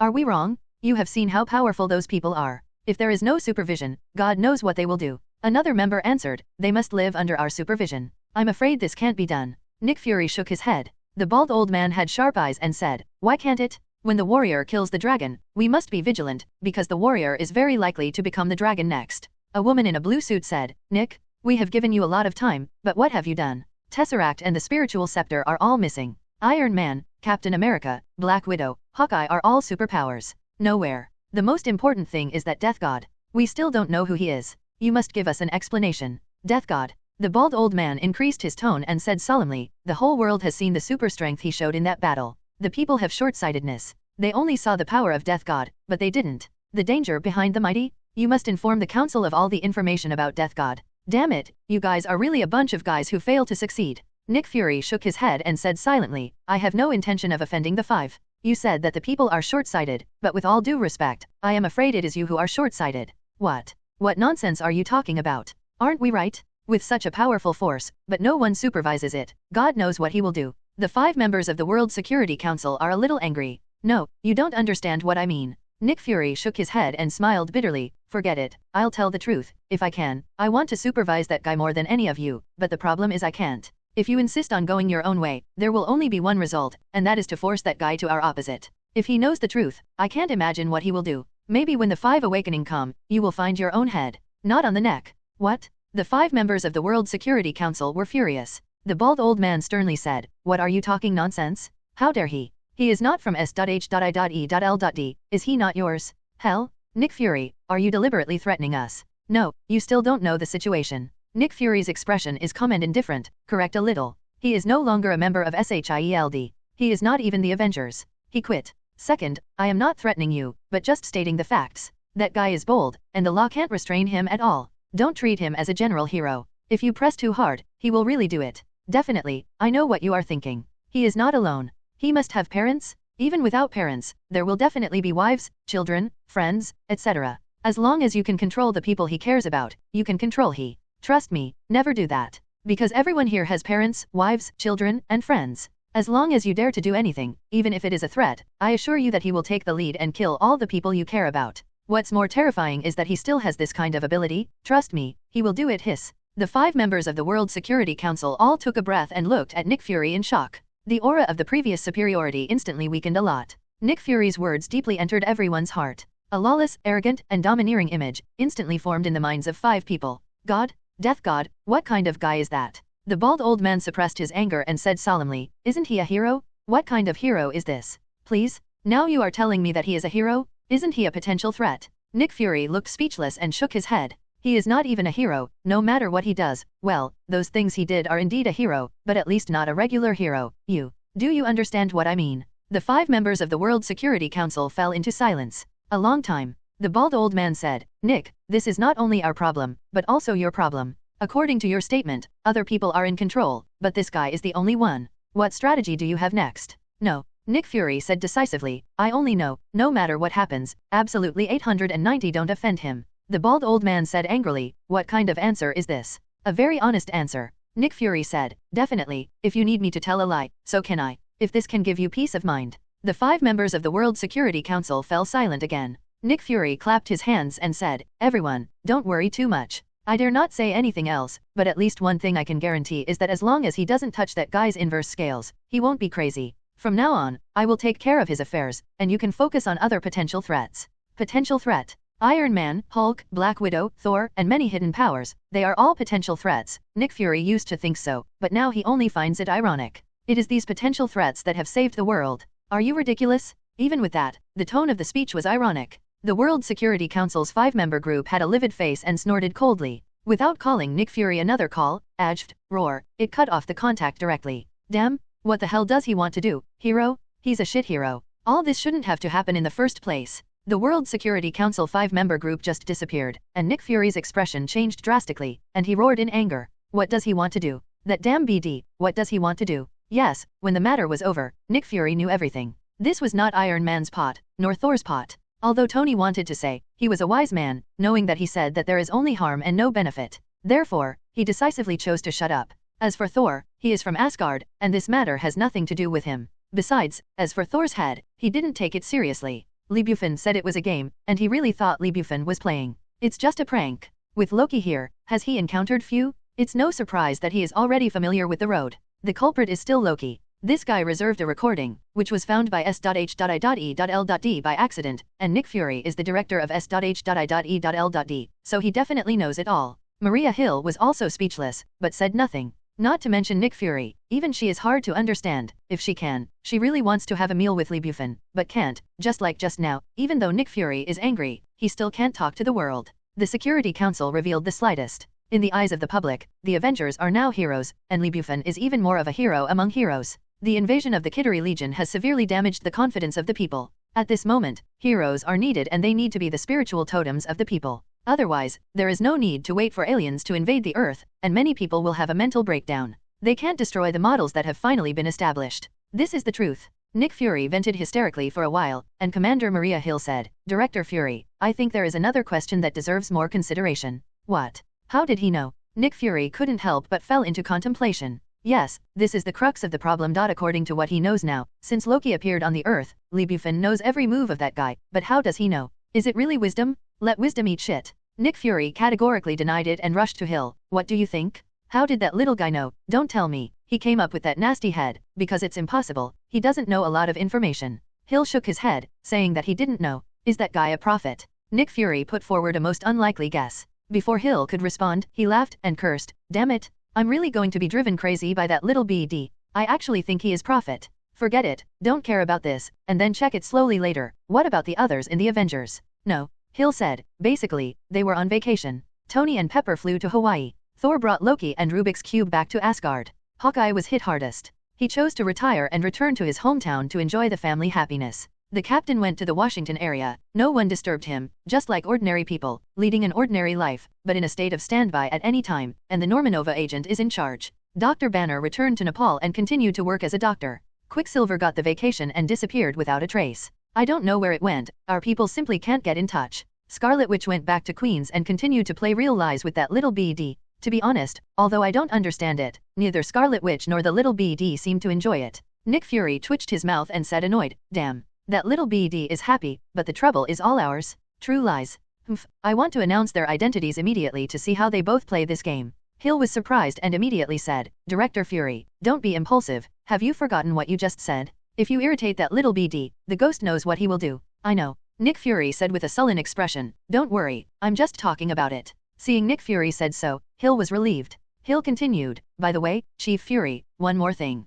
Nick Fury looked helpless and said, let's talk about it, what's the trouble? Hill immediately took out the computer, his fingers were flying, and he operated it. The video of the streets of New York during the recent period was tuned out. It looked very blurry at normal speed. It was a red striated monster flying around on the street. This is that little Spider-Man? Nick Fury asked. Hill nodded. Spider-Man Peter Parker, since he was bitten by a mutant spider, awakening super ability, originally turned into a hero next door, Aegis Bureau can't ignore it. They immediately launched an investigation on Peter Parker. The results of the investigation showed that this little guy is extremely suitable for the Avengers in terms of character and ability. The only drawback is that he is still too young. Okay, that's an excuse, Lee Bufan, that little BD is not like little Spider-Man. Age is not the key, mind is. Although Lee Bufan stabbed a big basket, he was extremely old-fashioned in speaking and doing things. His character has already formed and he has a system of his own. Even after another 10 years, I am afraid it will still be like this. Little Spider-Man is different. At least different from Lee Bufan's little bastards and troublemakers.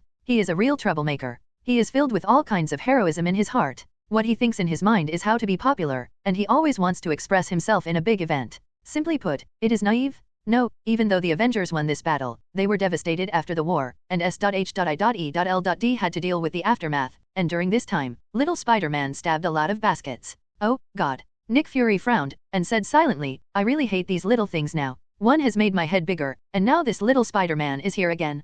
Can't they rest a bit? Hill ignored Nick Fury's complaints and said, we have been monitoring little Spider-Man secretly, but from the current situation, the effect is not good. He has not grown up at all and is not qualified to join the Avengers. Immaturity, this is only one aspect, and what's worse is that if we let it go, no one knows what he will do. Nick Fury's eyes brightened and he suddenly said, I thought of a brilliant idea. Hill said, what? Nick Fury said, let the troublemaker deal with the troublemaker? Isn't Lee okay? Let him be little Spider-Man's nanny. Nanny? Hill asked suspiciously, will he take this task? Nick Fury laughed and said, if he doesn't accept this statement, then I will change the statement and let him be the father of little Spider-Man. Ha ha ha, it's really interesting. Hill, you immediately contact the little jerk. Don't worry, he will agree, because in this world, if Wanda is ranked first in his heart, then little Spider-Man will take the second place. He will not ignore it. For him, it is not at all. Count as any. Hill smiled and nodded, I understand. Midtown High School, school time is up. The small group of Lee Bufan, Peter Parker, and Yon, the little fat man, just walked out of the school gate, talking excitedly about the battle that took place not long ago. Lee Bufan looked at Peter with a strange expression. Yes, he has received a message from Hill asking him to be Peter Parker's guardian. Well, it's the Guardian. After the New York War, Reconstruction is proceeding like fire and tea. After all, it is the most prosperous city in the world. There is no need to worry at all. It will not take much time for everything to return to this. In addition, S.H.I.E.L.D. is still busy rubbing the of the heroes. The World Security Council is only one of them. It is still a trivial trouble. The government is the big one. During this time, Nick Fury often ran to Washington, just to work on this matter. But besides these, there are countless troubles. For the most part, for example, mutant, as Lee Bufan knows, mutant led by Magneto has already begun to act, and S.H.I.E.L.D. has no spare capacity at all. It's no wonder they will cooperate with Professor X. Lee Bufan secretly said in his heart. There are also minor troubles, such as little Spider-Man. After this guy awakening super ability, he became a happy hero next door. The police didn't suspect it, and even S.H.I.E.L.D. didn't come to him. He was very proud to think that he was invisible, and the whole world didn't know his identity. His work is not bad. Spider-Man is known to more and more people, but it also caused a lot of oolongs, and even almost killed people. Nick Fury's head is big. What little Spider-Man didn't know was that the reason S.H.I.E.L.D. didn't come to him was completely because he was too naive. 0. Look for flowers. In the original plot, Tony played the role of his father and taught him how to become a qualified hero next door. Did not take it to heart. After learning about the relationship between Little Spider-Man and Lee Bufan, that guy had a prejudice against Little Spider-Man, and completely banned his thoughts of contact with Little Spider-Man. No way, this job can only fall on Lee Bufan. Lee Bufan sighed in his heart and secretly said, forget it, be a dad when you become a dad. Who makes me really your dad? Manually funny. Death God Battlesuit. Peter, Lee, look, that clothing store has launched Death God Battlesuit. 0. Little Fatty Yon pointed to a clothing store in the distance and screamed in excitement. God, I have to buy a set today? I told the owner of that store, as long as the goods are in stock, I must keep a set for me. Peter, Lee, let's go there. With these words, the little fat boy Yon left two good friends and ran to the clothing store. This Nima? Lee Bufan's mouth twitched, extremely speechless. Death God Battlesuit, this is the most sensational cultural event after the war. Wearing a Death God Battlesuit, he wiped out the kittery with the Avengers, and then everyone became an idol of the whole people, especially him, the most popular among teenagers. Among adolescents, there are countless fans. The reason is simple, he played a pivotal role in that battle, and the Death God Battlesuit is really cool, in line with the aesthetics of teenagers. The merchants are all sharks, as long as they smell a little bloody smell of making money, they will kill them. On the second day after the battle ended, the reconstruction had not yet begun. There was already a pirated Death God Battlesuit on the market. The price was not low, a set of $138, but it was still sold out. Lee, let's check it out too. God, that is the latest Death God Battlesuit. I love that battlesuit. There are stars in Peter Parker's eyes. Lee Bufan's mouth twitched again. Pete, you are also a superpower anyway, so can't you be more reserved? Okay, even though this guy is already a Spider-Man, his mentality is still an ordinary high school student. The three of them came to the fashion store very quickly. It was just after school hours. The students from Midtown High School learned that the Death God Battlesuit in the store had arrived. Lee Bufan sweats wildly. If it were not for Peter and the little fat Yon, he would never come in. It would be too embarrassing. As Yon said, he came to this store several times and didn't buy the Death God Battlesuit. The boss remembered him and kept a set for him. Yon paid the money happily, and got it after holding it. The battlesuit is out of the shop. It was noisy inside. The other students had already fought for the Death God Battlesuit, and soon there was a conflict, and they felt like they were going to fight. Yon was holding the Death God Battlesuit with his eyes glowing, as if he had won the 5 million lottery ticket. Lee Bufan twitched the corners of his mouth, spitting out, hey, fat guy, it's not necessary, it's just a piece of clothing. God? Lee, are you kidding me? Yon glared at Lee Bufan, as if looking at a monster, righteously said, do you think this is just a piece of clothing? No, it's not. It's my spiritual belief. Lee Bufan looked at the store again. The teenagers who were rushing to buy could only shook his head speechlessly. Oh shit, the bonuses are all taken by these merchants. Do I have to apply for a patent fee? Think about it or forget it. I don't lack this little money. Okay, you have the clothes too, let's go. Lee Bufan said to Peter and the little fat boy Yon. Yon did not care when he got the clothes. Peter also responded, but his eyes were still fixed on the Death God Battlesuit, with a look of reluctance, and the desire in his eyes was full. Depend on. Lee Bufan shook his head and said, Peter, if you really like it, I will buy a set for you. Whether it's the comic setting or the movie world, Peter Parker's background is not good. Since childhood, his parents have not been there. Now he follows his Aunt, May Parker, and doesn't have much pocket money. A set of Death God Battlesuit, $138, is definitely a huge sum of money for him. He doesn't have so much pocket money. Hearing Lee Bufan say this, Yon also said, yes, let's buy a set for you. Don't. Peter Parker has a good face and refuses to accept gifts from friends easily. He shook his head and said, I recently made a fortune, at least 3,000, which is enough to buy. Yon suddenly remembered something, and shouted, oh, I remembered, is it the ring boss? Yon was talking, Peter suddenly stomped on his left foot and glared at him again. The little fat Yon glanced at Lee Bufan nervously, turned his face immediately, and said nothing. Broadcaster boss? There is something in this little fat man's words? Lee Bufan was puzzled. Although I don't know what Yon wants to say, the little actions of these two people seems to be that during this period of time, I am away, and a lot of things have happened to these two guys. The little fat Yon should already know Peter's true identity. Still want to hide from yourself, huh? Lee Bufan almost couldn't help laughing. Peter Parker was afraid that Lee Bufan was worried, so he slopped sloppily and explained, I'm not doing a part-time job in an arena. The boss is very damning. He owes me 2 months of work and is in Queens. I plan to come back tonight. Lee Bufan smiled in his heart and deliberately said, do you need us to accompany you? Unnecessary? Peter Parker was shocked and hurriedly refused. Little fatty Yawn also followed to help out. Lee, let's not go, and we won't be able to help much. Peter can solve it alone. Peter, don't you think? Yep.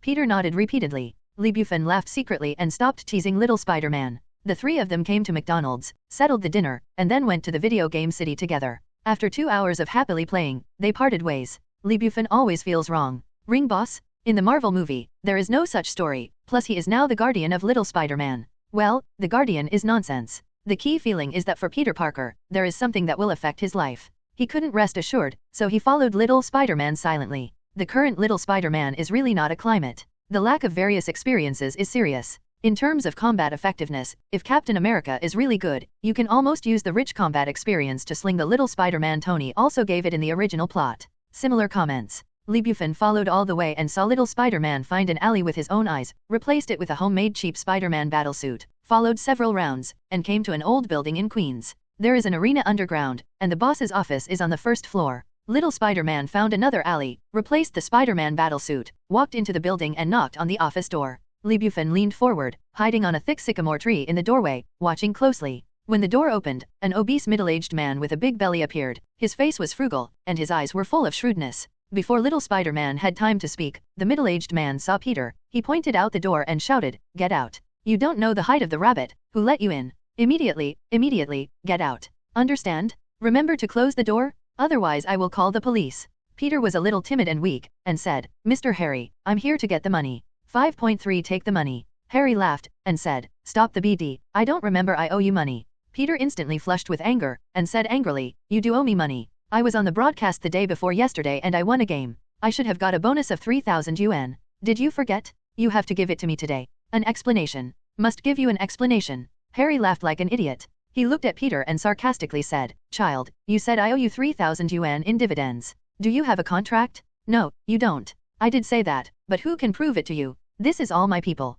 "Little bunny, you want to fight with me before your hair is fully grown? You are a bit too tender. If you know it, just roll off immediately, otherwise you will be delicious." Ha ha ha. Obviously, the fat man in front of little Spider-Man was playing a rogue, and facing such a person, Peter Parker, who had just entered the society, had no better way except to be so angry that his cheeks were in the infrared. "You BD." Peter flushed and cursed with clenched fists. Harry laughed and said, "Haha, yes, I am. Do you just know? Get out of my office immediately, you little bunny. I'm going to call the police." On the plane tree, Lee Bufan shook his head. Little Spider-Man is still too young. Peter is kind by nature. According to the world he used to say, he is definitely a virgin. This kind of personality is very unpleasant, but because of this, Lee Bufan chose to hold Peter's thigh before he didn't have the awakening system. In the subsequent contact, the relationship between the two became better and better. Nick Fury is right. In this world, Wanda is undoubtedly the first in Lee Bufan's mind, and little Spider-Man is undoubtedly the second. "You are too naive." Lee Bufan sighed softly in his heart, and then pressed the red button on the left shoulder. With a single click, the original normal school uniform texture changed in an instant. A set of genuine high-tech Death God battlesuit covered Lee Bufan tightly. "It's time to shoot." At this moment, 099, an unexpected situation suddenly happened. A man wearing a leather jacket and a shaggy beard suddenly appeared. He rushed into the old building in a panic, with a pistol in his hand.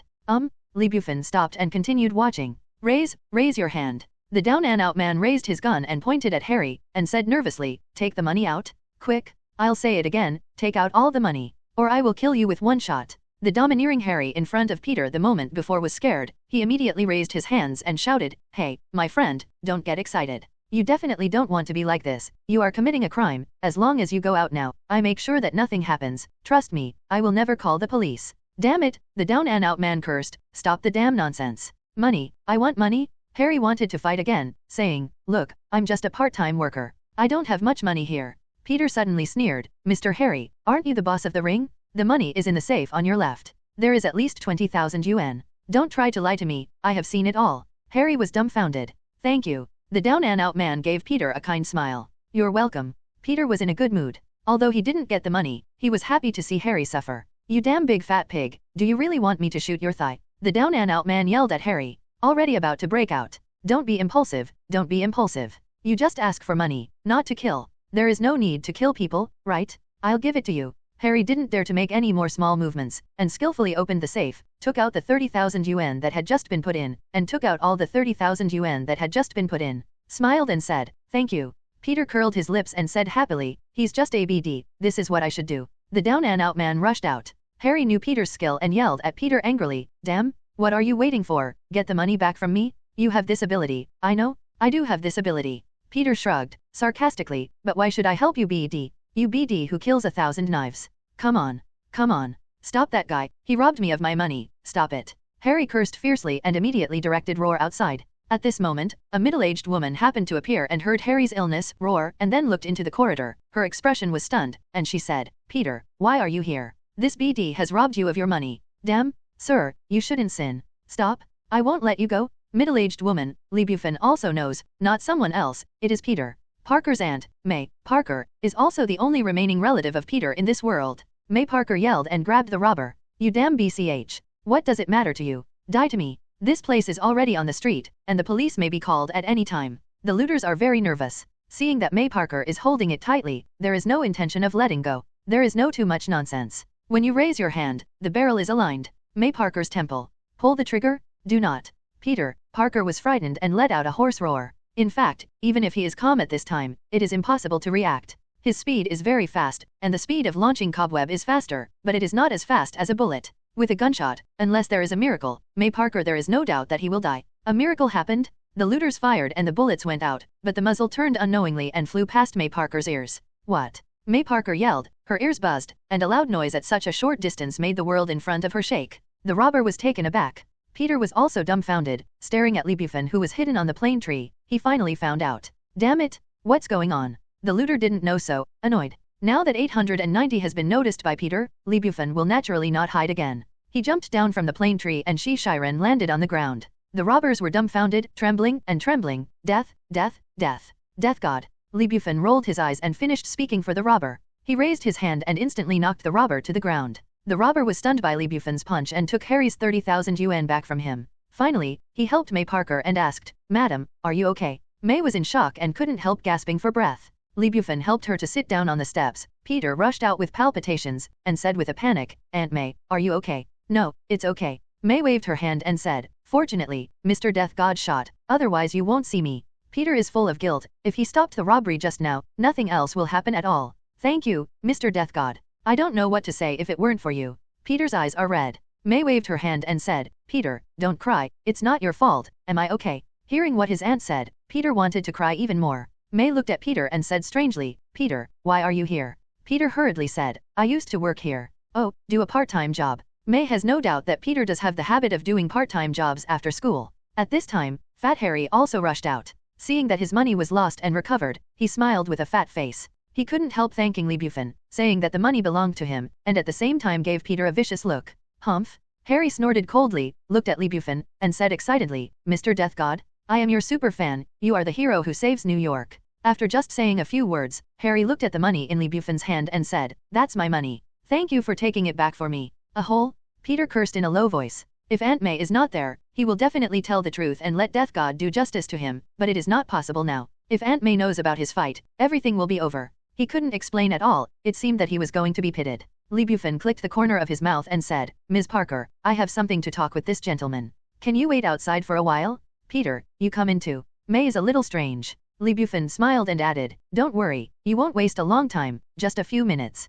May nodded. So, Lee Bufan, Peter and the rogue boss returned to the office together. Peter was still in a daze. Lee Bufan shook his head and said, "Peter, close the door." "Oh, yes, Mr. Death God." The office door closed again, and Harry enthusiastically said, "Mr. Death God, what would you like to drink?" Lee Bufan ignored him, looked at Peter solemnly, and said nothing. The atmosphere is solemn. Peter was frowned upon by Lee Bufan, and he didn't dare to look directly into Lee Bufan's eyes. After a long pause, he said, "Mr. Death God, I was wrong." Lee Bufan said coldly, "Where did you go wrong?" Peter said, "I shouldn't let go of the robber because of my own selfishness. If it weren't for Mr. Death God, my Aunt May is already dead, and I will never feel at ease for the rest of my life. Mr. Death God, I really know that I was wrong." Fat Harry was proud, and hummed, "Spindle Rabbit, you only know that you are wrong, Without waiting for Harry to say anything, Lee Bufan kicked Harry's pot belly. Harry flew upside down and hit the wall directly, vomiting a big mouthful of blood in his mouth. This kick is fierce enough. Little Spider-Man was dumbfounded. Harry also looked at Lee Bufan with a look of reluctance, and looked at Lee Bufan in disbelief, as if he was still wondering that he didn't offend Death God. Why should he treat himself this way?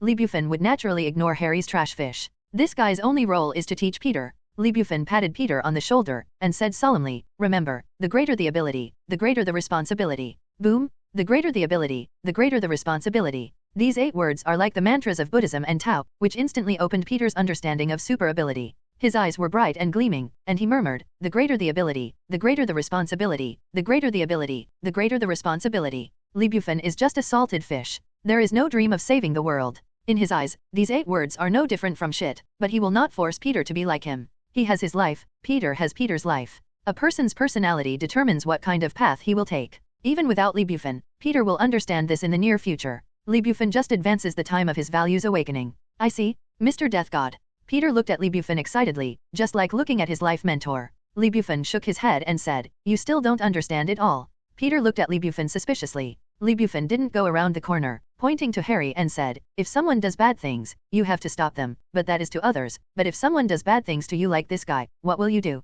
Endure. Yes, that's how you did it, but the result. Fat Harry is completely dumbfounded. He thought that Death God was here to help himself, but he didn't expect that this BD was going to give that little bunny a head start. A hole. He roared angrily, I want to call the police. The law will sanction you. Death God, you are a jumper joker who only hides behind a mask. You are a bullshit hero. Ah.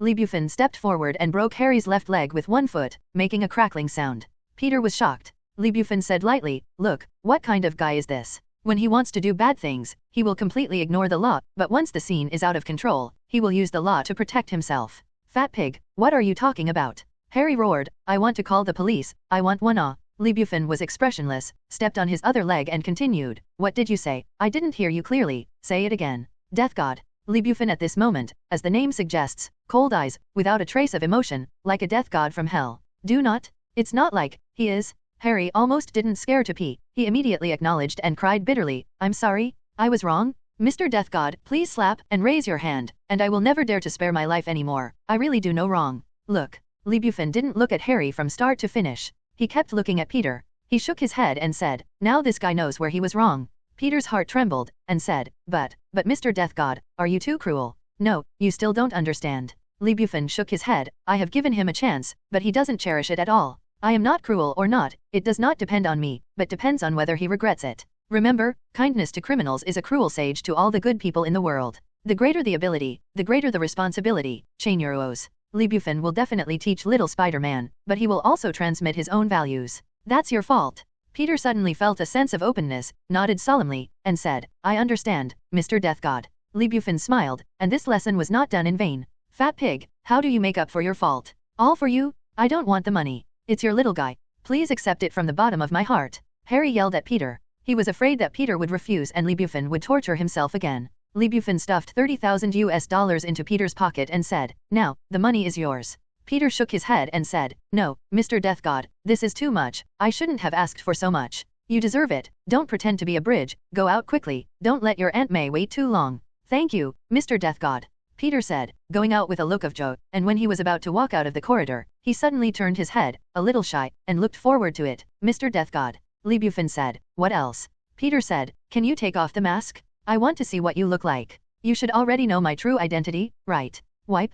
You can really think about it? I know. Li Bufan nodded. Peter looked expectantly, then you? Li Bufan is called a big head, and his relationship with little Spider-Man is nothing to let him know, but he just played the role of a life mentor. After pulling the mask, Peter discovered that it was his own. Good pal. Damn it. The picture was so beautiful that Li Bufan couldn't imagine it. Forget it. Let's wait for a better chance in the future. Anyway, it certainly cannot be now. With a flash of thought, Li Bufan said solemnly, Peter, you are not qualified to see my face now. Forget it. Let's get it straight. Not only I know your true identity, all the 890 executives of S.H.I.E.L.D know it. What? Peter was shocked, and immediately, he exclaimed in his heart, you mean they want me? I can also join the Avengers. Yes. Li Bufan nodded and continued, but you are too immature now. You are only in the inspection period for the time being. When you prove that you are eligible to join the Avengers, S.H.I.E.L.D will contact you. God? This is really great. Peter jumped and jumped, ecstatic. Li Bufan's mouth twitched, just like you, don't join the Avengers, it's really shameful. Peter looked forward to, Mr. Death God, can you tell me what I need to accomplish to prove myself? Li Bufan shook his head and said, you still don't understand. When you are eligible to join, it is not what others think, but what you think. This question does not require me to answer, ask yourself. Peter is a little bit reluctant, ask me. Lee Bufan nodded and said, yes, when you are qualified, you will know it yourself. Peter seemed to understand, and nodded. Lee Bufan thought for a while and gave Peter another phone number, telling him that if he encounters trouble he can't solve, or is in desperation, he can contact himself at any time. Peter got the number, ecstatic, and about to jump up happily. Lee Bufan let out a sigh of relief. The initial education of little Spider-Man is considered complete. There are still more things to do in the future, so take your time. The next day, lunchtime. Midtown High School. School canteen. Lee Bufan, Peter, and the little fat yawn iron triangle gathered together again, and there was a Death God battlesuit next to Peter. I got the money yesterday, and this morning, when the fashion store opened, Peter went to buy it. Because of this, Peter skipped class. Seeing how he couldn't put it down, Lee Bufan had committed embarrassment and cancer. Speechless. How can I tell these two teasers? In fact, the idols you have always admired are sitting next to you. Will these two teasers be crazy? Hey, I got lucky yesterday. Peter looked around, lowered his voice, and said excitedly. The little fat yawn was very generous, and immediately asked, what happened? Peter immediately recounted everything that happened last night. Little fatty yawn's eyes straightened, and Roar was shocked and said, God. Gosh, you are not kidding? You saw Death God yesterday. Are you sure that it is Death God? Now there are many people pretending to be Death God everywhere. Exercise righteousness. Peter glared at Yawn and exclaimed, damn it, don't you even believe me? I'm sure, that's Death God. Oh, my God, you really, got lucky. Yawn was so excited that he said, Peter, Death God didn't give you a phone number. That's Death God's? Can you tell me? You can rest assured that I won't call. I want to cherish that number for a lifetime. No. Peter resolutely refused, shook his head and said, this is no discussion, no one can ask. I will not disclose the phone number of Death God casually. All right. Yawn was helpless and could understand. Lee Bufan looked at the two of them speechlessly, always feeling that he was here a lot, not only couldn't interrupt, but also extremely embarrassed. Yavin said, Peter, go into details. What is the voice of Death God? What he said is too cool. The kindness to any criminal is the cruelty to all the good people in the world. This is simply the truth. Who said no? Peter sighed and said, if I used to sail on the dark and invisible sea, it is different now. He is my beacon, guiding me where I go, and I feel that I have grown. Lee Bufan twitched his mouth. You grow up a fart, and if you can say such things, you are still that little kid. Peter didn't have Lee Bufan in his eyes, and he admired, Mr. Death God's voice is very low and contains infinite charm. He should be a middle-aged person. From the vocal point of view, I have a strange feeling. Yawn, what? Peter, I feel like he is my father.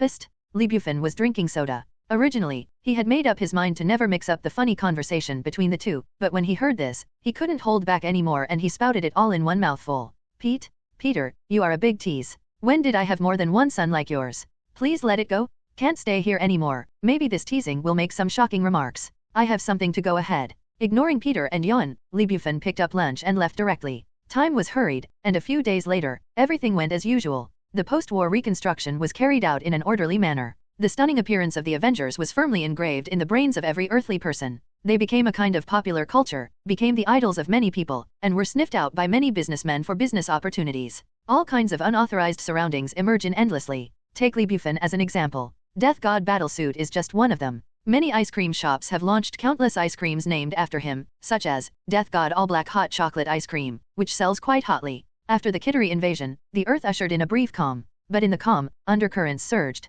This weekend, Lee Bufan followed his wife's instructions, went shopping, and drove to the underground parking lot. When he was still in the elevator, he dialed Tony's phone. That guy is very good, and he is still on vacation in Hawaii with Pepper. Hawaii, under the bright sun, Tony is lying comfortably on a beach chair, enjoying the sun. The phone rang suddenly. Tony picked up the phone, and when he saw the caller, he stopped calling, and said annoyed, damn it, what the hell is that little BD? Beside, Little Chili asked, what little BD? Tony rolled his eyes and said speechlessly, what kind of BD can be? Definitely the lawless, domineering BD. Little Chili was taken aback, and said, Tony, don't say that, he just likes pranks. Tony angrily said, then what do you want me to say? A prank by this little BD, almost ruined the whole Brooklyn? Damn, I still don't understand what that prank is so funny. No, that is not a prank at all, but a crime. Okay. Little Chili hurriedly poured the flames and said, you should answer the phone quickly and see what's up with him. Maybe there is something very important for you. It's better to have. Tony listened to Little Pepper's suggestion and immediately connected to the phone. He said in a bad mood, hey, you little BD, what can you do with me? Far away in Queens, Lee Bufan, in the underground parking lot of his own community, chuckled and said, Tony, I didn't provoke you, am I so angry? Did you provoke me? You don't know yourself? Tony rolled his eyes. Definitely, it's impossible to really fall out with Lee Bufan, and no, except for that prank, he still likes Lee Bufan very much. Otherwise, he won't hide the whole thing, just talk to Nick Fury directly. Definitely, in the end things went against his wishes. Nick Fury still knew everything, but this was beyond Tony's control. You interrupted my honeymoon with Little Pepper, do you think it's an offense? Tony casually found a reason, and continued, if you don't want to continue to disturb, just hang up the phone immediately. If you don't want to hang up the phone immediately, start talking quickly, don't talk nonsense. Lee Bufan smiled slightly. It is indeed a very immoral thing to disturb others on their honeymoon. He would be very upset if he changed to him. Tony, I need you to do me a favor. What is busy? Is it difficult? Don't say it if it is too difficult. You know, I hate trouble.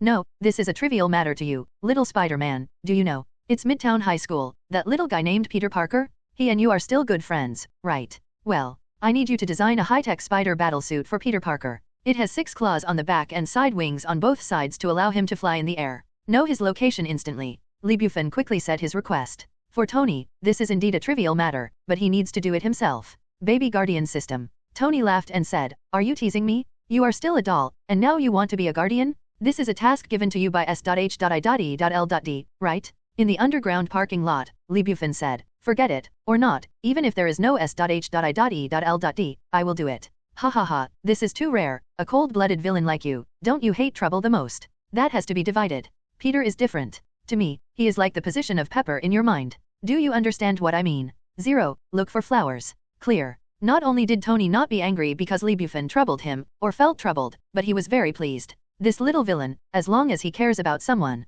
Originally I thought there was only Wanda, but now there is another little Spider-Man. As long as he is not cold-blooded and ruthless, then he can definitely become a qualified Avenger. How long do you need to make it? 1 month or 2 months, it mainly depends on whether I have time. Why, are you in a hurry? Not in a hurry, take your time. I'm hung up.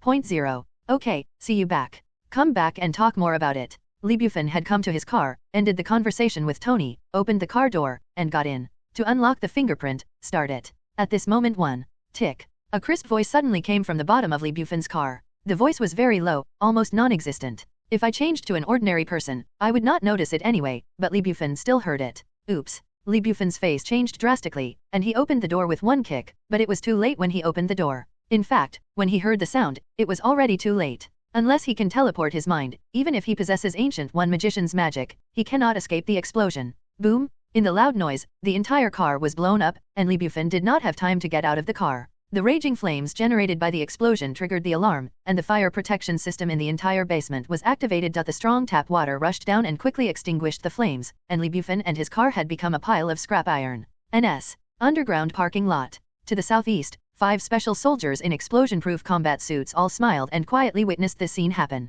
One of them was the leader, burly and tall, with strange tattoos on his arms, 2 crossbones. His real name is Brockrumlow, and he is one of the core combat forces of Hydra. Crossbones? Boss, isn't the boss too cautious? That's a kid, and a car bomb can solve the problem. Why do we have to send us over? A member said with a sneer and sneer. Crossbones sneered, the boss is that kind of personality, he's a bit old. 890 Death God. Haha, it's just a small sapin whose hair hasn't grown up yet. He may still be a damn mutant. This is awakening super ability, and I think the world is its own. I see too much of this kind of waste. Let's go, there is one last enemy left. As long as we take down Steve Rogers, our action will be more than half successful. Amid the contemptuous discussion, Crossbones took his men and quickly left and returned to S.H.I.E.L.D. headquarters. Crossbones and others did not know that they were not the only witnesses. Right above them, Black Widow Natasha Romanoff was hiding there. She came to discuss with Lee Bufan. In the Washington area 2 days ago, Nick Fury went to find Captain America Steve Rogers, only to leave the house of Captain America. He was suddenly attacked. Commander Maria Hill has sent her pictures of the bodies of Nick and Fury.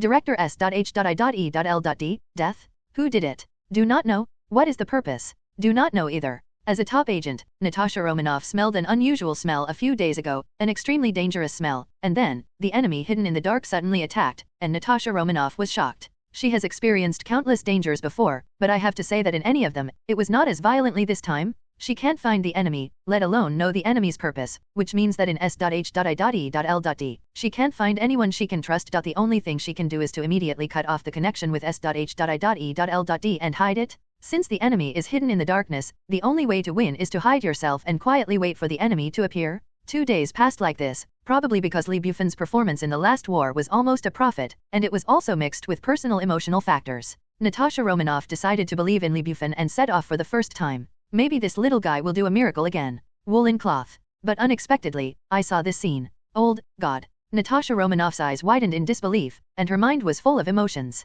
The little villain was blown to death right in front of him, but she was helpless and could not do anything. Heartache? 2 tears came out of her eyes and slowly flowed down Natasha Romanoff's white cheeks, but she knew it was not the time to be sad. Steve? Their next target is Steve, and he must be saved. So, when Crossbones left with his men, Natasha Romanoff didn't have the slightest hesitation, and immediately jumped off and left quietly from another exit of the underground parking lot. Hiss. In the car that had been blown up, Lee Bufan opened his eyes. Due to the severe pain, he couldn't help taking a breath. He walked out of the car with a green face, and casually tore off his burnt clothes. At this moment, his whole body was scorched, his bones were exposed, and the self-healing factor in his body immediately took effect. The violent explosion just now destroyed not only his body, but also his brain. The self-healing factor repaired all his brain cells in the first place. Then his body quickly recovered to the extent visible to the naked eye. Soon it was as complete as ever. If Crossbones, Natasha Romanoff, and others walk 10 seconds late, they will see this incredible scene. Except for the burnt clothes and a little embarrassment, Lee Bufan's whole body is no different from before, and even stronger.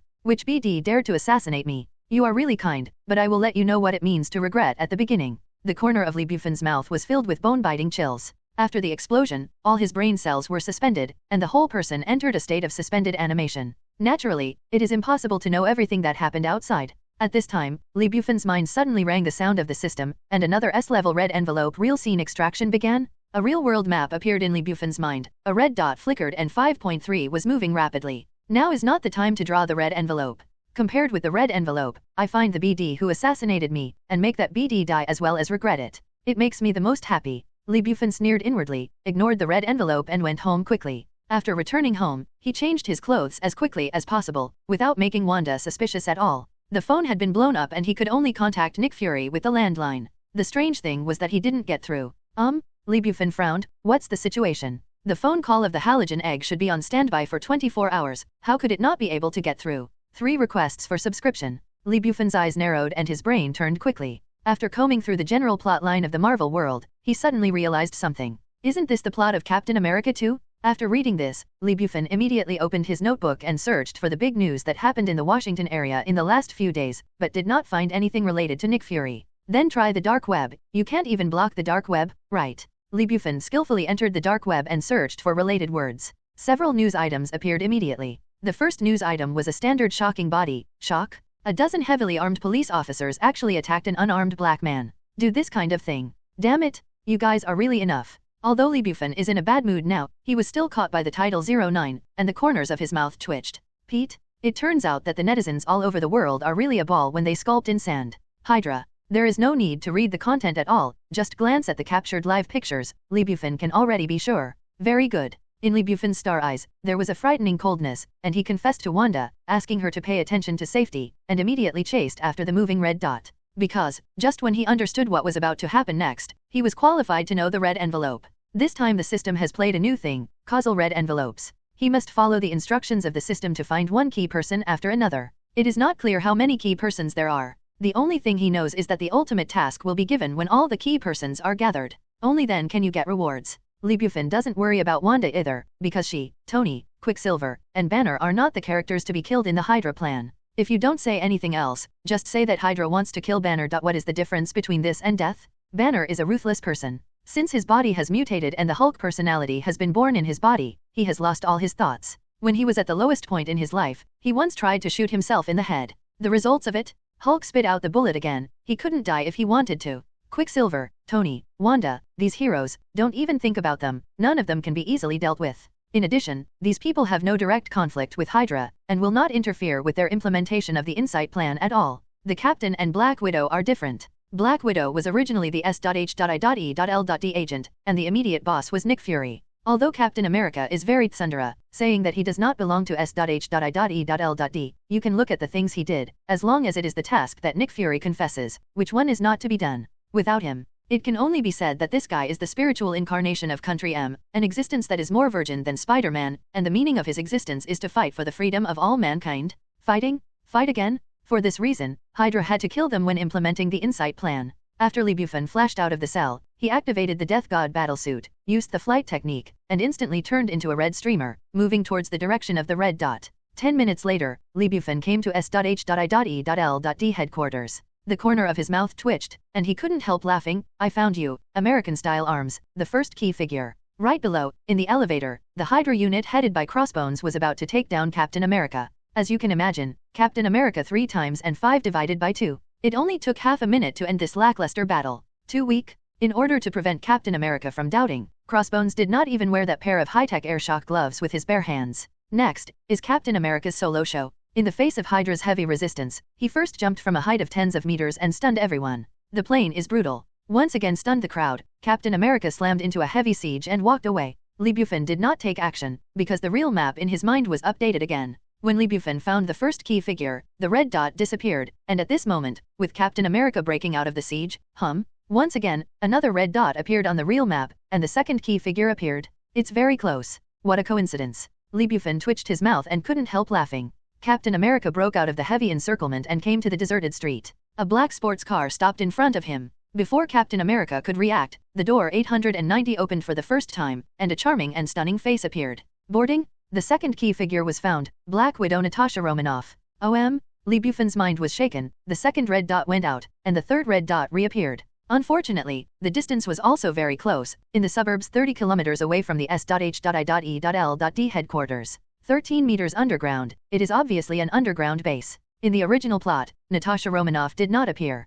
Captain America went to look for it and asked her if she also wanted to kill herself. Now because of Lee Bufan's intervention, the plot has changed. What surprised Lee Bufan was still behind. After the two met, they were only fired 30 meters. A black jeep appeared like a ghost, and the window fell, revealing a familiar face. It was not someone else, it was Commander Maria Hill. Captain America and Natasha Romanoff were all taken aback. The same goes for Lee Bufan. What's the situation? Lee Bufan frowned and said, now that Nick Fury is pretending to be dead, how could he find them both so quickly? There are 2 reasons why Nick Fury wants to play dead. 1, now the enemy and friend are unknown. Even Natasha Romanoff knows that in this situation, the only thing I can do is to hide myself in the dark. As the director of S.H.I.E.L.D., an old fritters who has been mixed for decades, it is impossible not to understand this truth. Dead man will never suffer a second assassination. Second, the enemy and friend are still unknown. Except for himself, and Maria Hill on the same front, he didn't believe anyone, including Captain America and Black Widow. He would only take action if they were sure that they were not the inner ghosts, but were on his side.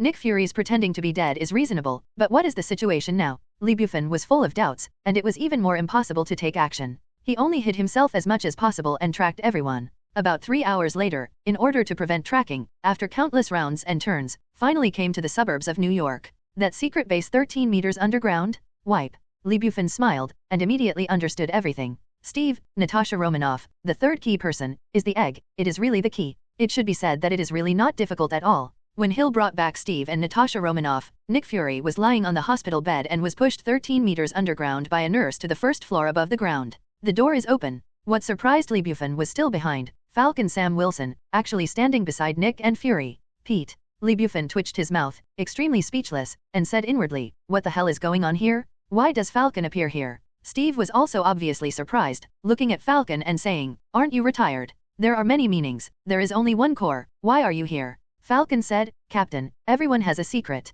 Natasha Romanoff looked at Nick Fury in disbelief, surprised roar, and said, damn, Nick Fury has a lot of needles inserted all over his body, but the mouth is not broken. He shrugged and said humorously, Natasha Romanoff, I can talk now. It proves that you don't see bone cracks and liver perforations in broad daylight. If it weren't for my fate, you could really be hell. Natasha Romanoff shook his head and said, impossible. I saw the picture sent by Agent Hill and saw your body with my own eyes. Your heartbeat has stopped. Nick Fury explained, dolphin toxin, plus Dr. Banner's pressure control gadget, is useless to him, but it is useful to me. It is enough to pretend to be dead and fool the enemy. By the way, Captain, let me reintroduce, Sam Wilson, codenamed Falcon, S.H.I.E.L.D. hidden agent, and one of the most important members of Avengers in the future. Please trust me, if the situation is not so urgent that you can control it, he will not show up yet.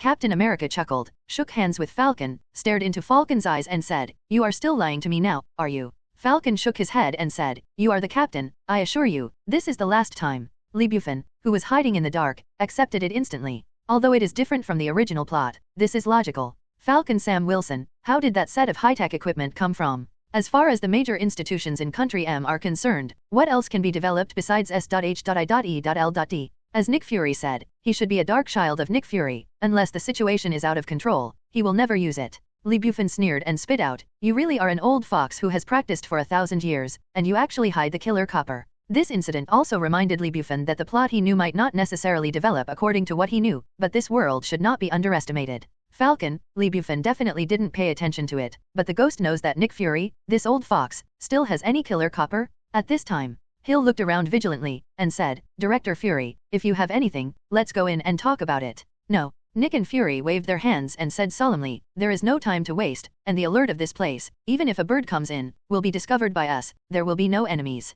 Lee Bufan laughed in his heart and wanted to see Nick Fury's expression when he appeared later. At this moment, Lee Bufan's spirit was shocked again. The system prompts that 3 key figures have been gathered. The mission is officially opened. The mission is very simple. Defeat Hydra, uncover the inner ghost, and destroy the Insight Plan. Sure enough, this task, as expected. Lee Bufan curled his lips. Below, Nick Fury's face has never been dignified. The faces of Steve and Natasha Romanoff changed slightly. Steve said in a deep voice, Director Fury, what do you want to say about the enemy? This time, I hope you can be honest, don't hide anything, and tell me everything you know. Damn it. Nick Fury scolded, Captain, I told you that I am a good person who knows how to share. This matter started from the hijacking rescue not long ago. A group of mercenaries hijacked the S.H.I.L.D. ship and detained dozens of S.H.I.L.D. staff. Nick Fury sent Captain America, Natasha Romanoff, and Crossbones to the rescue. As a result, when the rescue was completed, Natasha Romanoff almost failed his mission in order to back up the confidential documents of SHIELD. Steve only knew then that Nick Fury had assigned different tasks to him and Natasha Romanoff. He was responsible for rescuing the hostages, while Natasha Romanoff was responsible for backing up S.H.I.L.D's confidential files, which made Steve extremely unhappy. They didn't even know that the hijacking happened because Hydra wanted to destroy the top-secret document. Steve said in a solemn, Shanois, then tell me, who is our enemy? What the hell is our enemy going to do? I don't know, damn it. Nick Fury annoyed. I only know that Pierce is going to catch you. I only know that his behavior is abnormal. Steve and Natasha Romanoff were stunned. Alexander Pierce, the former director of SHIELD, has now entered Washington and held a higher position of minister. Although he is not Nick Fury's superior, he has higher authority than Nick Fury. Once Nick Fury has any unexpected events, such as now, he will temporarily take over and take control of SHIELD. God. Natasha Romanoff surprised roar, you mean Pierce is the inner ghost? I didn't say that. Nick Fury shook his head and said, I just said that his behavior was abnormal. As for the evidence, I'm still investigating, but there is no time now. Steve frowned, and immediately asked, why is there no time? Hill. Nick Fury gave Hill a wink. Hill said solemnly, according to the accurate information we have received, the World Security Council has approved that the 5 council members will arrive at SHIELD headquarters in half an hour, and in 2 hours, the 3rd-generation helicarrier will be vacated. The Insight Plan will be implemented soon. Steve's face changed drastically, and he sternly said, damn, this plan is not mature at all. How can you sanction a person or organization that has not committed a crime? Once abused, it will definitely cause a devastating blow to human society. How harmful is the Insight Project? I have a good example, Minority Report, which I watched only 2 days ago. It is really a good movie. A shocking and good movie. Steve clenched his fists and stared at Nick Fury angrily. Minority Report, this world still exists, the work of the great director Spielberg. The whole story 907 is exactly the same as the Insight Project, telling the future world in 2054, the murder has disappeared. That society also has superpowers, and they can still perceive the future. They are called prophets. They can detect people's criminal attempts, so before the criminal commits a crime, he has been arrested and sentenced by the police of the Crime Prevention Organization. The scariest thing about the prophet system is not to predict crimes, but that they can also make mistakes. Although the probability is extremely small, it still exists. These wronged criminals are the victims of the elimination of crime in the whole society. If the Insight Plan is implemented, it will be a replica of the Minority Report world. Even more terrifying? The Minority Report that the world predicts the future as a prophet and cannot be manipulated, while the Insight system is just a program that can be manipulated. Faced with Steve's anger, Nick Fury said annoyed, damn. Ajft also thinks the Insight Plan is immature, and has already explained to Pierce that he also promised me that the Insight Plan will not be implemented immediately. God knows how this happened. Kind of thing? The current situation is that the guy bought me to advance the Insight Plan secretly, and only then mastered S.H.I.L.D, so he moved forward immediately. We have no reaction time at all. Although we don't know who our enemy is, it is very likely that the other party will use the Insight Plan. The most urgent thing is not to spot the ghost lurking in S.H.I.L.D, but to prevent the implementation of the Insight Plan. Hold? Others don't know what to think. Anyway, Lee Bufan only feels Thunderbolt, and the whole person is stunned by Nick Fury's words. What is the original plot of Captain America 2? Nick Fury was just a little skeptical, and Hydra bosses Alexander and Pierce killed him. Mentally handicapped? However, because the other party is Nick Fury, an old fried dough stick who has lived for decades, the outstanding spy, give him more time, maybe he can really find out something. Therefore, Pierce's behavior can also be understood. But what about after Nick Fury is killed? All Hydra's attention is on the capture of Steve and Natasha Romanoff. The World Security Council has agreed to the Insight Plan, but he hasn't started yet? All the preparations for the Insight Plan are in place, so it is difficult to launch. Such delay seems to have made Captain America, Natasha Romanoff, and others discover his plan and set up a big stage for Captain America to show ability. In the original plot, the villain's IQ was not online at all. But now, Pierce assassinated Nick Fury. After he succeeded in seizing power, he immediately did both. On the one hand, he sent capable officers to assassinate all those who might threaten the Insight Plan, such as Captain America. On the other hand, decisively invite the 5-member World Security Council to advance the Insight Plan at the fastest speed. No, in 2 hours, 3 third-generation helicarriers will be ascended to the sky. The efficiency is amazing. Who is going to make sense with this? Lee Bufan was stunned and really wanted to be high. Roar, the villain's IQ was suddenly online. This is not the Marvel I know. Like Lee Bufan, Captain America, Falcon, and Natasha Romanoff, who only learned about the information below, were also full of horror. Captain. Natasha Romanoff glanced at Steve and said, he was right. Steve calmed down and said, we need to return to S.H.I.E.L.D. headquarters immediately and tell the World Security Council the dangers of the 5-member Insight Project and prevent the Insight Project. Captain, this is not a good plan. Nick Fury shook his head. If you don't have a perfect report, they won't stop. You know, it's the Insight Plan they approved. I know. Steve said with a firm gaze, if words can't stop us, then we will use our fists. Good plan. Nick Fury said tauntingly, but we can't do it with people like us alone. We also need a super Trask. With it, this plan is perfect. Natasha Romanoff's face darkened, and said, Director Fury, I think the super Trask you mentioned should be Lee. Nick Fury laughed and said, who else is there besides him? Natasha Romanoff, you are his direct person in charge. Call him immediately. Natasha Romanoff looked sad and shook his head. What's wrong? Lee has sacrificed. What? Except for Steve, who already knew from Natasha Romanoff, everyone on the scene was stunned. Nick Fury said anxiously, how is it possible? That's Lee. Nothing is impossible. Natasha Romanoff shook his head and said slowly, Chief Fury, you said you don't know who the ghost is, but I know one, and that is Brockrumlow. He planted a car bomb in Lee's car, and I saw it with my own eyes. The car was blown into a pile of scrap iron. Lee was in it and didn't have time to escape. You are not the same as Chief Fury. He has no reason, and it is absolutely impossible for him to die. God? Everyone was shocked and dull. Lee Bufan's strength, deeply rooted in the hearts of the people. No one thought that he would end up like this. It's really, Nick Fury murmured, you little BD, how can you die? You guys like you, even if I die, you won't die. Steve has a solemn expression, placing his left hand on his heart, and said in a solemn voice, he is a hero. Ahem. At this moment, an awkward cough broke the solemn morning scene. Lee Bufan no longer hides, uses the flight technique. Shiren falls in front of everyone, looking at Steve with a frozen expression, embarrassed. Captain, please allow me to interrupt your grief. I'm not dead. It's not just Captain America. Everyone looks dumbfounded, especially Natasha Romanoff. She even screamed very rarely. Black Widow, the world-renowned top agent, is extremely powerful in fighting ability, and his psychological quality is even more utterly dumb. But at this moment, seeing Lee Bufan standing in front of her, jumping around, he was startled with goosebumps. Scalp tingling? Nick Fury clapped excitedly and laughed and cursed, you damn little BD, I know, ha ha ha, even if I die, you won't die. Damn.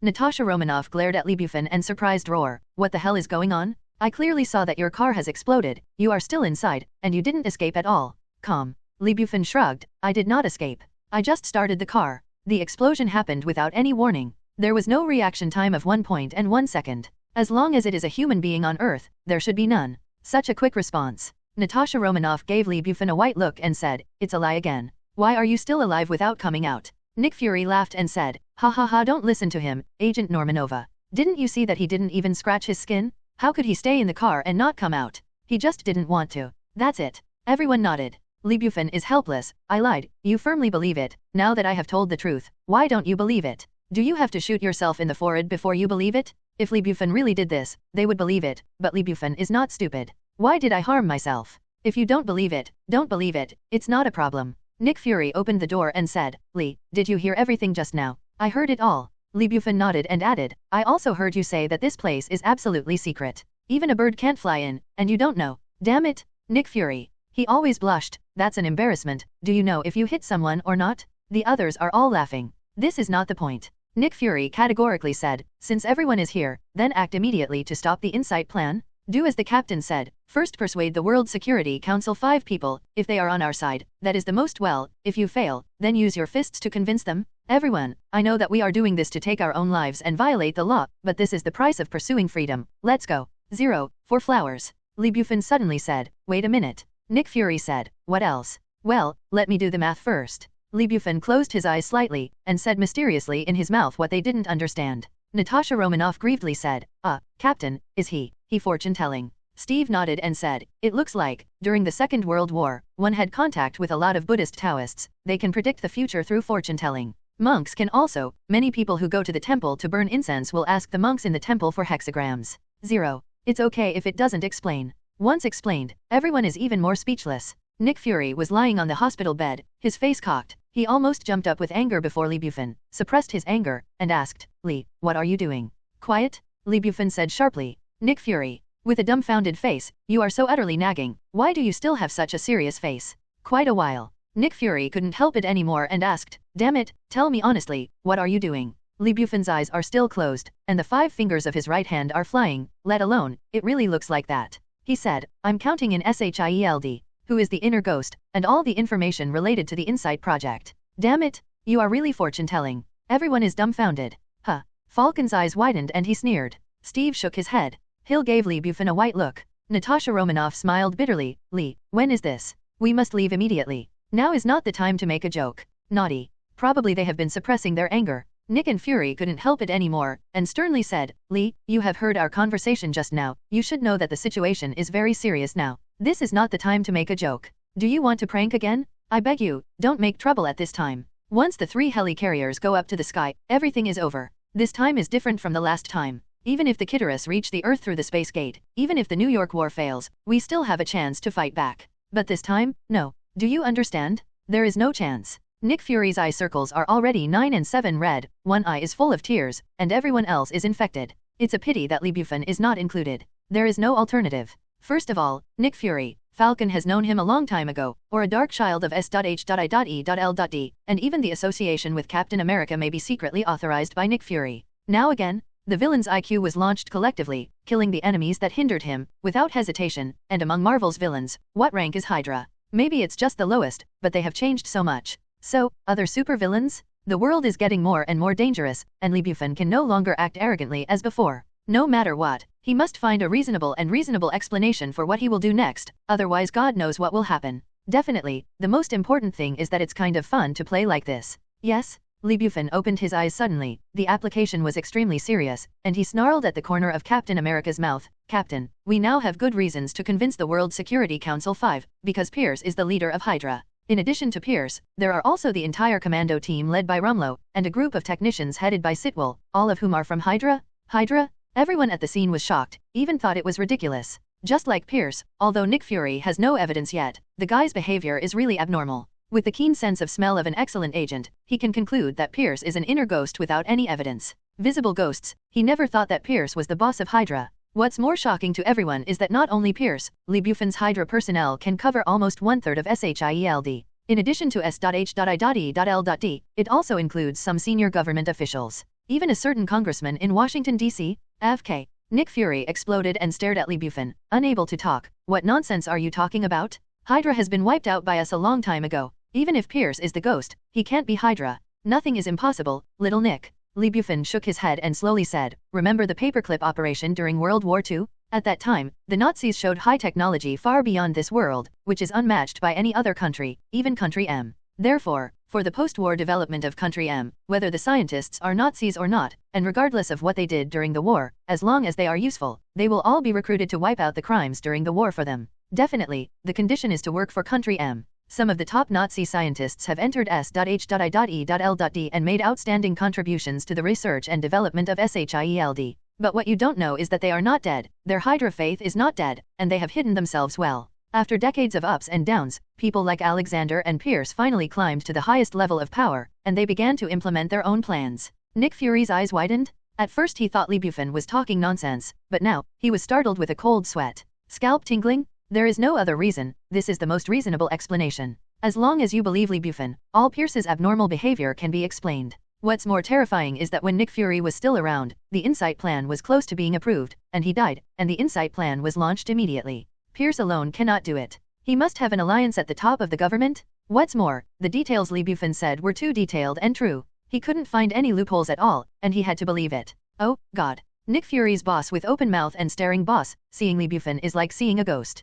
Can this guy really predict the future? Is this world still the one I know? Steve asked. Tell me, what is 5.3 Insight? Lee Bufan smiled and said, Captain, do you remember Arnim Zola? Definitely remember. Steve said, a Nazi scientist, Red Skull's subordinate. I arrested him in 1945, but he should have been tried at that time. Won't you tell me that he was also recruited by S.H.I.E.L.D.? Lee Bufan looked at Nick Fury and said, this question will be answered by Nick. Steve looked at Nick Fury. Nick Fury looked helpless. This belonged to the top secret of S.H.I.E.L.D. He didn't want to answer at first, but unfortunately, the current situation did not allow him to be silent, so he nodded. Damn it. Steve suppressed his anger, gritted his teeth. What the hell did you do when I was asleep? What the guy did, even if he was shot 100 times, you actually recruited him into S.H.I.E.L.D. Nick Fury shook his head and said, Captain, don't get excited, this is reality. Arnim Zola's head is too valuable. It would be a pity to shoot him casually, and his subsequent research shows that leaving him is indeed more valuable than killing him. What about now? Steve said angrily. Nick Fury was also on fire, saying, God knows that those damn bastards work for S.H.I.E.L.D. In fact, Hydra believes in immortality. You have to understand that the paperclip operation is not a decision by someone, but by the government. In fact, this is not Nick Fury's pot, because he was not born in the 1940s and 50s. But he didn't refute Steve at this point, because he fully understood the S.H.I.E.L.D. high level. If he sat in that position, he would do the same. 09. Natasha Romanoff looked at Steve and said, Captain, this is not the time to fight. Steve glared at Nick Fury fiercely and said with disgust, that's how I like to be a pure fighter, and I hate those damn politicians. Natasha Romanoff shook his head, not wanting to be entangled in this kind of thing at this time. If something has happened, it doesn't make any sense to investigate who is responsible. The top priority is to prevent the situation from becoming more serious. She looked at Lee Bufan and asked, Lee, why did you mention this person suddenly? Lee Bufan casually said, because this guy is the foundation of the Insight Plan. He developed a program through his own intellect. This program can be called the Zola algorithm. The Zola algorithm can predict who is the enemy of Hydra. Eamon. Falcon surprised roar and said, just like you, predict the future?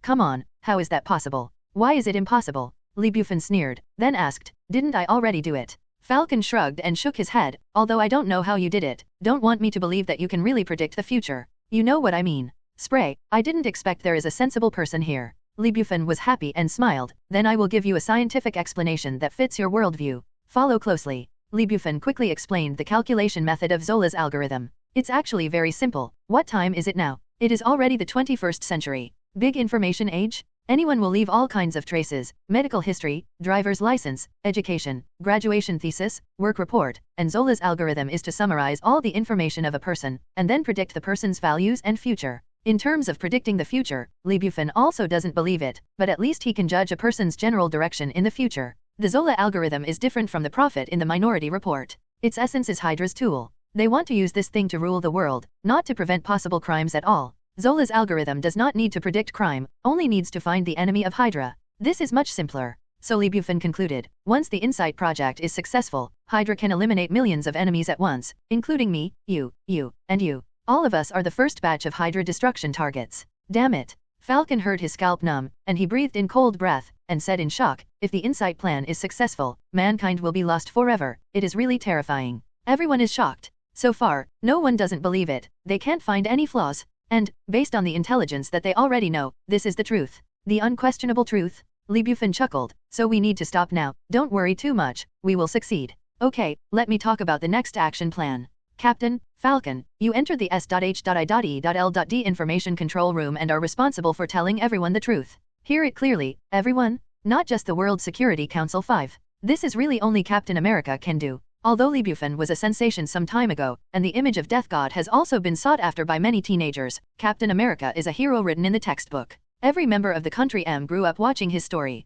Among all Marvel superpowers, he is deeply rooted in the hearts of the people and is a true national idol. Natasha Romanoff, Hill, you are responsible for the security of the 5-member World Security Council. If something happens to them, the situation will become more serious. The 4 people named did not feel anything wrong, and all nodded. Nick Fury looked reluctant. Damn it, when did this guy become the commander? Besides, he was quite surprised, because he found that Lee's plan was really good. Nick Fury's eyes couldn't help flashing surprise. Previously, he thought that this little guy was a little BD who liked pranks and disobeyed management. He didn't expect such a situation. Not only was he not in danger, but he was also very capable of leadership. What a monster! If there is no problem, then act immediately, Bufan said. And many more. Little Nick, what's the problem with you? Nick Fury rolled his eyes and said in a bad mood, please, you nasty little guy, don't call me Little Nick anymore. I don't ask you to call me Director Fury or Mr. Fury. You can call me 907 directly. But stop calling me the damn Little Nick. Bufan nodded and said with a serious look, no problem, Little Nick, what else do you have?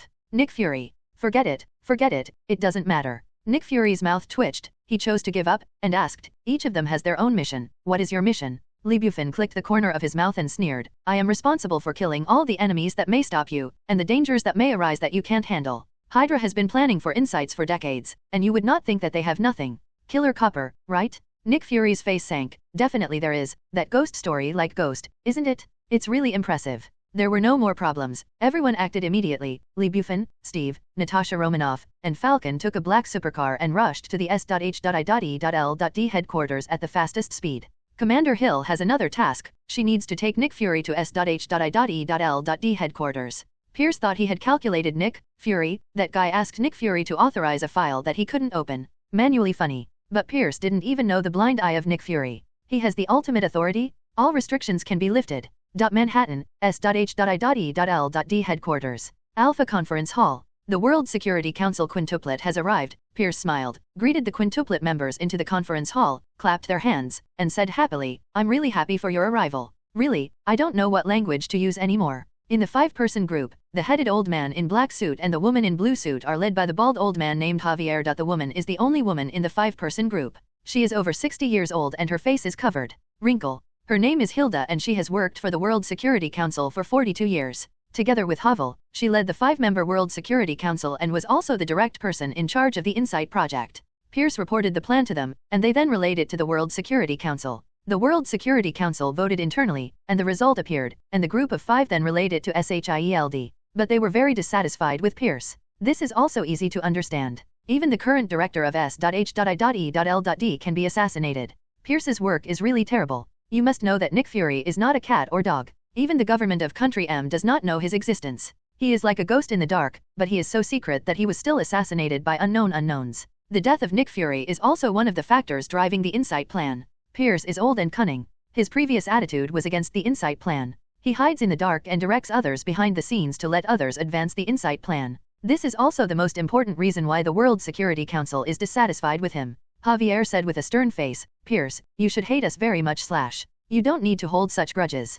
Pierce shrugged and said, I know you see me very unpleasant, and you wanted to kick me away, but now let us put our prejudices aside. The Great Insight Project will soon succeed. You don't need to do anything, you just need to witness the launch of the 3 Sky aircraft carriers. Let us raise our glasses and witness this great moment together. When Pierce said so, Javier, Hilda and others all smiled. Although they are very dissatisfied with Pierce, they have to say that what this guy said makes sense. They are making history, and as the promoters of the Insight plan, in the future history, all 5 of them will be remembered by the world. This is a great moment that will last forever and shine through the annals of history. Pierce and the members of the 5-man team all took up the goblet in their hands and touched each other lightly, as a celebration in advance. But at this moment, Pierce handed the goblet to his mouth and made a call. His headset rang Sitwell's voice, Boss, the situation is not good. You'd better come to the command room immediately. Pierce's face changed. The bald Javier was in a good mood, and asked with a smile, Why, is there a little trouble? Pierce shrugged and said with a smile, compared with the Insight plan, this is not a trouble at all, it's a big deal. You guys take a rest here, and I will come as soon as I go. Javier, Hilda, and others nodded. Pierce left immediately, and his face changed when he walked out of the core meeting room. Little trouble? At this critical moment, Sitwell actually called himself away. How could it be a small trouble? Pierce came to the command center as quickly as possible, and said to Sitwell, What's the matter? Sitwell, a bald head with a big head in a black suit. He is a civilian staff member of Hydra and the head of the technical department. In the S.H.I.E.L.D. Hydra Division of Labor, he is the big shot second only to Pierce. We found a suspicious black sports car on 1st Avenue. After the information department locked it, the identity of the person on the car was finally determined. Who? Captain, Black Widow, a retired Air Force officer named Sam Wilson, and, damn, they still dare to kill back? Are they really afraid of death? Pierce was taken aback, and then furious, shouted, Carrot and who? Maria Hill, or Nick Fury? Don't tell me Nick Fury is not dead yet. Sitwell took a deep breath and shook his head. No, boss, it's not Nick Fury, but Agent Lee. While talking, Sidwell magnified and clarified the image captured by the traffic surveillance camera, and finally revealed a familiar smiling face. What's more funny is that the guy obviously knew that they were monitoring and smiled at the surveillance camera. Lee Bufan? That damn yellow-skinned monkey roar. Pierce's eyes widened, and then he sternly said, "Damn it, what the hell is going on? Didn't Rumlow say that the guy has been blown up? Hell, it's a trouble, you should get rid of them ahead of time. How long will it take them to come? 7 minutes. News Xiao, FK, lock me that damn black sports car. From now on, I must know its location. Send out Quinjet and destroy it directly. Never allow that group of guys to approach SHIELD headquarters." "Yes," Sidwell replied, but a hesitation flashed across his face, adding, "Boss, with all due respect, Quinjet may not be able to stop them. Definitely impossible. Others will not talk about it. Only Captain America tore a Quinjet in front of them. Damn, I know. I'm not stupid enough to think that a mere fighter plane can kill them, it's just to delay them." Pierce was so angry that he said solemnly, "Call me Rumlow and let him see him in the end." "What did you do?" "Yes." A minute later, the heavily armed Crossbones, with more than a dozen elite commandos, came to the command center and asked, "Boss, are you calling me over?" Pierce said in a deep voice, "Captain and Black Widow are back. It looks like they are going to make a desperate move to stop our plan." Crossbones sneered, "It just happened to be here. Just let him run away, but he didn't expect him to come back by himself, hee. Don't laugh first." Pierce turned the LCD screen and pointed it at Crossbones and others, annoyed. "It's not just them who killed it, they also found a bunch of allies. One of them has been killed by you, Walter." Crossbones was taken aback, and when he saw the picture of Lee Bufan smiling at the camera, he was shocked and said, "Damn. He was definitely blown to death, I saw it with my own eyes." Pierce said fiercely, "According to your statement, he should indeed have become a corpse now, but the fact is, he is still alive and kicking, and he has to stop our plan? You are all deceived. I told you a long time ago that that kid can do magic and ask you to be cautious, but you just don't listen. Prepare 907 for me and kill them. AFK. Crossbones gritted his teeth. "Boy, you are lucky if you can't blow up, but this time, you will definitely die. Follow me." Without Pierce's order, Crossbones knew what his next job was, and immediately took the people under him and left the command center. Before Crossbones left, Sidwell spoke and said, "Boss, IMHO, Crossbones has already failed once. This has proved that he is not the opponent of that group of guys, and he will definitely fail this time."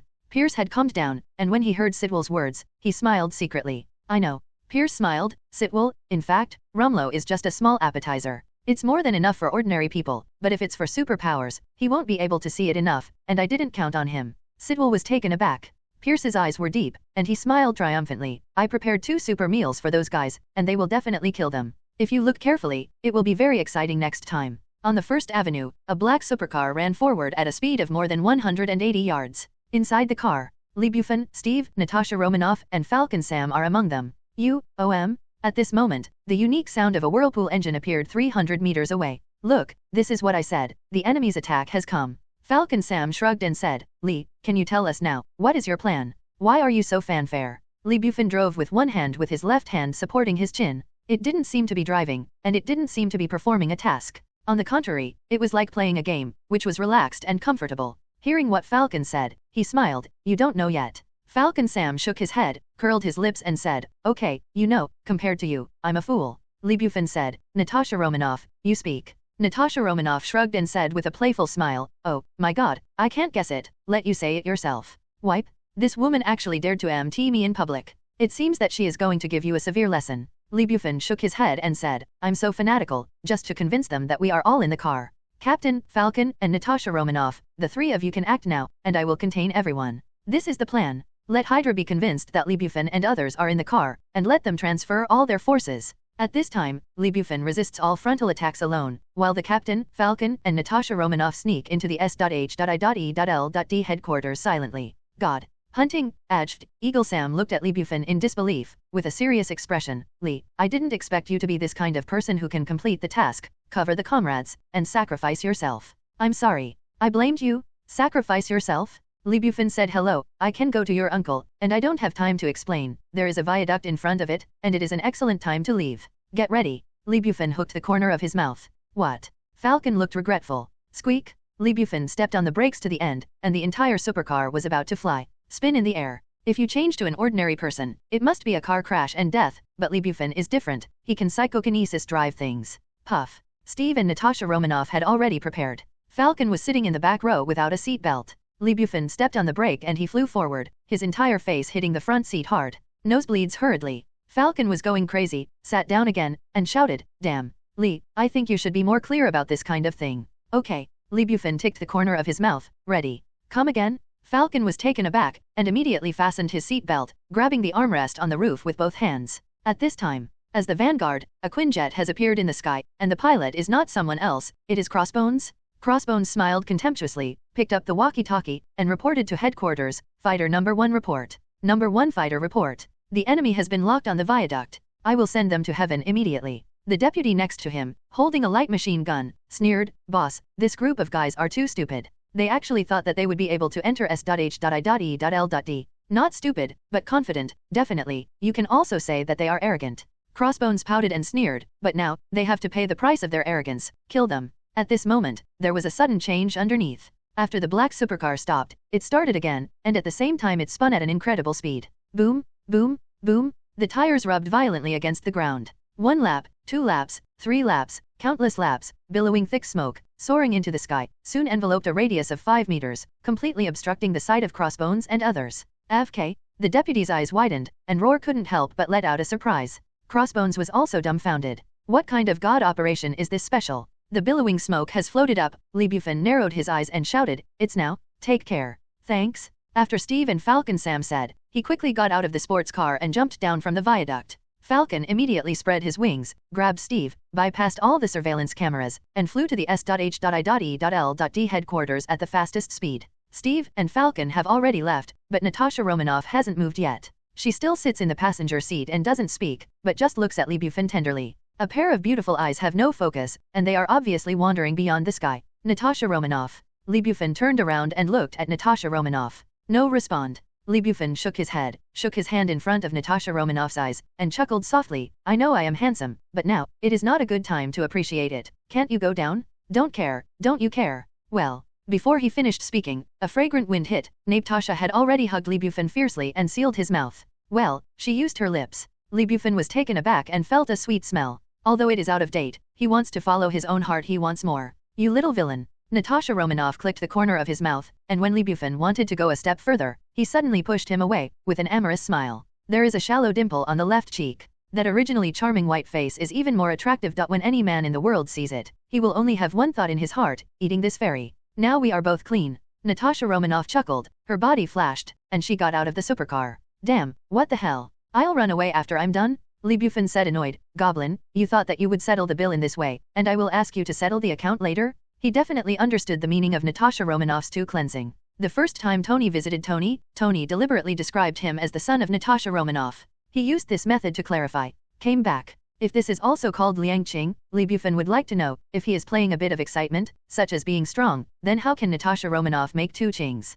Think about it all with passion. I'm really looking forward to it. Lee Bufan was in a good mood and couldn't help whistling. The thick smoke has not dissipated, but the enemy's attack has arrived. On Quinjet, Crossbones cursed fiercely, Dem BD, will you guys do these little kids? Do it? Blow up the entire viaduct for me. Yes. Whoosh, whoosh, sniff. Moment. Dozens of small missiles were fired toward the viaduct, and the dense smoke was the hardest hit area. Boom. In the earth-shaking noise, the entire viaduct collapsed. Although it was already under traffic control, there were no roads under the viaduct. Countless passing vehicles suffered undesirable disasters. More than a dozen vehicles were buried in reinforced concrete. God, save people, save people. What happened? AFK, are aliens invading the Earth again? Shocked roars and screams sounded. Many vehicles stopped. People raised their heads, took out their mobile phones, and started filming. Crossbones looked fierce. A hole? The underground parking lot didn't blow you up. It won't blow you up this time? Search the enemy's trail immediately, and don't let any of them go. The deputy hadn't answered yet. A joking voice suddenly sounded under Quinjet. Don't have to be so troublesome, I'm here. Crossbones' face changed drastically. At this time, Hydra's follow-up air support arrived, and 4 Quinjets flew over and immediately reported to Crossbones. Boss, Death God is under you. I know. Crossbones said angrily, I have eyes and ears. I can see and hear. Victor, you control it, activate it immediately, and get rid of that BD. Next moment. Before Crossbones and Victor changed positions, Lee Bufan flew from directly below to the front of the fighter, and suddenly appeared in front of them. Victor was almost not scared to death. Damn. There was a hint of coldness at the corner of Lee Bufan's mouth, and he said lightly, in other words, you did the car bomb? It's very kind. Hey, Crossbones smiled. Yellow kid, guess what else can I do? 0, look for flowers. Sudden? Halfway through the conversation, Crossbones suddenly got into trouble. His right fist blasted forward, and on his fist, it was a high-tech that integrates Tesseract. Concussion gloves? Boom. A blue electric current blasted out, instantly smashing the warplane glass, the air vibrated, and a ring of rippling circles blasted out. Crossbones smiled triumphantly, but his expression froze very quickly, because at the moment he threw his fist, Bufan disappeared from his vision. Crossbones' face sank, and he cursed, "Damn BD, where are you? Guess, what else can I do besides flying?" 0. With a playful tone, whispers like a devil, Crossbones' previous words were returned. "Who done hard work?" Crossbones' face changed drastically, "Damn." He cursed, and rushed forward, and immediately jumped onto Quinjet. Boom. Quinjet suddenly ignited a raging flame, and the Hydra members in the fighter screamed screaming, followed by the whole fighter explosion. Crossbones flew straight down, about to open the parachute, and his neck was cold. Bufan pinched Crossbones' neck from behind, and chuckled lightly. "You won't be naive enough to jump off the plane and I will let you go? Guess again, how will you die? You damn BD." Crossbones' backhand is a punch, but before he throws a punch, Bufan has thrown him on a Quinjet. Boom. The Quinjet exploded in an instant and turned into a huge amounts of fireball. The bones of the Crossbones were gone, and it was unlucky. "Now you know." Bufan curled his lips, ignoring the remaining 3 Quinjets and flew directly towards S.H.I.E.L.D. headquarters. The fact is that he effortlessly destroyed 2 fighter planes in the blink of an eye.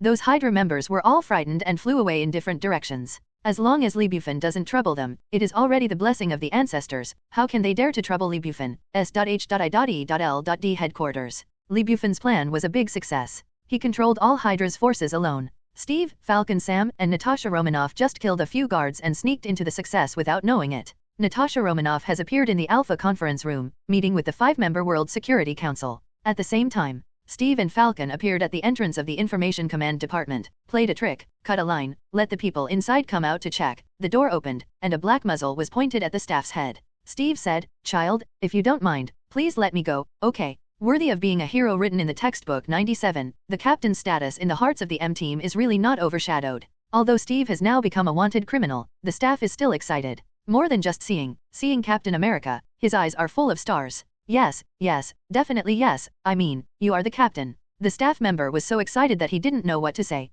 "Thanks." Steve smiled with his signature sweetheart and immediately entered the information headquarters. After taking over, he ordered someone to turn on the broadcast in all directions so that he could be heard from all corners of SHIELD. It's time for the captain's speech. "Hello everyone, I am the captain, Steve Rogers. Yes, not long ago, many of you chased the guy. I am back. I come back, and may die, but I still come back, because I have to come back. Reason. Although it is difficult to accept, I must tell you the truth about SHIELD.H.I.E.L.D.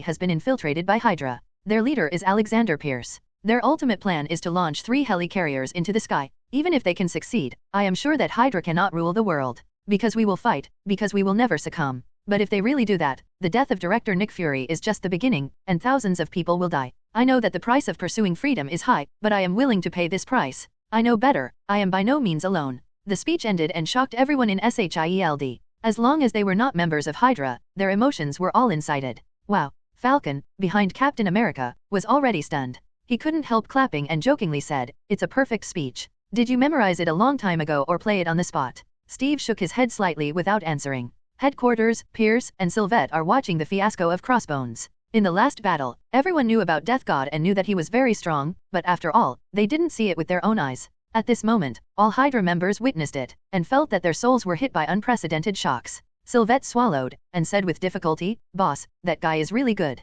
"I know." Pierce seemed to be expecting everything, and sneered, "That's why I said, it's just a pre-dinner dessert, and the real meal is yet to come." Sylvette said, Boss, can we really win this guy?" Pierce glared at Sylvette. Before he could speak, the captain's voice appeared in the command room, and all the Hydra members changed color in amazement. "Damn, we're in it."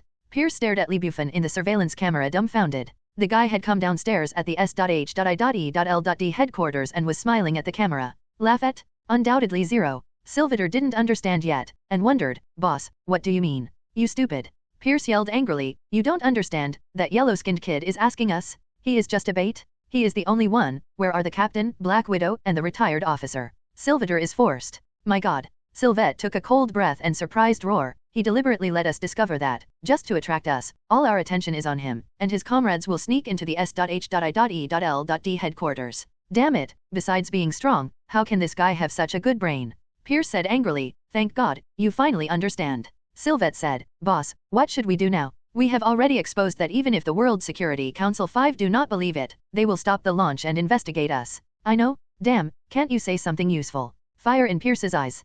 Humph, 5.3 Do you think you will win like this? Dream it? The one who can laugh last in the end must be me. Pierce immediately dialed a phone call and said, let the Winter Soldier do it, you must get ahead of the captain and launch the 3 dim helicarriers for me. Hanging up the phone, he dialed the second one. Xiao, it's your turn to play, and our goals are the same. Don't worry, promise your conditions and I will complete them. You should also understand that there is a prerequisite, that is, you must guarantee me to live. Hang up again. Follow me. Pierce said sharply to a few special soldiers, and then rushed to the Alpha conference room. Alpha meeting room. The 5 members of the World Security Council also heard the captain's speech, and they were all forced. What the hell? The former director of S.H.I.E.L.D. is actually the head of Hydra? Is it our ears that have auditory hallucinations, or is the world too ridiculous? Natasha Romanoff shrugged and said, you have heard it. That's the captain. Even if you don't believe him, you should stop the launch, at least until the investigation is over, right? The faces of Javier, Hilda, and others were pale, and they were shocked. Indeed so. Although they still have some doubts, they can be cautious and no big mistake. The Skycarrier can launch at any time, but once this mistake is made, they will be uneasy for life. Javier said solemnly, stop launching immediately. Hill yelled angrily, call that damn BD Pierce, I want to hear what he says. 09. You don't need to send someone, I'm already here. Pierce's voice rang out from outside the office. The door of the office opened. Pierce walked in with a relaxed face. Accompanying him were 4 S.H.I.E.L.D. agents wearing black armed uniforms. What is the most nonsense in the original plot? The Insight plan was clearly approved by the World Security Council, but because of the captain's speech, they immediately changed their positions and firmly believed in the captain. Please, the captain is now a wanted criminal? What is the credibility of his words? Could it be that these people were brainwashed by textbooks? But if they were brainwashed, how could the captain be wanted? A typical protagonist halo. In reality, this kind of thing will certainly not happen, and now the World Security Council's 5-member group will still be suspicious of the captain. Havel looked at Pierce and said in a deep voice, Pierce, what do you want to say about the captain? I have nothing to say. Pierce put his hands in his waist pockets and shrugged. Oh, there is another point, that is, everything he said is true. Don't worry, no one is pushing me, I said. It's all true. Javier, Hilda, and others were all shocked, even Natasha Romanoff was the same. She thought that Pierce would still defend herself, but she didn't expect this guy to be such a bachelor, so she admits it. What the hell is he doing?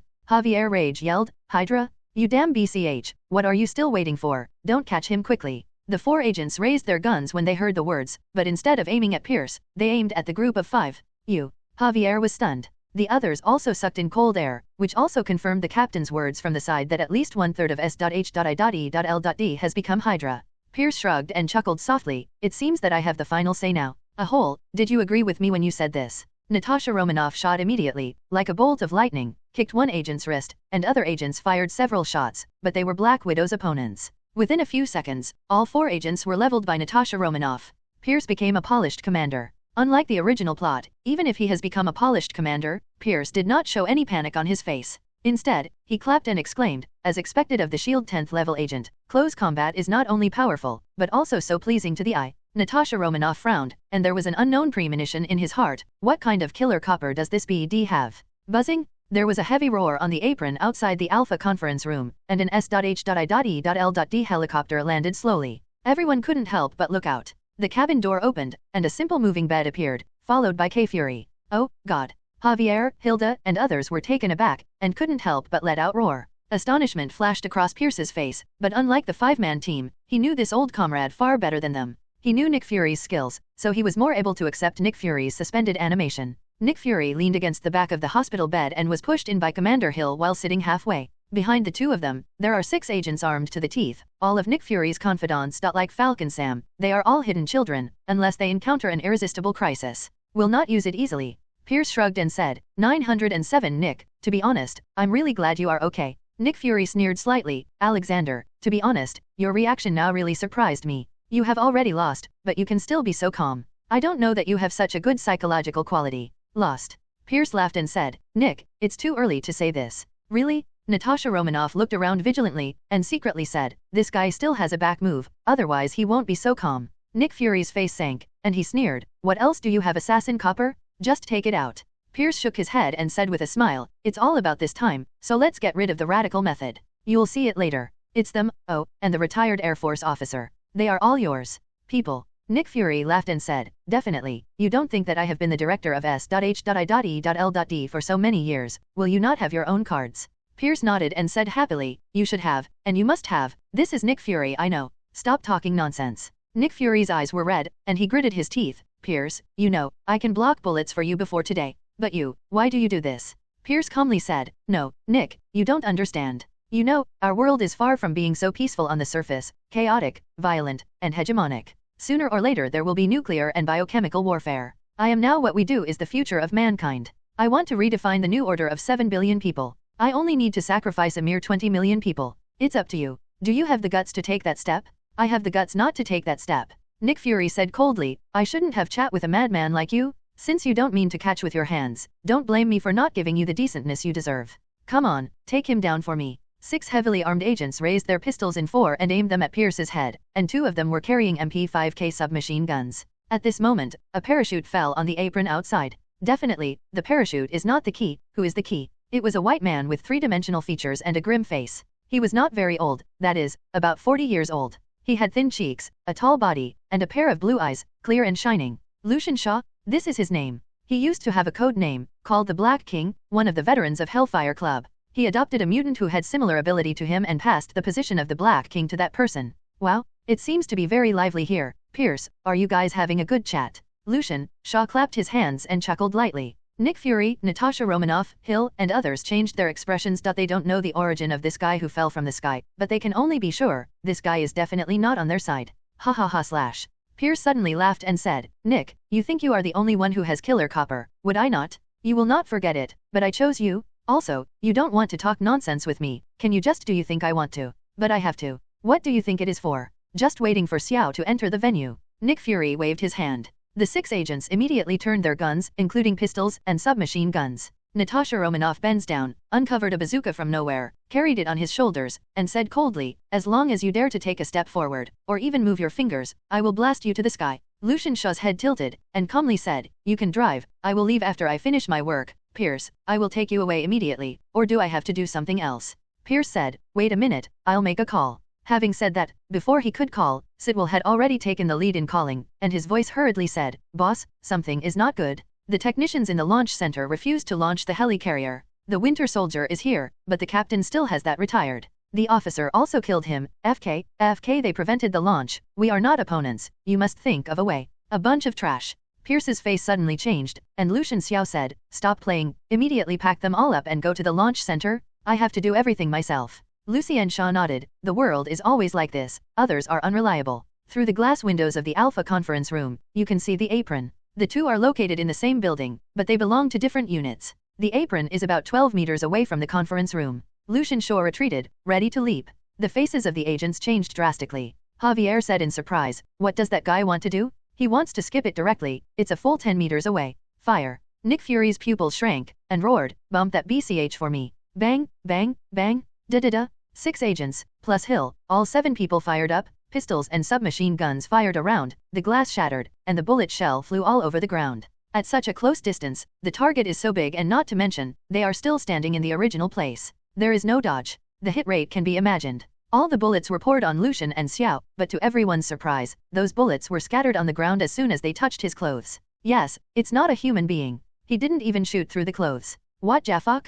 What kind of monster is this guy? He is mutant? Damn it, what is his awakening ability? It's horrible. All agents are confused. The group of 5 was also shocked. Lucian Shaw twisted her neck, let out a long breath, grinned, and said, are you just this attacking method? That beauty, why not have something more interesting? He was talking about Natasha Romanoff. As you wish, BD. Natasha Romanoff sneered, and immediately fired a howitzer, a grenade capable of penetrating 800 mm tank armor, and screamed towards Lucian Shaw roar, while he was still standing in place, still not dodge, but extended his hands. Boom. The grenade exploded between his hands and turned into a huge fireball with afterimages. Everyone saw the shadows of the 4 hands and kept rubbing them. Immediately afterwards, Lucian Shaw pinched both hands and the fireball disappeared instantly. Everyone was shocked. God, what kind of monster is this guy? You. Natasha Romanoff's face sank, shocked. What is this? Are you performing magic? Wait a minute and explain to you right away. Lucian Xiao blinked at Natasha Romanoff, followed by a run-up, and jumped, Niuzhao, and the distance of more than 10 meters was completely wiped out, passing directly through the window of the broken glass, and the wine fell.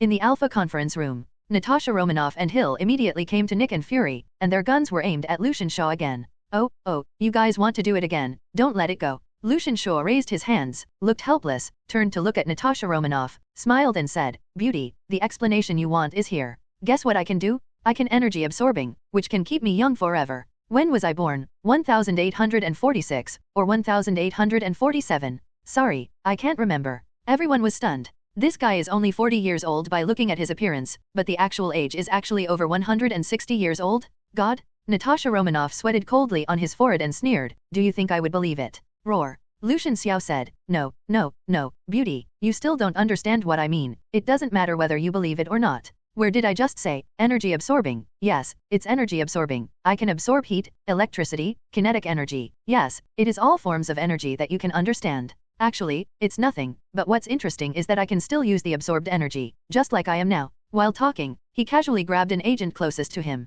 Just like an eagle catching a chicken, he grabbed the agent's neck and lifted the agent, which weighed nearly 200 jin, without any further effort. Obviously he and the agent are just as tall, but every move gives people a sense of contrast. He is like an ancient beast, and the agent is as small as an ant in front of him. How do I use the energy that I have absorbed? I can release it completely, in the way I want, limit the time, and limit the location as it is now. Lucian Shaw blinked at Natasha Romanoff, stretched out his right hand, pinching his thumb and index finger together. Bum 907. A group of red lights suddenly appeared. Lucian and Xiao stuffed the group of red light into the agent's mouth. Regardless of the agent's frightened eyes, they threw the agent into the sky through the window. It's like throwing a small stone, relaxing. Boom. The earth-shattering explosion suddenly sounded, and the powerful shockwave rushed towards the surroundings, like a hurricane. The 5 members of the World Security Council were all knocked to the ground. The closest 2 fainted with their eyelids rolled over. Everyone's complexion changed drastically. My God. Hill was dumbfounded, and murmured in shock, what he said is true, a monster who has lived for 160 years and can maintain his youth, he can really absorb and release energy.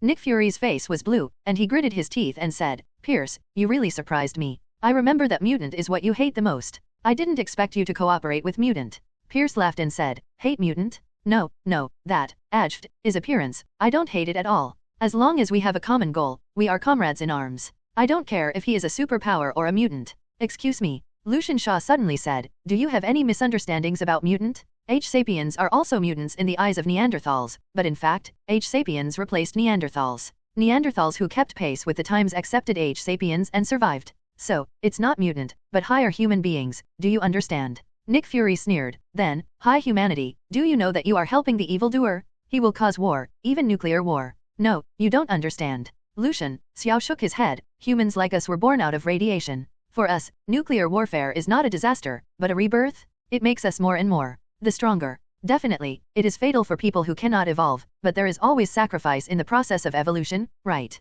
Nick Fury stared and stopped talking. He finally understood why this monster, who had lived for 160 years, wanted to help Pierce. Although they had different goals, they all wanted to cause a nuclear war. From this point of view, they were really comrades in arms. Pierce clapped his hands and said, okay, don't waste time, Xiao, let's go to the launch center immediately. No problem. Lucian Shaw shrugged, looked at Nick Fury, Natasha Romanoff, Hill and others, and said, would you like to kill them? No. Pierce smiled and said, I have killed him once, and I don't want to kill him a second time. Nick Fury said coldly, don't give me this set of Pierce, I know who you are. Pierce laughed and said, ha ha ha ha, you really know that you have seen through Nick. Okay, I will confess that I will not kill you for the time being. I just want you to see my success with your own eyes. Let's go to the launch center together. Have a short pause.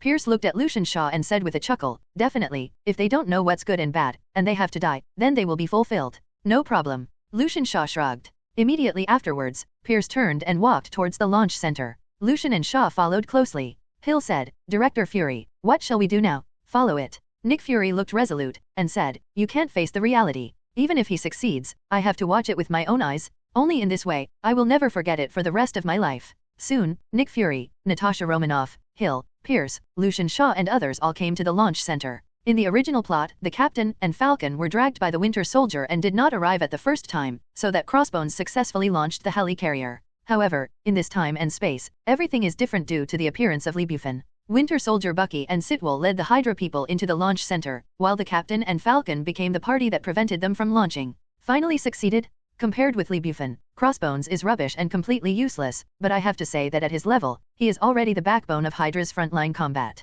The people in Sitwell do not need the Captain to take action. Sam Falcon settled it all alone? Steve couldn't make his move either. He and Winter Soldier were fighting together. Before the true identity of Winter Soldier was unknown, the two were in a real life and death fight. In a fierce punch, Steve accidentally shot down Winter Soldier's mask. He was momentarily sluggish. Quite a while. Steve's eyes were flushed and his emotions were full, and Roar sucked heavily. Bucky? Are you really Bucky? You're not dead. Winter Soldier stunned slightly, and said coldly, who the FK is Bucky? Raising his hand to Steve's head is a shot. Careful. Falcon gave a startled roar, and the steel wings opened and stood in front of Steve. Clang! With a crisp sound, the bullet bounced off. At this moment, Pierce and Lucian Shaw walked into the launch center. Sitwell, who had been beaten with a bruised nose and swollen face, immediately got up and came to Pierce, and said in surprise, "Boss, you are finally here. Not an opponent. Trash. I can see it. Do you think it's not embarrassing enough? Go aside." Pierce said angrily. Sitwell shut up immediately. Having said that, when Pierce saw Falcon's equipment, he immediately understood that the reason they lost in this battle is definitely, Winter Soldier can wrestle with the captain, but people like Sitwell are definitely not Falcon's opponents. If Crossbones were still here, maybe the situation would be different. That damn yellow kid. The thought of this made Pierce very angry. Bufan not only killed the Crossbones, but also played them around. Otherwise, the captain, Black Widow, and the retired Air Force officer would never sneak into S.H.I.E.L.D. so easily. Lucian Ziodeo, what yellow-skinned kid? Pierce said, an arrogant Superman. He should be on his way now. If he arrives, he might be able to cause us a little trouble. Lucian Shaw, that's so interesting. Don't be careless. Pierce reminded him, but thinking of Xiao's ability, he didn't go on to say that Xiao is invincible. Even that nasty kid is definitely not Xiao's opponent. It would be better for him to come. It is because of that guy that almost caused the Insight plan to fail, so he must be killed, otherwise it will be difficult to dispel the hatred. Winter Soldier, you can leave, you are no longer needed here. Pierce rushed to Bucky. Yes. Bucky glanced at Captain America with a slightly puzzled look, then turned and ran outwards, came to the window, and jumped down from a height of more than 10 meters. Bucky, don't go. Steve yelled and was about to chase him, but he chased the window and stopped, only to witness Bucky leave with a pained expression on his face. Pierce sneered, Captain, it seems you still know the priorities. Damn BD. Steve turned around, his delicate face puffed up, and said angrily, that Winter Soldier is Bucky, isn't it? It's another good thing you Hydra did. What the hell did you do to Bucky? Tell me, otherwise I will definitely make you regret it. Pierce shook his head and said, Captain, this is the end of the matter. It doesn't matter if I tell you, but I need to wait for me to finish the launch, then I will tell you in detail. There is no time. Steve shook his head and said, you won't succeed. Natasha Romanoff didn't fix you. In other words, is that guy your killer bronze? He was talking about Lucian Shaw. Pierce hasn't answered yet. Lucian Shaw has already waved to Steve and smiled. Yes, it's underneath. What can the captain suggest? Steve was taken aback. What's the origin of this hippie smiling guy? At the launch center, all S.H.I.E.L.D. agents saw that Nick Fury was still alive, and their faces were both surprised and delighted. Previously, there was a group of dragons without a leader. Nick Fury's appearance immediately became the backbone. Without waiting for Nick Fury to speak, all agents raised their guns and aimed at Pierce, Lucian Shaw, Sitwell, and others. Definitely, Lucien and Xiao, the guys from unknown origins, are the point. Falcon Sam pressed a red button, 2 small missiles protruded from his shoulders, aimed at Lucien and Shaw, and said in a deep voice, I don't care what your BD is from, as long as you dare to move, I will definitely take you. Shattered. Come on, E**. Lucian Shaw shrugged and said helplessly, do you SHIELD even have to train how to threaten the enemy? Is it so unified? Chief Fury, are you sure you want them to shoot? I'm afraid this place will be destroyed. It's a pity. Nick Fury looked fierce, but in the fierceness, he was full of helplessness, and said in a deep voice, all put down the weapons. Everyone was shocked. Nick Fury sternly said, damn. Didn't you hear what I said? Put all those damn weapons down for me. Everyone looked at each other before putting away their weapons. 0, look for flowers. Steve and Falcon looked confused. Natasha Romanoff shook his head helplessly, and quickly said Lucian and Shaw's ability, and finally said, so, we can't use heat weapons, otherwise we will be injured. Everyone is reluctant to force it. Falcon Sam's eyes widened, and he couldn't believe it. Live 160 years old?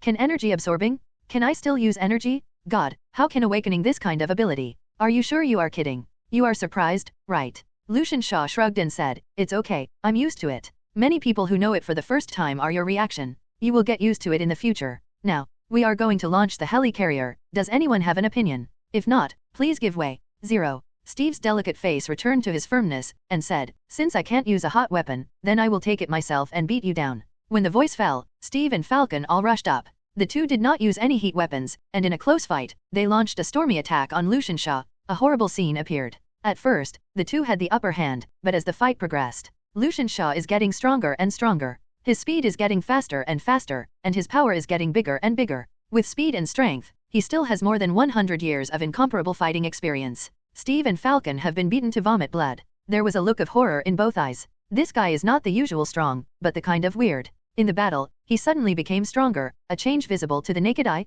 Sure enough, Natasha Romanoff was shocked. She already understands. Boom, boom. With two muffled noises, Steve and Falcon flew in two directions and hit the wall hard. All agents were stunned. Falcon couldn't believe it. Roar said, "Damn, what is going on? What's the matter?" Lucian Shaw looked at Natasha Romanoff and smiled lightly. That beauty seems to have guessed it, so you can explain it. Natasha Romanoff's eyes were full of despair, and he shook his head and said, "Captain, Falcon, remember what I told you, this guy can absorb all forms of energy, including the kinetic energy generated during fighting.